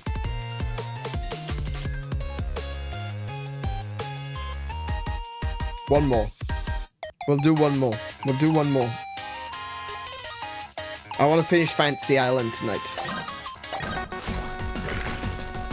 But if we fail, we end it.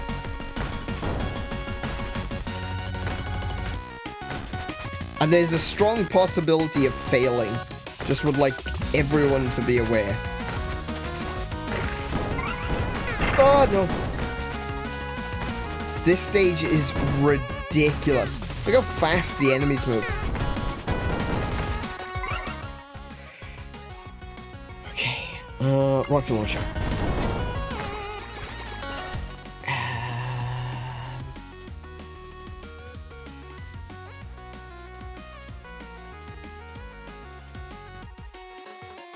Just looking, because 𝗶𝗶𝗶𝗰𝗵 is there.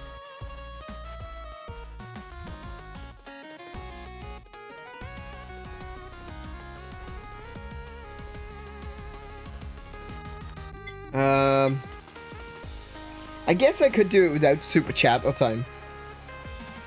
Because... No, I'm not gonna take... I won't take 𝗶𝗶𝗶𝗰𝗵. I don't really want to take Psycho Axe either, honestly. Let's reroll and see if we can get something better. Oh, good lord. Are you serious?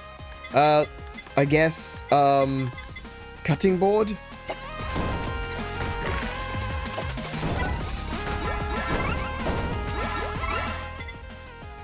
Focus shades. All ranged multi-shot projectiles have 10%. That's the glasses. The focus shades.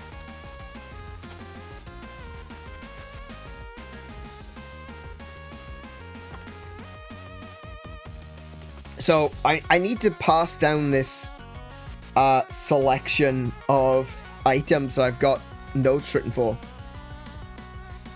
Oh, it's too late to full design set. Right, fair enough. I need to pass down this list of items that I've got written here.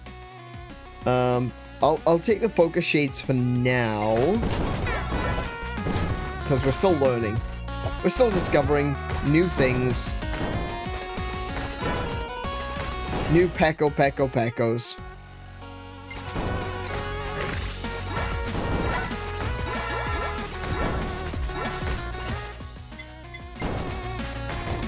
Oh, I should have grabbed that, the Pyromaniac.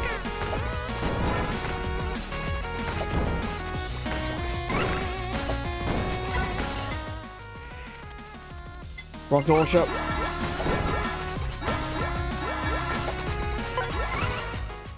Gambler.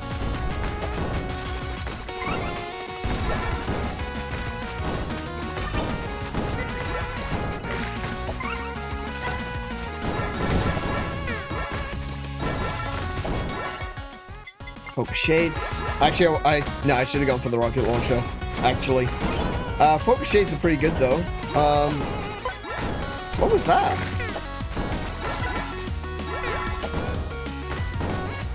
I just picked up something. I didn't quite see what it was. It looked like a HoloLive play button, but it was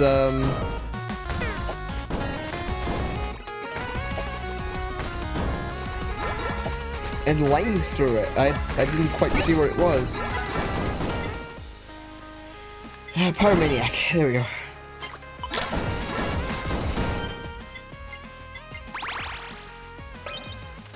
Critical damage. Alright, we'll take that. We'll take crit damage. Crit damage is good.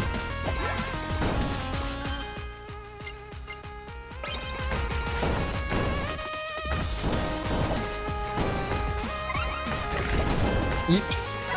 Okay.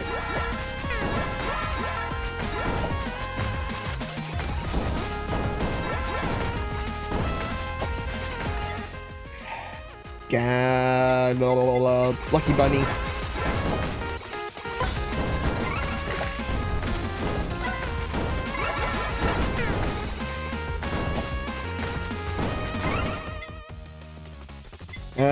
Corporation pin.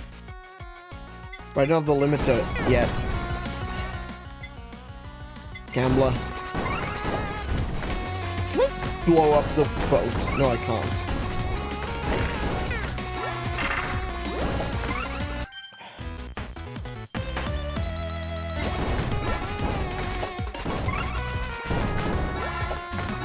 There's the crab rave again.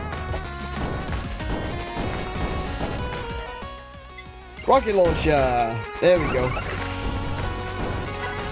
Maxed out rocket launcher. Perfect. Look at all that damage.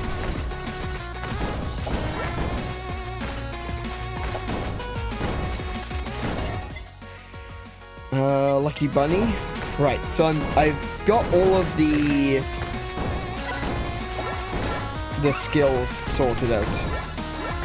Now it's just getting weapons and items. And I'd very much so like it if I could get limiter, please. Oh, heck. Damn, that got me.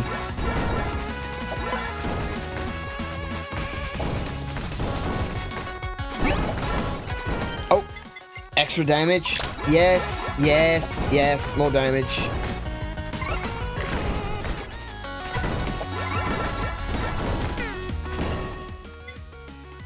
I've got the cutting board. Oh, whammy water. Oh, I should have put a hold on one of those.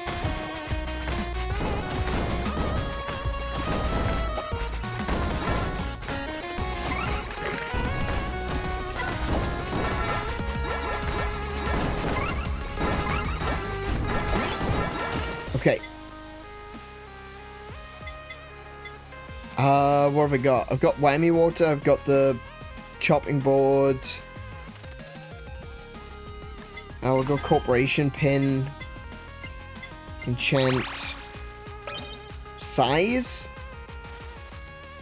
I don't really want size. Size is fine for now, but I don't really want size going forward. I want to be able to make that into either damage or maybe knockback. Don't get caught on trees.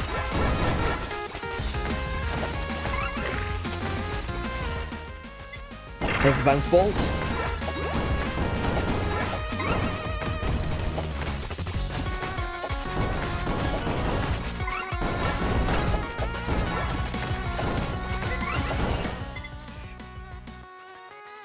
Oh, whammy water.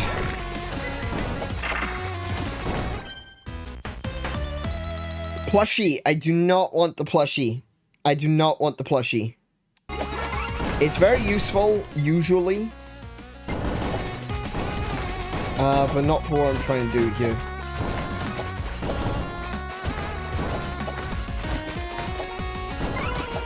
Oh no, I guess oh no, I got hit by the cannonball. Oh, that did loads of damage. Okay.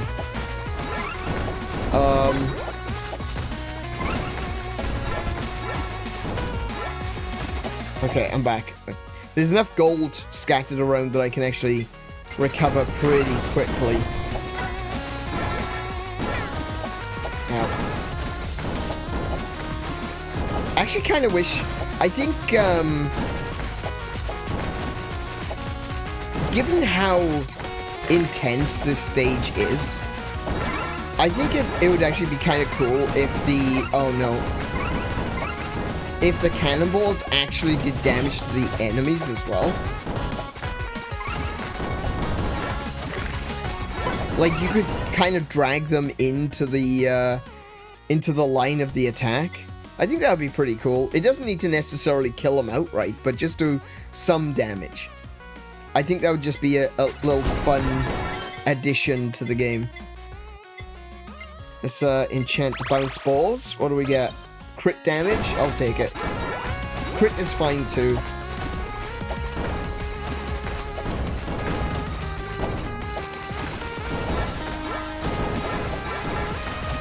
I do kind. Oh, there's the limiter. Oh, brilliant. We haven't had the XP glasses though.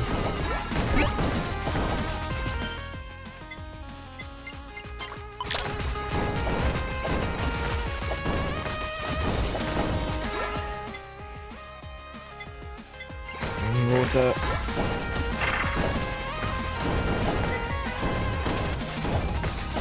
Oh no, it wasn't that bad. I thought I was going to take way more damage than that. Right, what we got? Crit damage. See if I can get knockback. Damage? That's fine.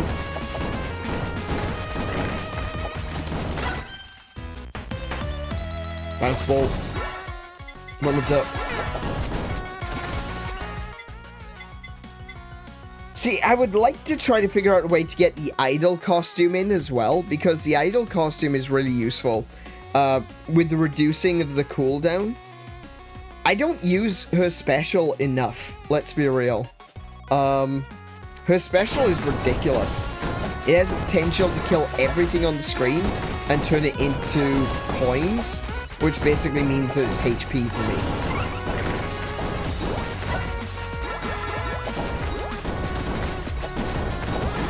So like that.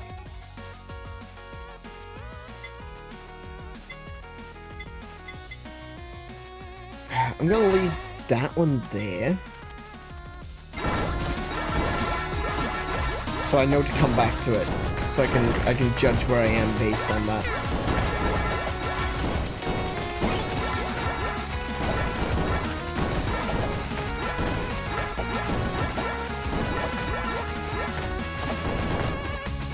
So I haven't seen a rainbow. Oh no! That was the absolute wrong time for my thumb to slip off the controller.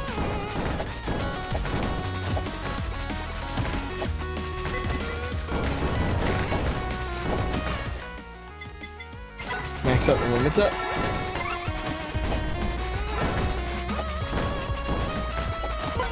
Did I just go? Oh, there's the other angle.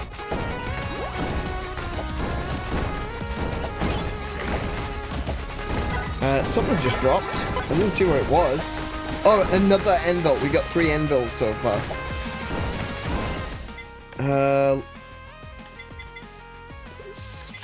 Whammy water. I need damage. I need damage and I need it now. I might actually use this.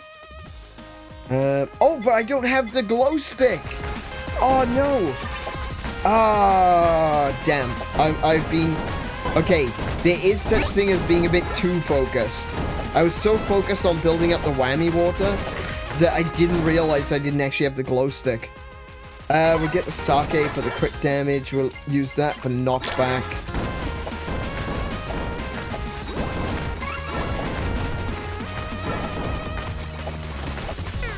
What's that? Oh, no, no, no, no, no!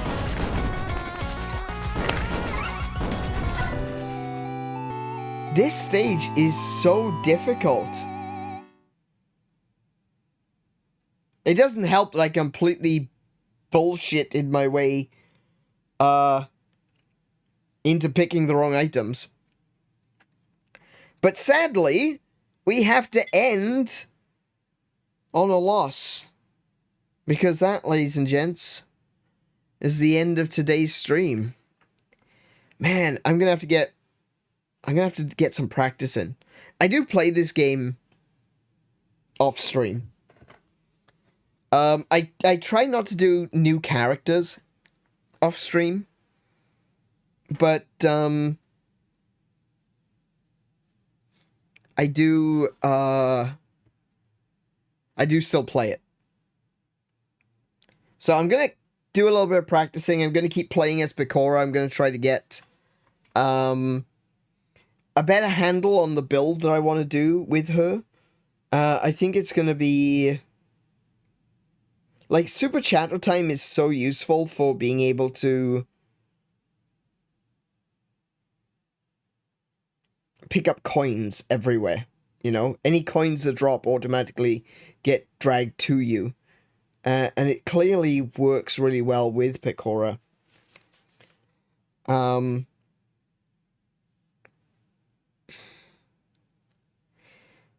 XP glasses are definitely something that that work. That's definitely something that I like, is the XP glasses. Honestly, if I could do something to remove the sake, that is probably one of the better options. Like, sake gives you bonus to crit, which is great. And it is what you use to make the Snow Woman attack. And I'm wondering if that is the best move.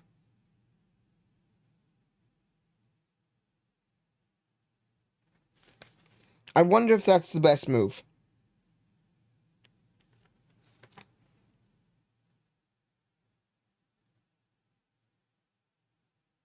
I think _IDLELIVE...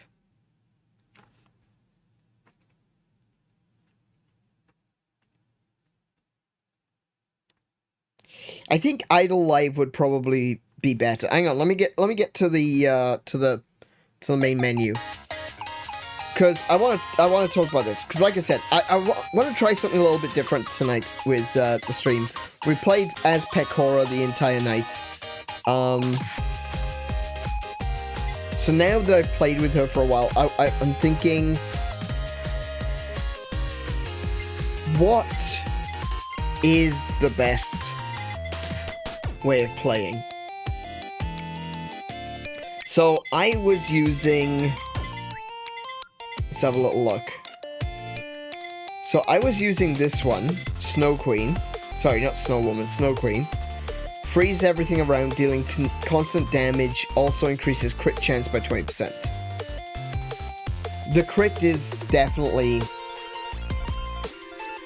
welcome, because crit then increases Pekora's Lucky Rabbit skill. So that's fine.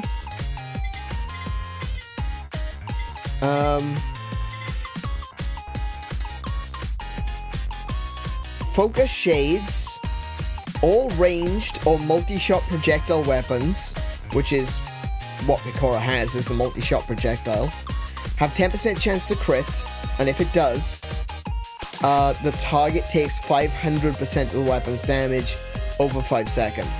So that's like in addition to the rest of the crit damage that they're gonna take. Focus shades are really good. So if you're focusing on crit, you want focus shades, I think. Like, that's gonna be dealing some serious damage for you.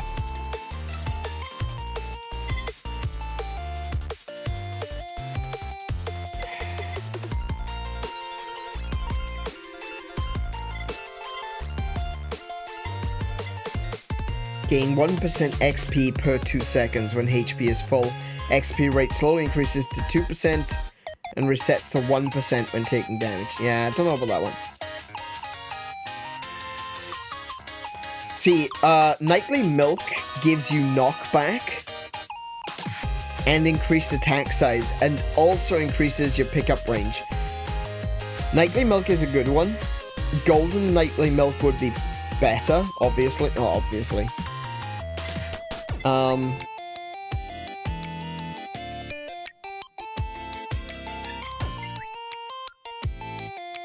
no, don't turn it off. Don't turn it off. Did I turn something off just now? No, I didn't. Okay.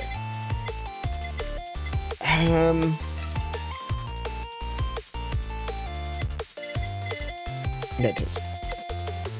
Every 40% of pickup radius also increases attack area. So, you want the limiter. Nightly Milk also increases your pickup range, so you want Corporate Pin. Oops.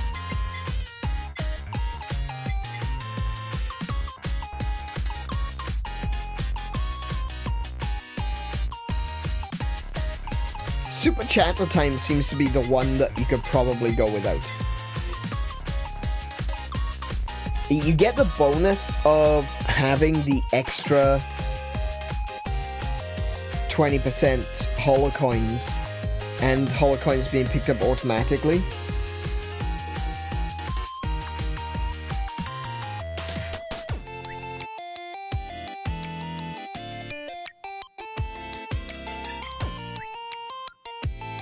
But if you've got a huge pickup range, you're picking up the coins anyway.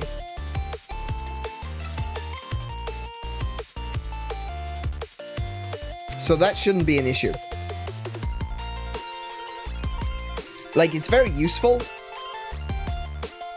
Like, don't get me wrong, it's very useful to have Super Chatter Time as soon as you start. But that, I think, is unnecessary. So we take Super Chatter Time off the table. And we've got 1, 2, 3, 4, 5, 6, 7. Sake will get merged into Snow Woman, Snow Queen, and that means that there's enough room for everything. So it's Sake, XP glasses, Corpo badge, limiter, Nightly Milk, 𝗶𝗶𝗶𝗰𝗵, and focus shades. I think that's the best setup for Pekora. Let's take a little look at the scoreboard again and see what people had. Oh, excuse me. So yeah, Nightly Milk. Oh, but the Halu as well. You get score bonus for Halu. And this person, this anonymous here, they've got the chicken feather.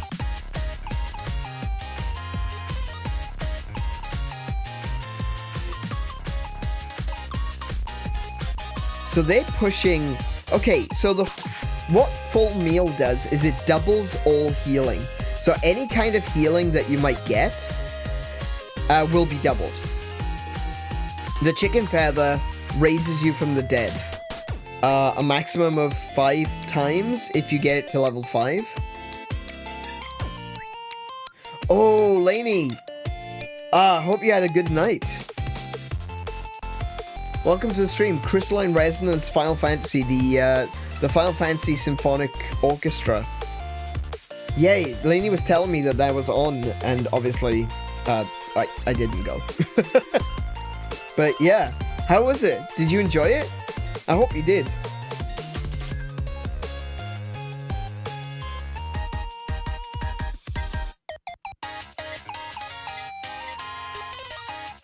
I did. They played 3 Final Fantasy 16 songs. That's a shame. It's alright. Hold on. Hang on a second. What the heck is this?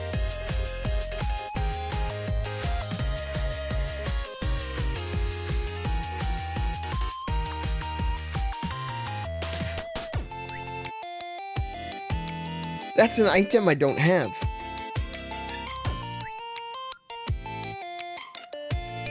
I don't have that. It looks like Nerissa's colors. So that could be like a raven's feather. What does that do? There's only 2 games that didn't get their own song. They existed in medleys, but nothing dedicated. Final Fantasy 3 and Final Fantasy 6. Are you kidding me? But like, Final Fantasy 6 has the opening song. I can't even remember what the name of the song is, but that opening song, you can't start a Final Fantasy Symphony night without the opening crawl from Final Fantasy 6.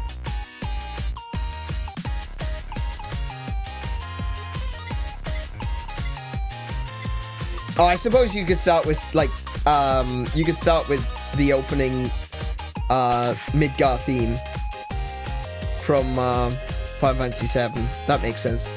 They played, like, 4 Final Fantasy VIII songs. There's some, look, I will say this. I know a lot of people have criticisms about Final Fantasy VIII. And I completely understand, but, like, you can't criticize Final Fantasy VIII's music. It's so good. Anyway, let me get back to this.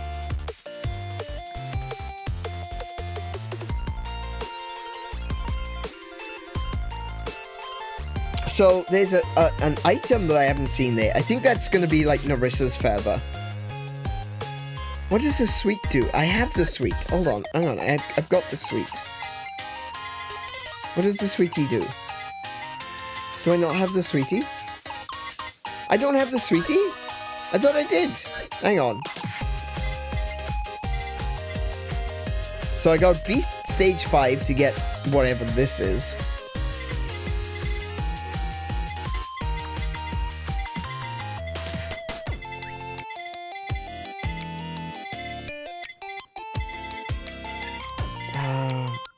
There it is. Choose the haste stat up option 10 times. Well, I'll probably do that off stream. Oh, there it is. Clear a stage mode run after dying 3 times with a chicken feather. Excuse you, what?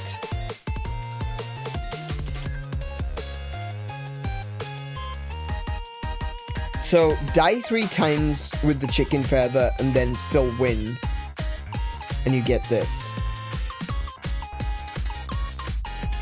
Alright, so I've got 2 challenges that I need to do. Before the next time we play. Because I want to see what the... I'm gonna guess it's Raven Feather. I want to see what that does. And I assume that this just gives you, like, haste. Like, it's a haste item. So I'll find out. We'll find out.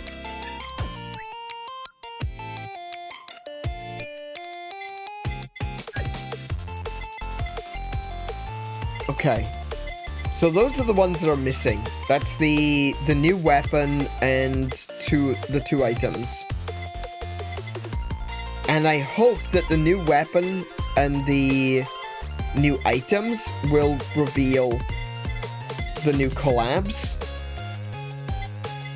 Because I still don't have them yet.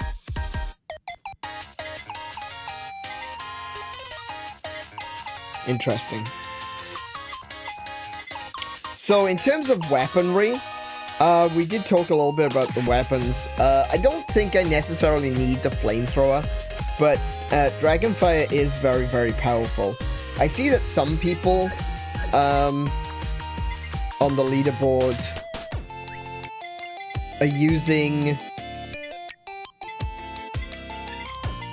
the bounce ball rings instead of the absolute wall. Where was it? Actually, no one at the top has got the bounce ball ring. Oh, I need to add Holo to the list. Holo makes everything more difficult, but it also gives you more points. So... Oh, there's the bounce ball rings. Holy... Wait. Holy Dragonfire? As the super collab? I don't know about that. Yeah, I don't know about that. It's strong. But I don't know about that. There's a few people with it though. Oh my goodness, like 1, 2, 3, 4, 5, 6, 7. 7 of the top 10 use the Holy Fire super collab.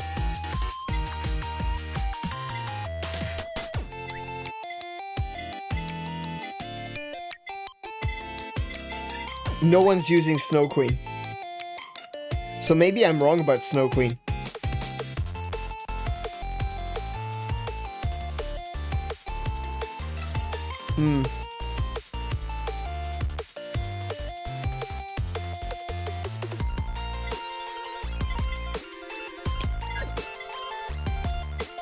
Okay. Which stage did I get my score on? Is this stage 2? Yeah. I'm looking at the wrong scores. So it's 1, 2... Chili Drago, total mad lad.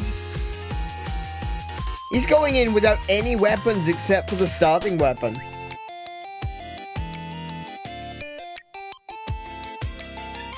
That's bonkers. How the hell did he do that?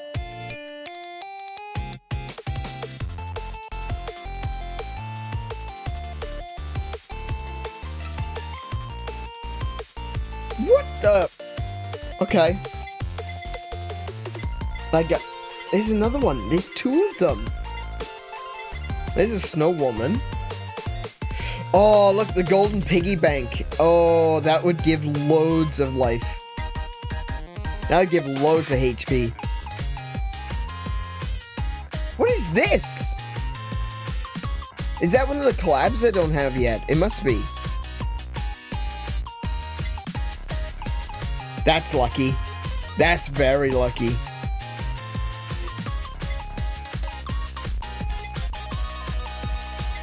But yeah, people are doing this without any weapons.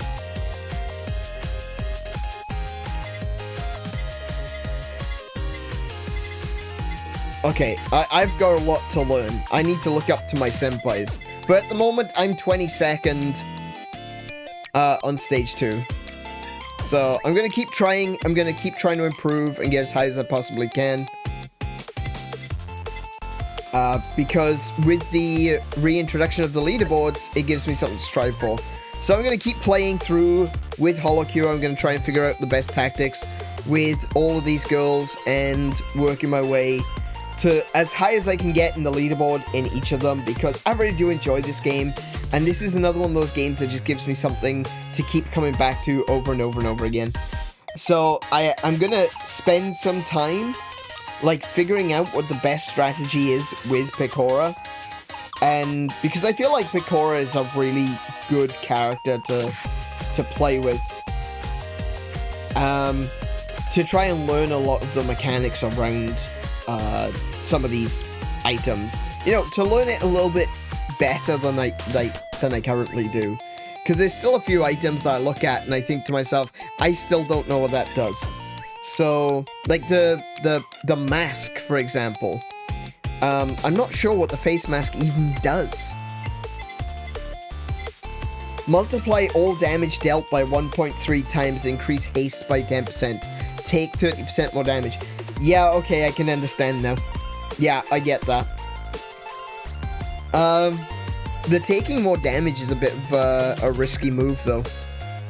Definitely a risky move. What did they have? Because they didn't have any weapons, did they? I'm on the wrong one again. So that's stage 5. Yeah, there we go. They didn't have weapons. So they got 𝗶𝗶𝗶𝗰𝗵, which is HP. The more HP you have, the more damage you deal. The crown is more damage based on how many stamps you have. The super chatter time picks up all the coins. That XP booster is absolutely necessary for this to work. Halu for extra points. And the mask. So what do these 2 things do? I don't know what these are.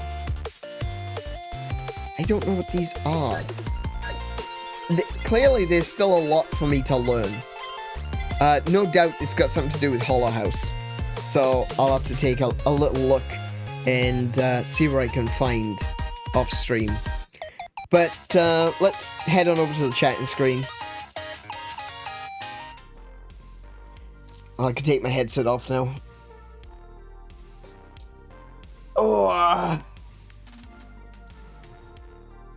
Oh, it's been a fun night though. Like, HoloCure is one of those games that I can just, I can literally just play for hours. I will, and I'm going to, you know, when this stream is finished, I'm going to come back and I'm going to play some more. I'm going to try to figure some things out. I want to figure out what those, like, additional icons mean, because I just don't, I don't see what they're from, you know? There's nothing in the achievements that looks like a sandwich with strawberries in it, a strawberries and cream sandwich. So I'm going to assume that's got to be Hollow House related.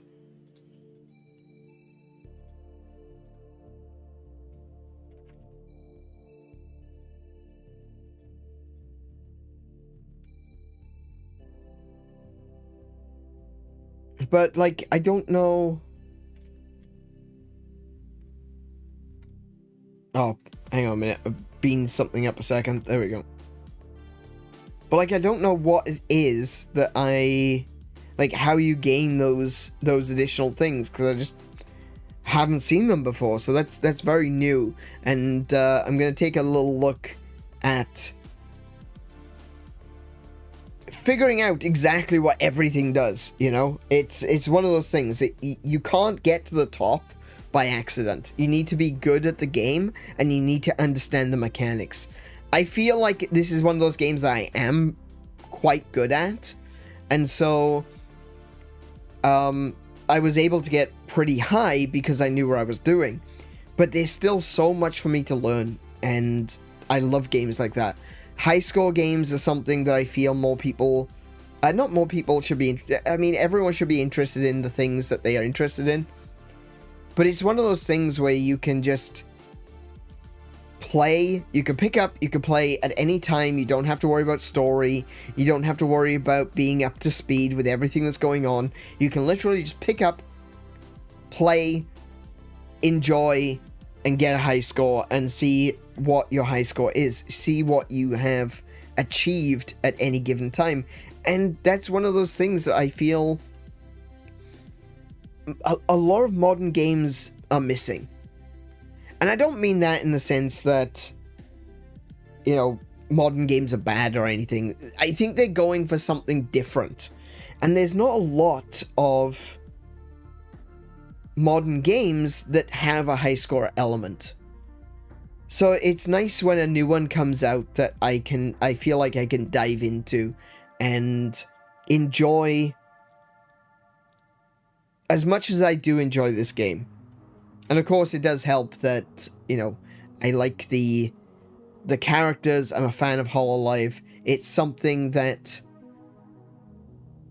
I understand, and that I can go, like, I know these girls, I know these characters, and I understand the gameplay. I see where it's coming from. I understand the references. A lot of that stuff, it really appeals to me as well. Don't forget, HoloCure is entirely free, and you can pick it up on itch.io, or you can pick it up on Steam. I personally prefer the Steam version because the Steam version does all your updates and everything automatically when new updates arrive. I have made a mistake a couple of times when updating the itch.io version. I accidentally deleted my save. But that's fine, you know. I'm gonna be playing it anyway. So if I have to, if I have to go back to zero and play all over again, it's still fun for me. I still enjoy the moment-to-moment gameplay. So yeah. But I hope you have enjoyed this evening.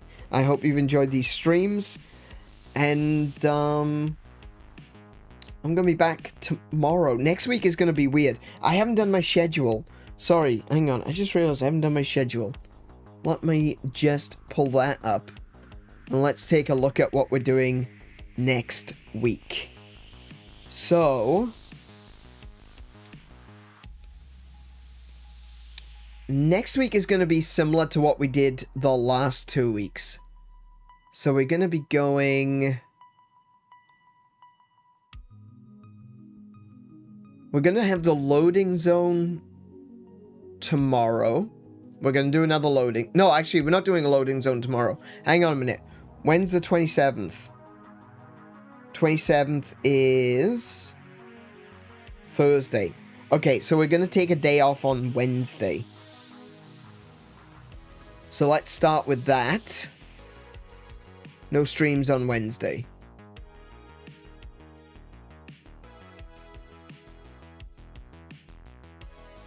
Hang on, I don't remember how to do this. I don't remember how to do this. It's been a while. Oh, I don't have a label for no streams on Wednesday. Okay, so I'll just, let me just get rid of this box.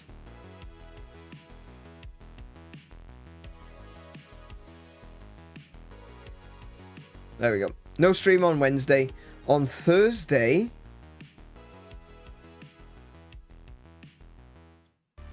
we're going to be on this channel.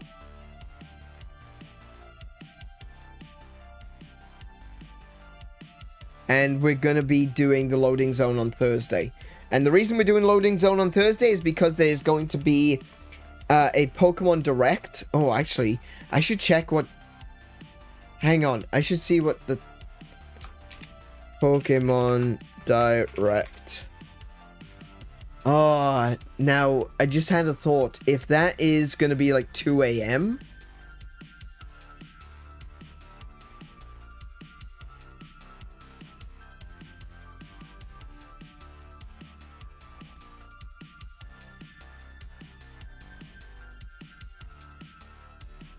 Ooh. Ooh, this isn't, oh no.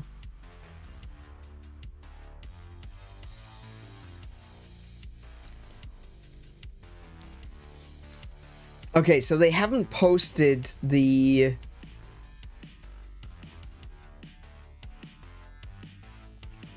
They haven't posted the... It says it's going to be at 6 a.m. PST. So let me do a time conversion. Time zone calculator.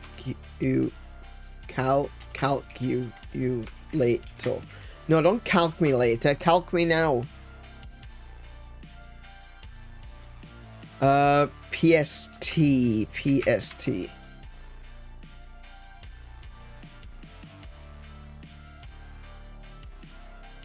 6 a.m. And I'll add Brisbane. That's going to be midnight. Oh.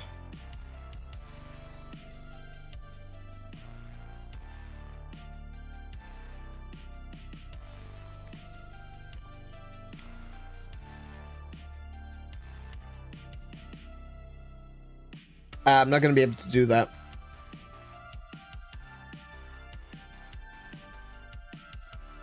The best I could do is do that as an extra stream. So maybe I can do it as an extra stream. But, yeah, I'm not going to be able to do that as a loading zone.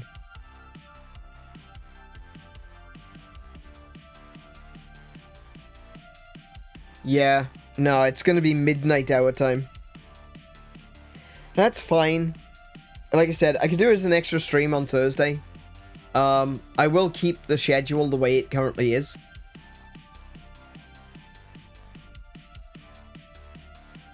Rather than doing a Wednesday stream, I could do Monday, Tuesday, and then Thursday, Friday, Saturday, Sunday. It does mean I'll probably end up doing 7 days in a row, but that's fine. So, Thursday... I tell you what, then. For Thursday, we'll do HoloCure again.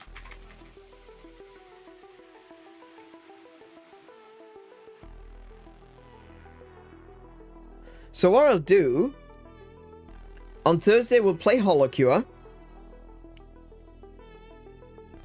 We'll end the stream early. That'll give me time to go away, do whatever I need to do. Then I'll come back and we'll do an extra stream for the Pokemon Direct.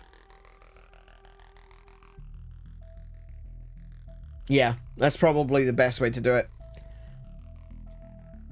Friday, we're going to be on an hour in hunts.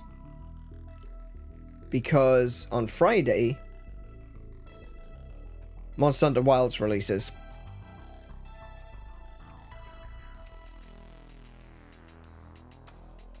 I don't really want to do a double feature, but at very least it would be better. It would be easier to do. I just hope it's going to be worth it. Because I've been a bit disappointed with Pokemon recently. But it does seem like there's going to be a lot discussed.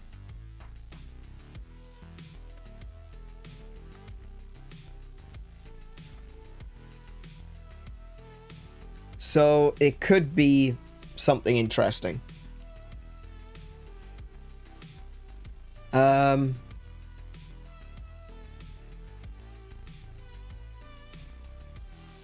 Oh, wait. I just realized that still says Iron Plays.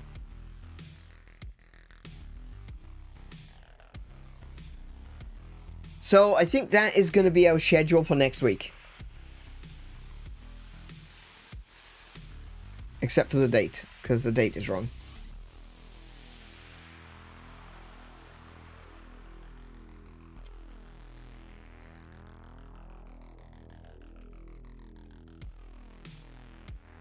March 3rd? March 2nd. Sorry, that's too many days. Too many days. Too many days.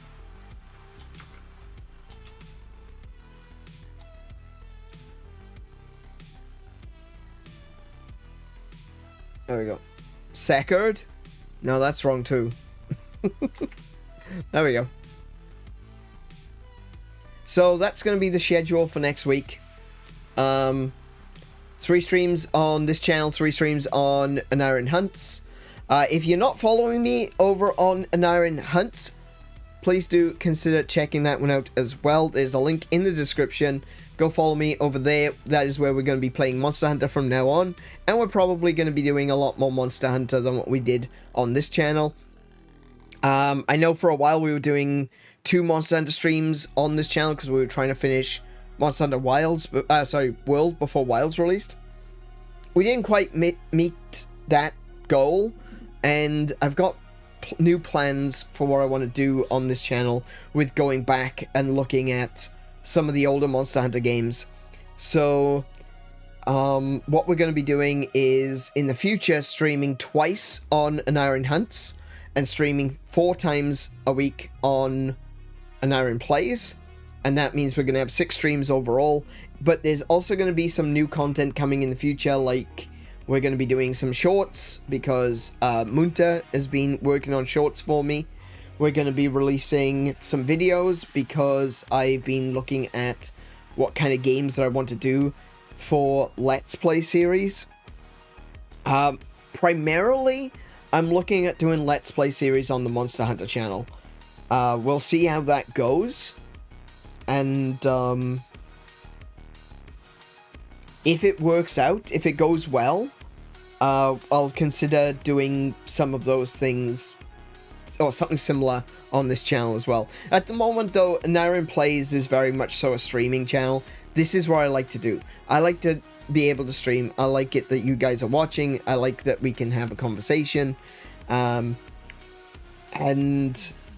I prefer that to doing Let's Plays. But specifically for Monster Hunter, I have an idea. And it's not going to be a simple, straightforward Let's Play. It's going to be a bit more scripted, a little bit more organized, and we'll see how that comes out. So, like I said, do consider following me over there. If you're new to this channel, subscribe to me here as well. As you can see, we will be streaming 6 days a week going forward. And so far, I don't feel like that's stressing me out. There's at no point that I felt that I can't stream, or I don't want to stream. And I think a part of that is picking the right days to have off, and picking the right games to play. As soon as I feel like I'm not enjoying a particular game, or that I feel like I'm being obligated to play a particular game, then it becomes less fun. So that's when you need to start readdressing and reassessing the things that I'm doing. And right now, I'm loving Final Fantasy X. I mean, it is my favorite story out of Final Fantasy. My favorite game of Final Fantasy, we talked about this, was Final Fantasy VI. But 10 is my favorite story in Final Fantasy, and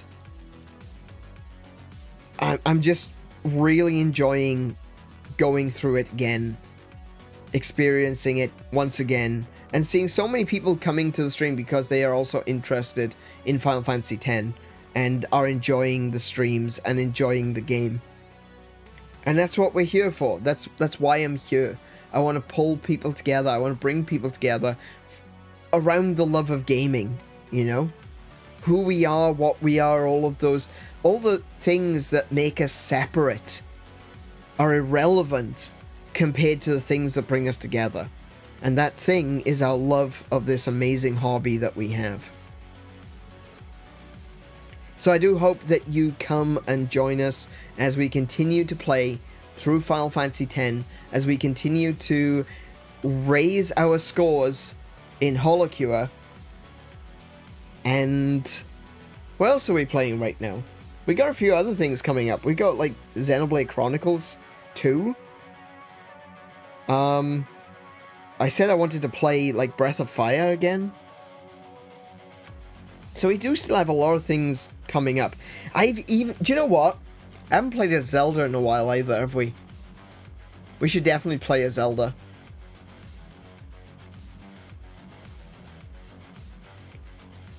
They play Sticky Dane, but not Tzanikind. Oh, no, that's sad. I like Tzanikind. Tzanikind is such a mournful song. I like sad, like, I really like sad songs, right? There's a part of my embarrassing past, the semi-emo goth wannabe past. I don't think I was goth wannabe. I genuinely was. One of the things I can't shift is my love of sad poetry and sad music. That's stuck with me. And Tzanikind is just such a mournful and depressing song. I think it fits the scene very well because the way the music is written, it's using very light, bright sounds with the piano. You know, it sounds like it's a positive almost. It's like it's trying to be positive. It's trying to be positive. It's looking at the situation and the world, that everything, what's going on around it, and it's trying so hard to be positive. But at the end of the day, it fails, and it's just a song of mourning and sadness and depression and realization. But all the while, it's going, no, come on, guys, cheer up. I know things suck, but let's cheer up, shall we? It's so good. It's such a good song, how it manages to get that sense about it. Oh, I love it. Tzanikind is one of my favorite Final Fantasy songs. Aerith's theme is another one. Yeah, I love Aerith's theme. Aerith's theme, too many THs and S's next to each other there,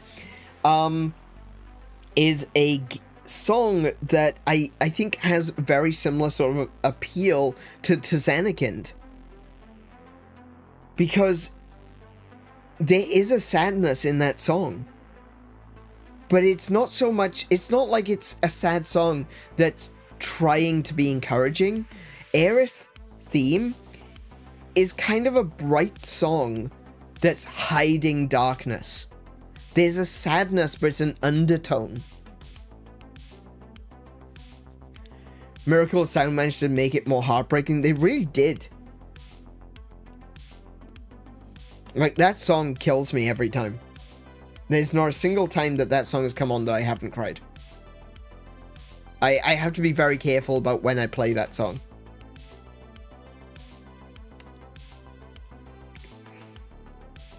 There are some people that... There are some traumas that we welcome. And, Aerith for me was that.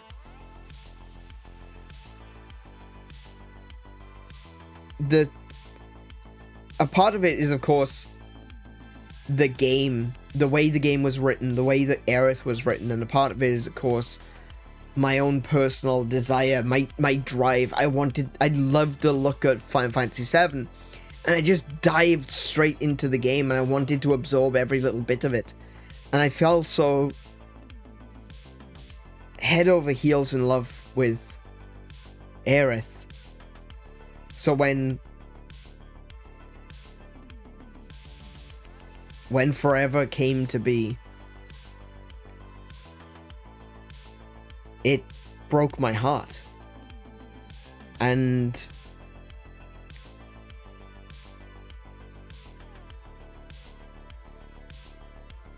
but that's a trauma that I welcome, you know? It's affected me to such an extent that even playing Final Fantasy VII to this day, I get emotional.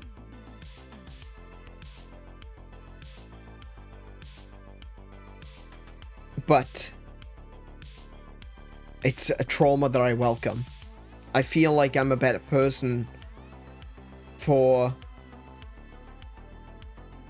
going through with it, being able to experience it in such a way that opened me up to the ability to feel emotionally about characters and video games and just fully give myself over to the narrative and the characterization and the character development. Some people can't do that. Hey, we've talked about this with Mint a few times, where Mint says he just doesn't get it sometimes. And maybe it's like a skill that needs to be learned. Maybe it's a lesson. Maybe it's something that some people just lock themselves away and they don't allow themselves to feel. But I think that I don't think I would feel the way I do about Final Fantasy X if it wasn't for how I felt about Final Fantasy VII. Because I've played games that I have enjoyed my entire life, you know? But Final Fantasy VII was the first time I was like, they're making me fall in love with a character. And they did it again with 10. They were very successful. They got me twice. 3 times technically. Because there's also Terra's story in Final Fantasy VI. That one, and Celeste, actually Terra and Celeste. But like, there's so much going on in Final Fantasy VI, and you see it from lots of different people's perspectives, that it's easy to get lost in every character's grief. And we're going to play 6. We're definitely playing 6 at some point this year. It's been too long since I last played it, so we're playing 6 at some point this year.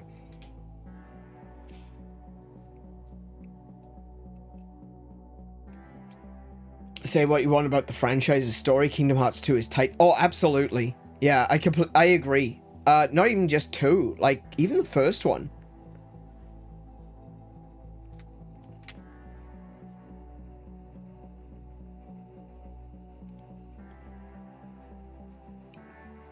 Like, when you think about the sequence with Sora and Riku towards the end of 1, that's heartbreaking. For a different reason, but that's also heartbreaking. I'm not going to give anything away, because I would like to play Kingdom Hearts as well on this channel eventually. But yeah.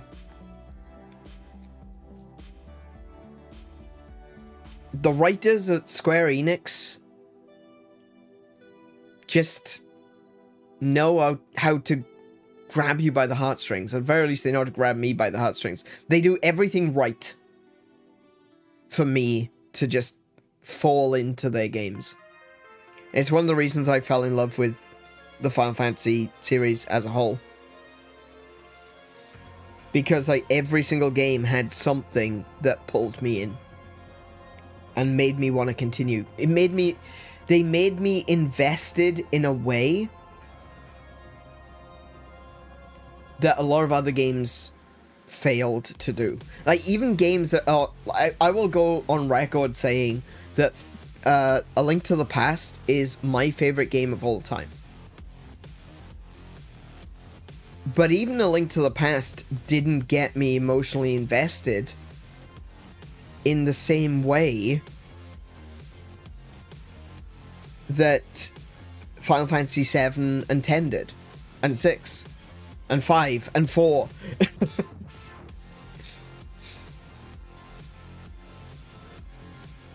To me, A Link to the Past is... It ties me back to my childhood in a very, very real and emotional way. It's emotional to me. It's more emotional to me now as an adult than it was when I played it as a kid. And I feel like that's the reason why A Link to the Past has continuously been at the top of my list, because my emotional attachment to it grows every single year, every single day.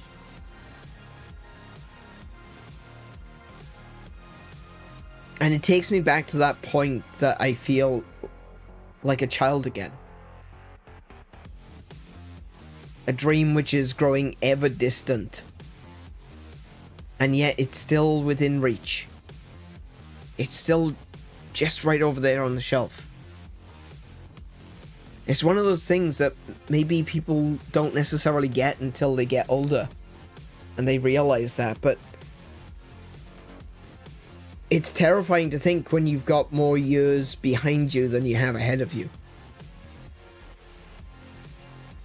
And it's a terrifying thought that your childhood was that long ago.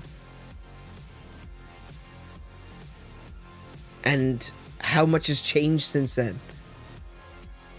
How the world has changed, how people have changed. The people that you loved and care about, your friends, your family, the people that are gone. So if you've got that one thing, people call it nostalgia blind. I say those are people who don't get it. To be able to reach onto the shelf and pick up my childhood and plug it into a console and be a child again, that's priceless. That's utterly priceless.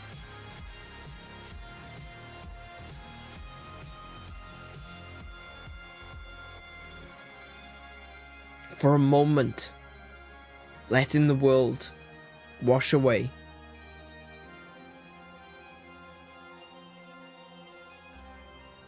And you spend the time, the rest of your evening in Hyrule.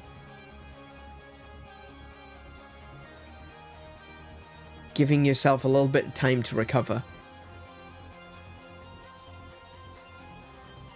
A little bit of escapism. Utterly priceless. And that's what gaming means to me. And I think that, to a certain extent, maybe not as in-depth, maybe not as powerful as it is with me, my connection is very emotional and very strong. But I think that everyone feels that to a certain extent. Everyone's got that game that they go back to. I talk shit about Bubsy 3D, but even that game, there's someone out there where they take a look at Bubsy 3D and they go, my goodness, this game was awful, but that's my childhood. And that's why I find it so difficult to actually talk shit about video games, even if it's something that is a bad game. I talk about whether or not the game is good, or its merits, or its downfalls. But I try not to shit talk it, because I've got no right to shit talk your childhood. You should check out EMU VR. I'm aware you don't have VR, but it's a VR game that allows you to play emulators in VR. Okay. Yeah, I don't have VR. Yeah, you're right.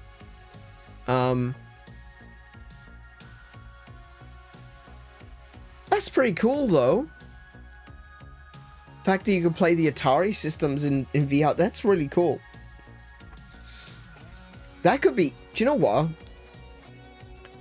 I don't think it will ever be, because... that's not really the direction of my channel. Right? But... I feel like that could be a direction for my channel, or for a channel, you know? The idea of really diving into the past, like literally diving into the past, going to an old brown 70s rumpus room and playing Atari on a CRT TV.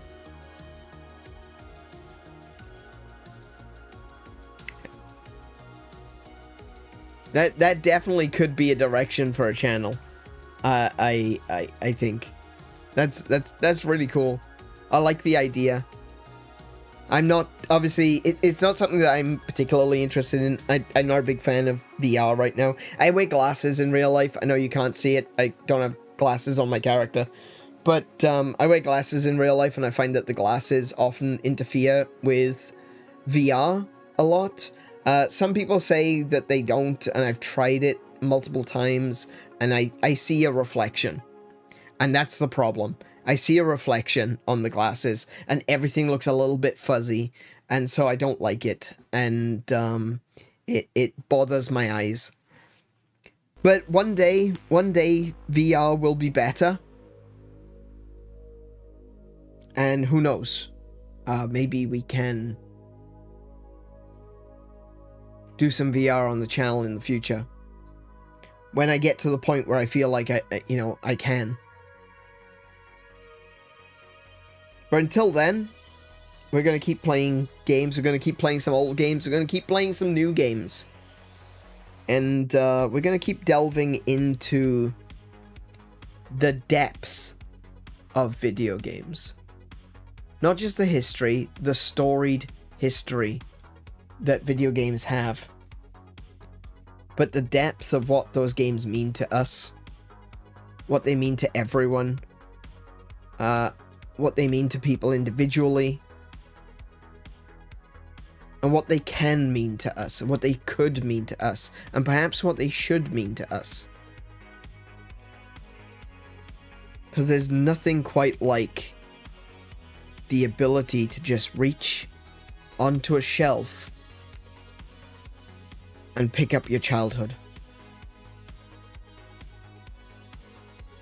That's a phenomenal feeling. And we are incredibly blessed to be able to do that. So with that thought in mind, I'm going to call it there for this evening. A big thank you to everyone who has joined me tonight. If you would, please consider leaving a like. Give it a thumbs up. Hey!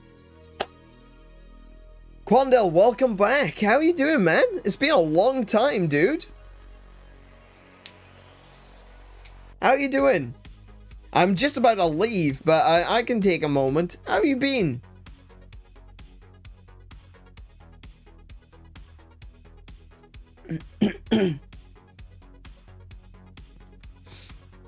I hope things are going well for you, man.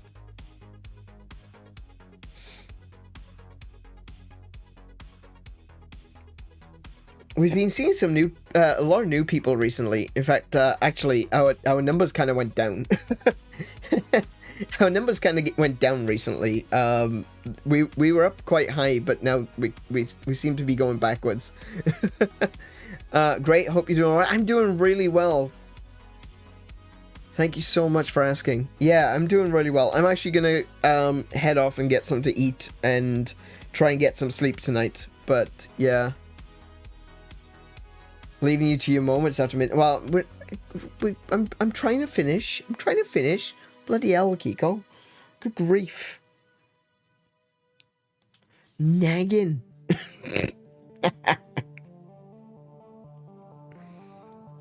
But yeah, no, it's good to see you again, man. I can't show up most of the time, but I'm going to try to come back sometime. It'd be great to see you if you can. Whenever you can, mate. Obviously, no obligations. It's just good to see that you're still out there. He's one of the originals. He's one of the OGs. On this channel. Thanks for stopping by. That does mean a lot to me. It's good to see you again. But yes, if you would, please, ladies and gents, consider leaving a thumbs up to let YouTube know that you like the stream.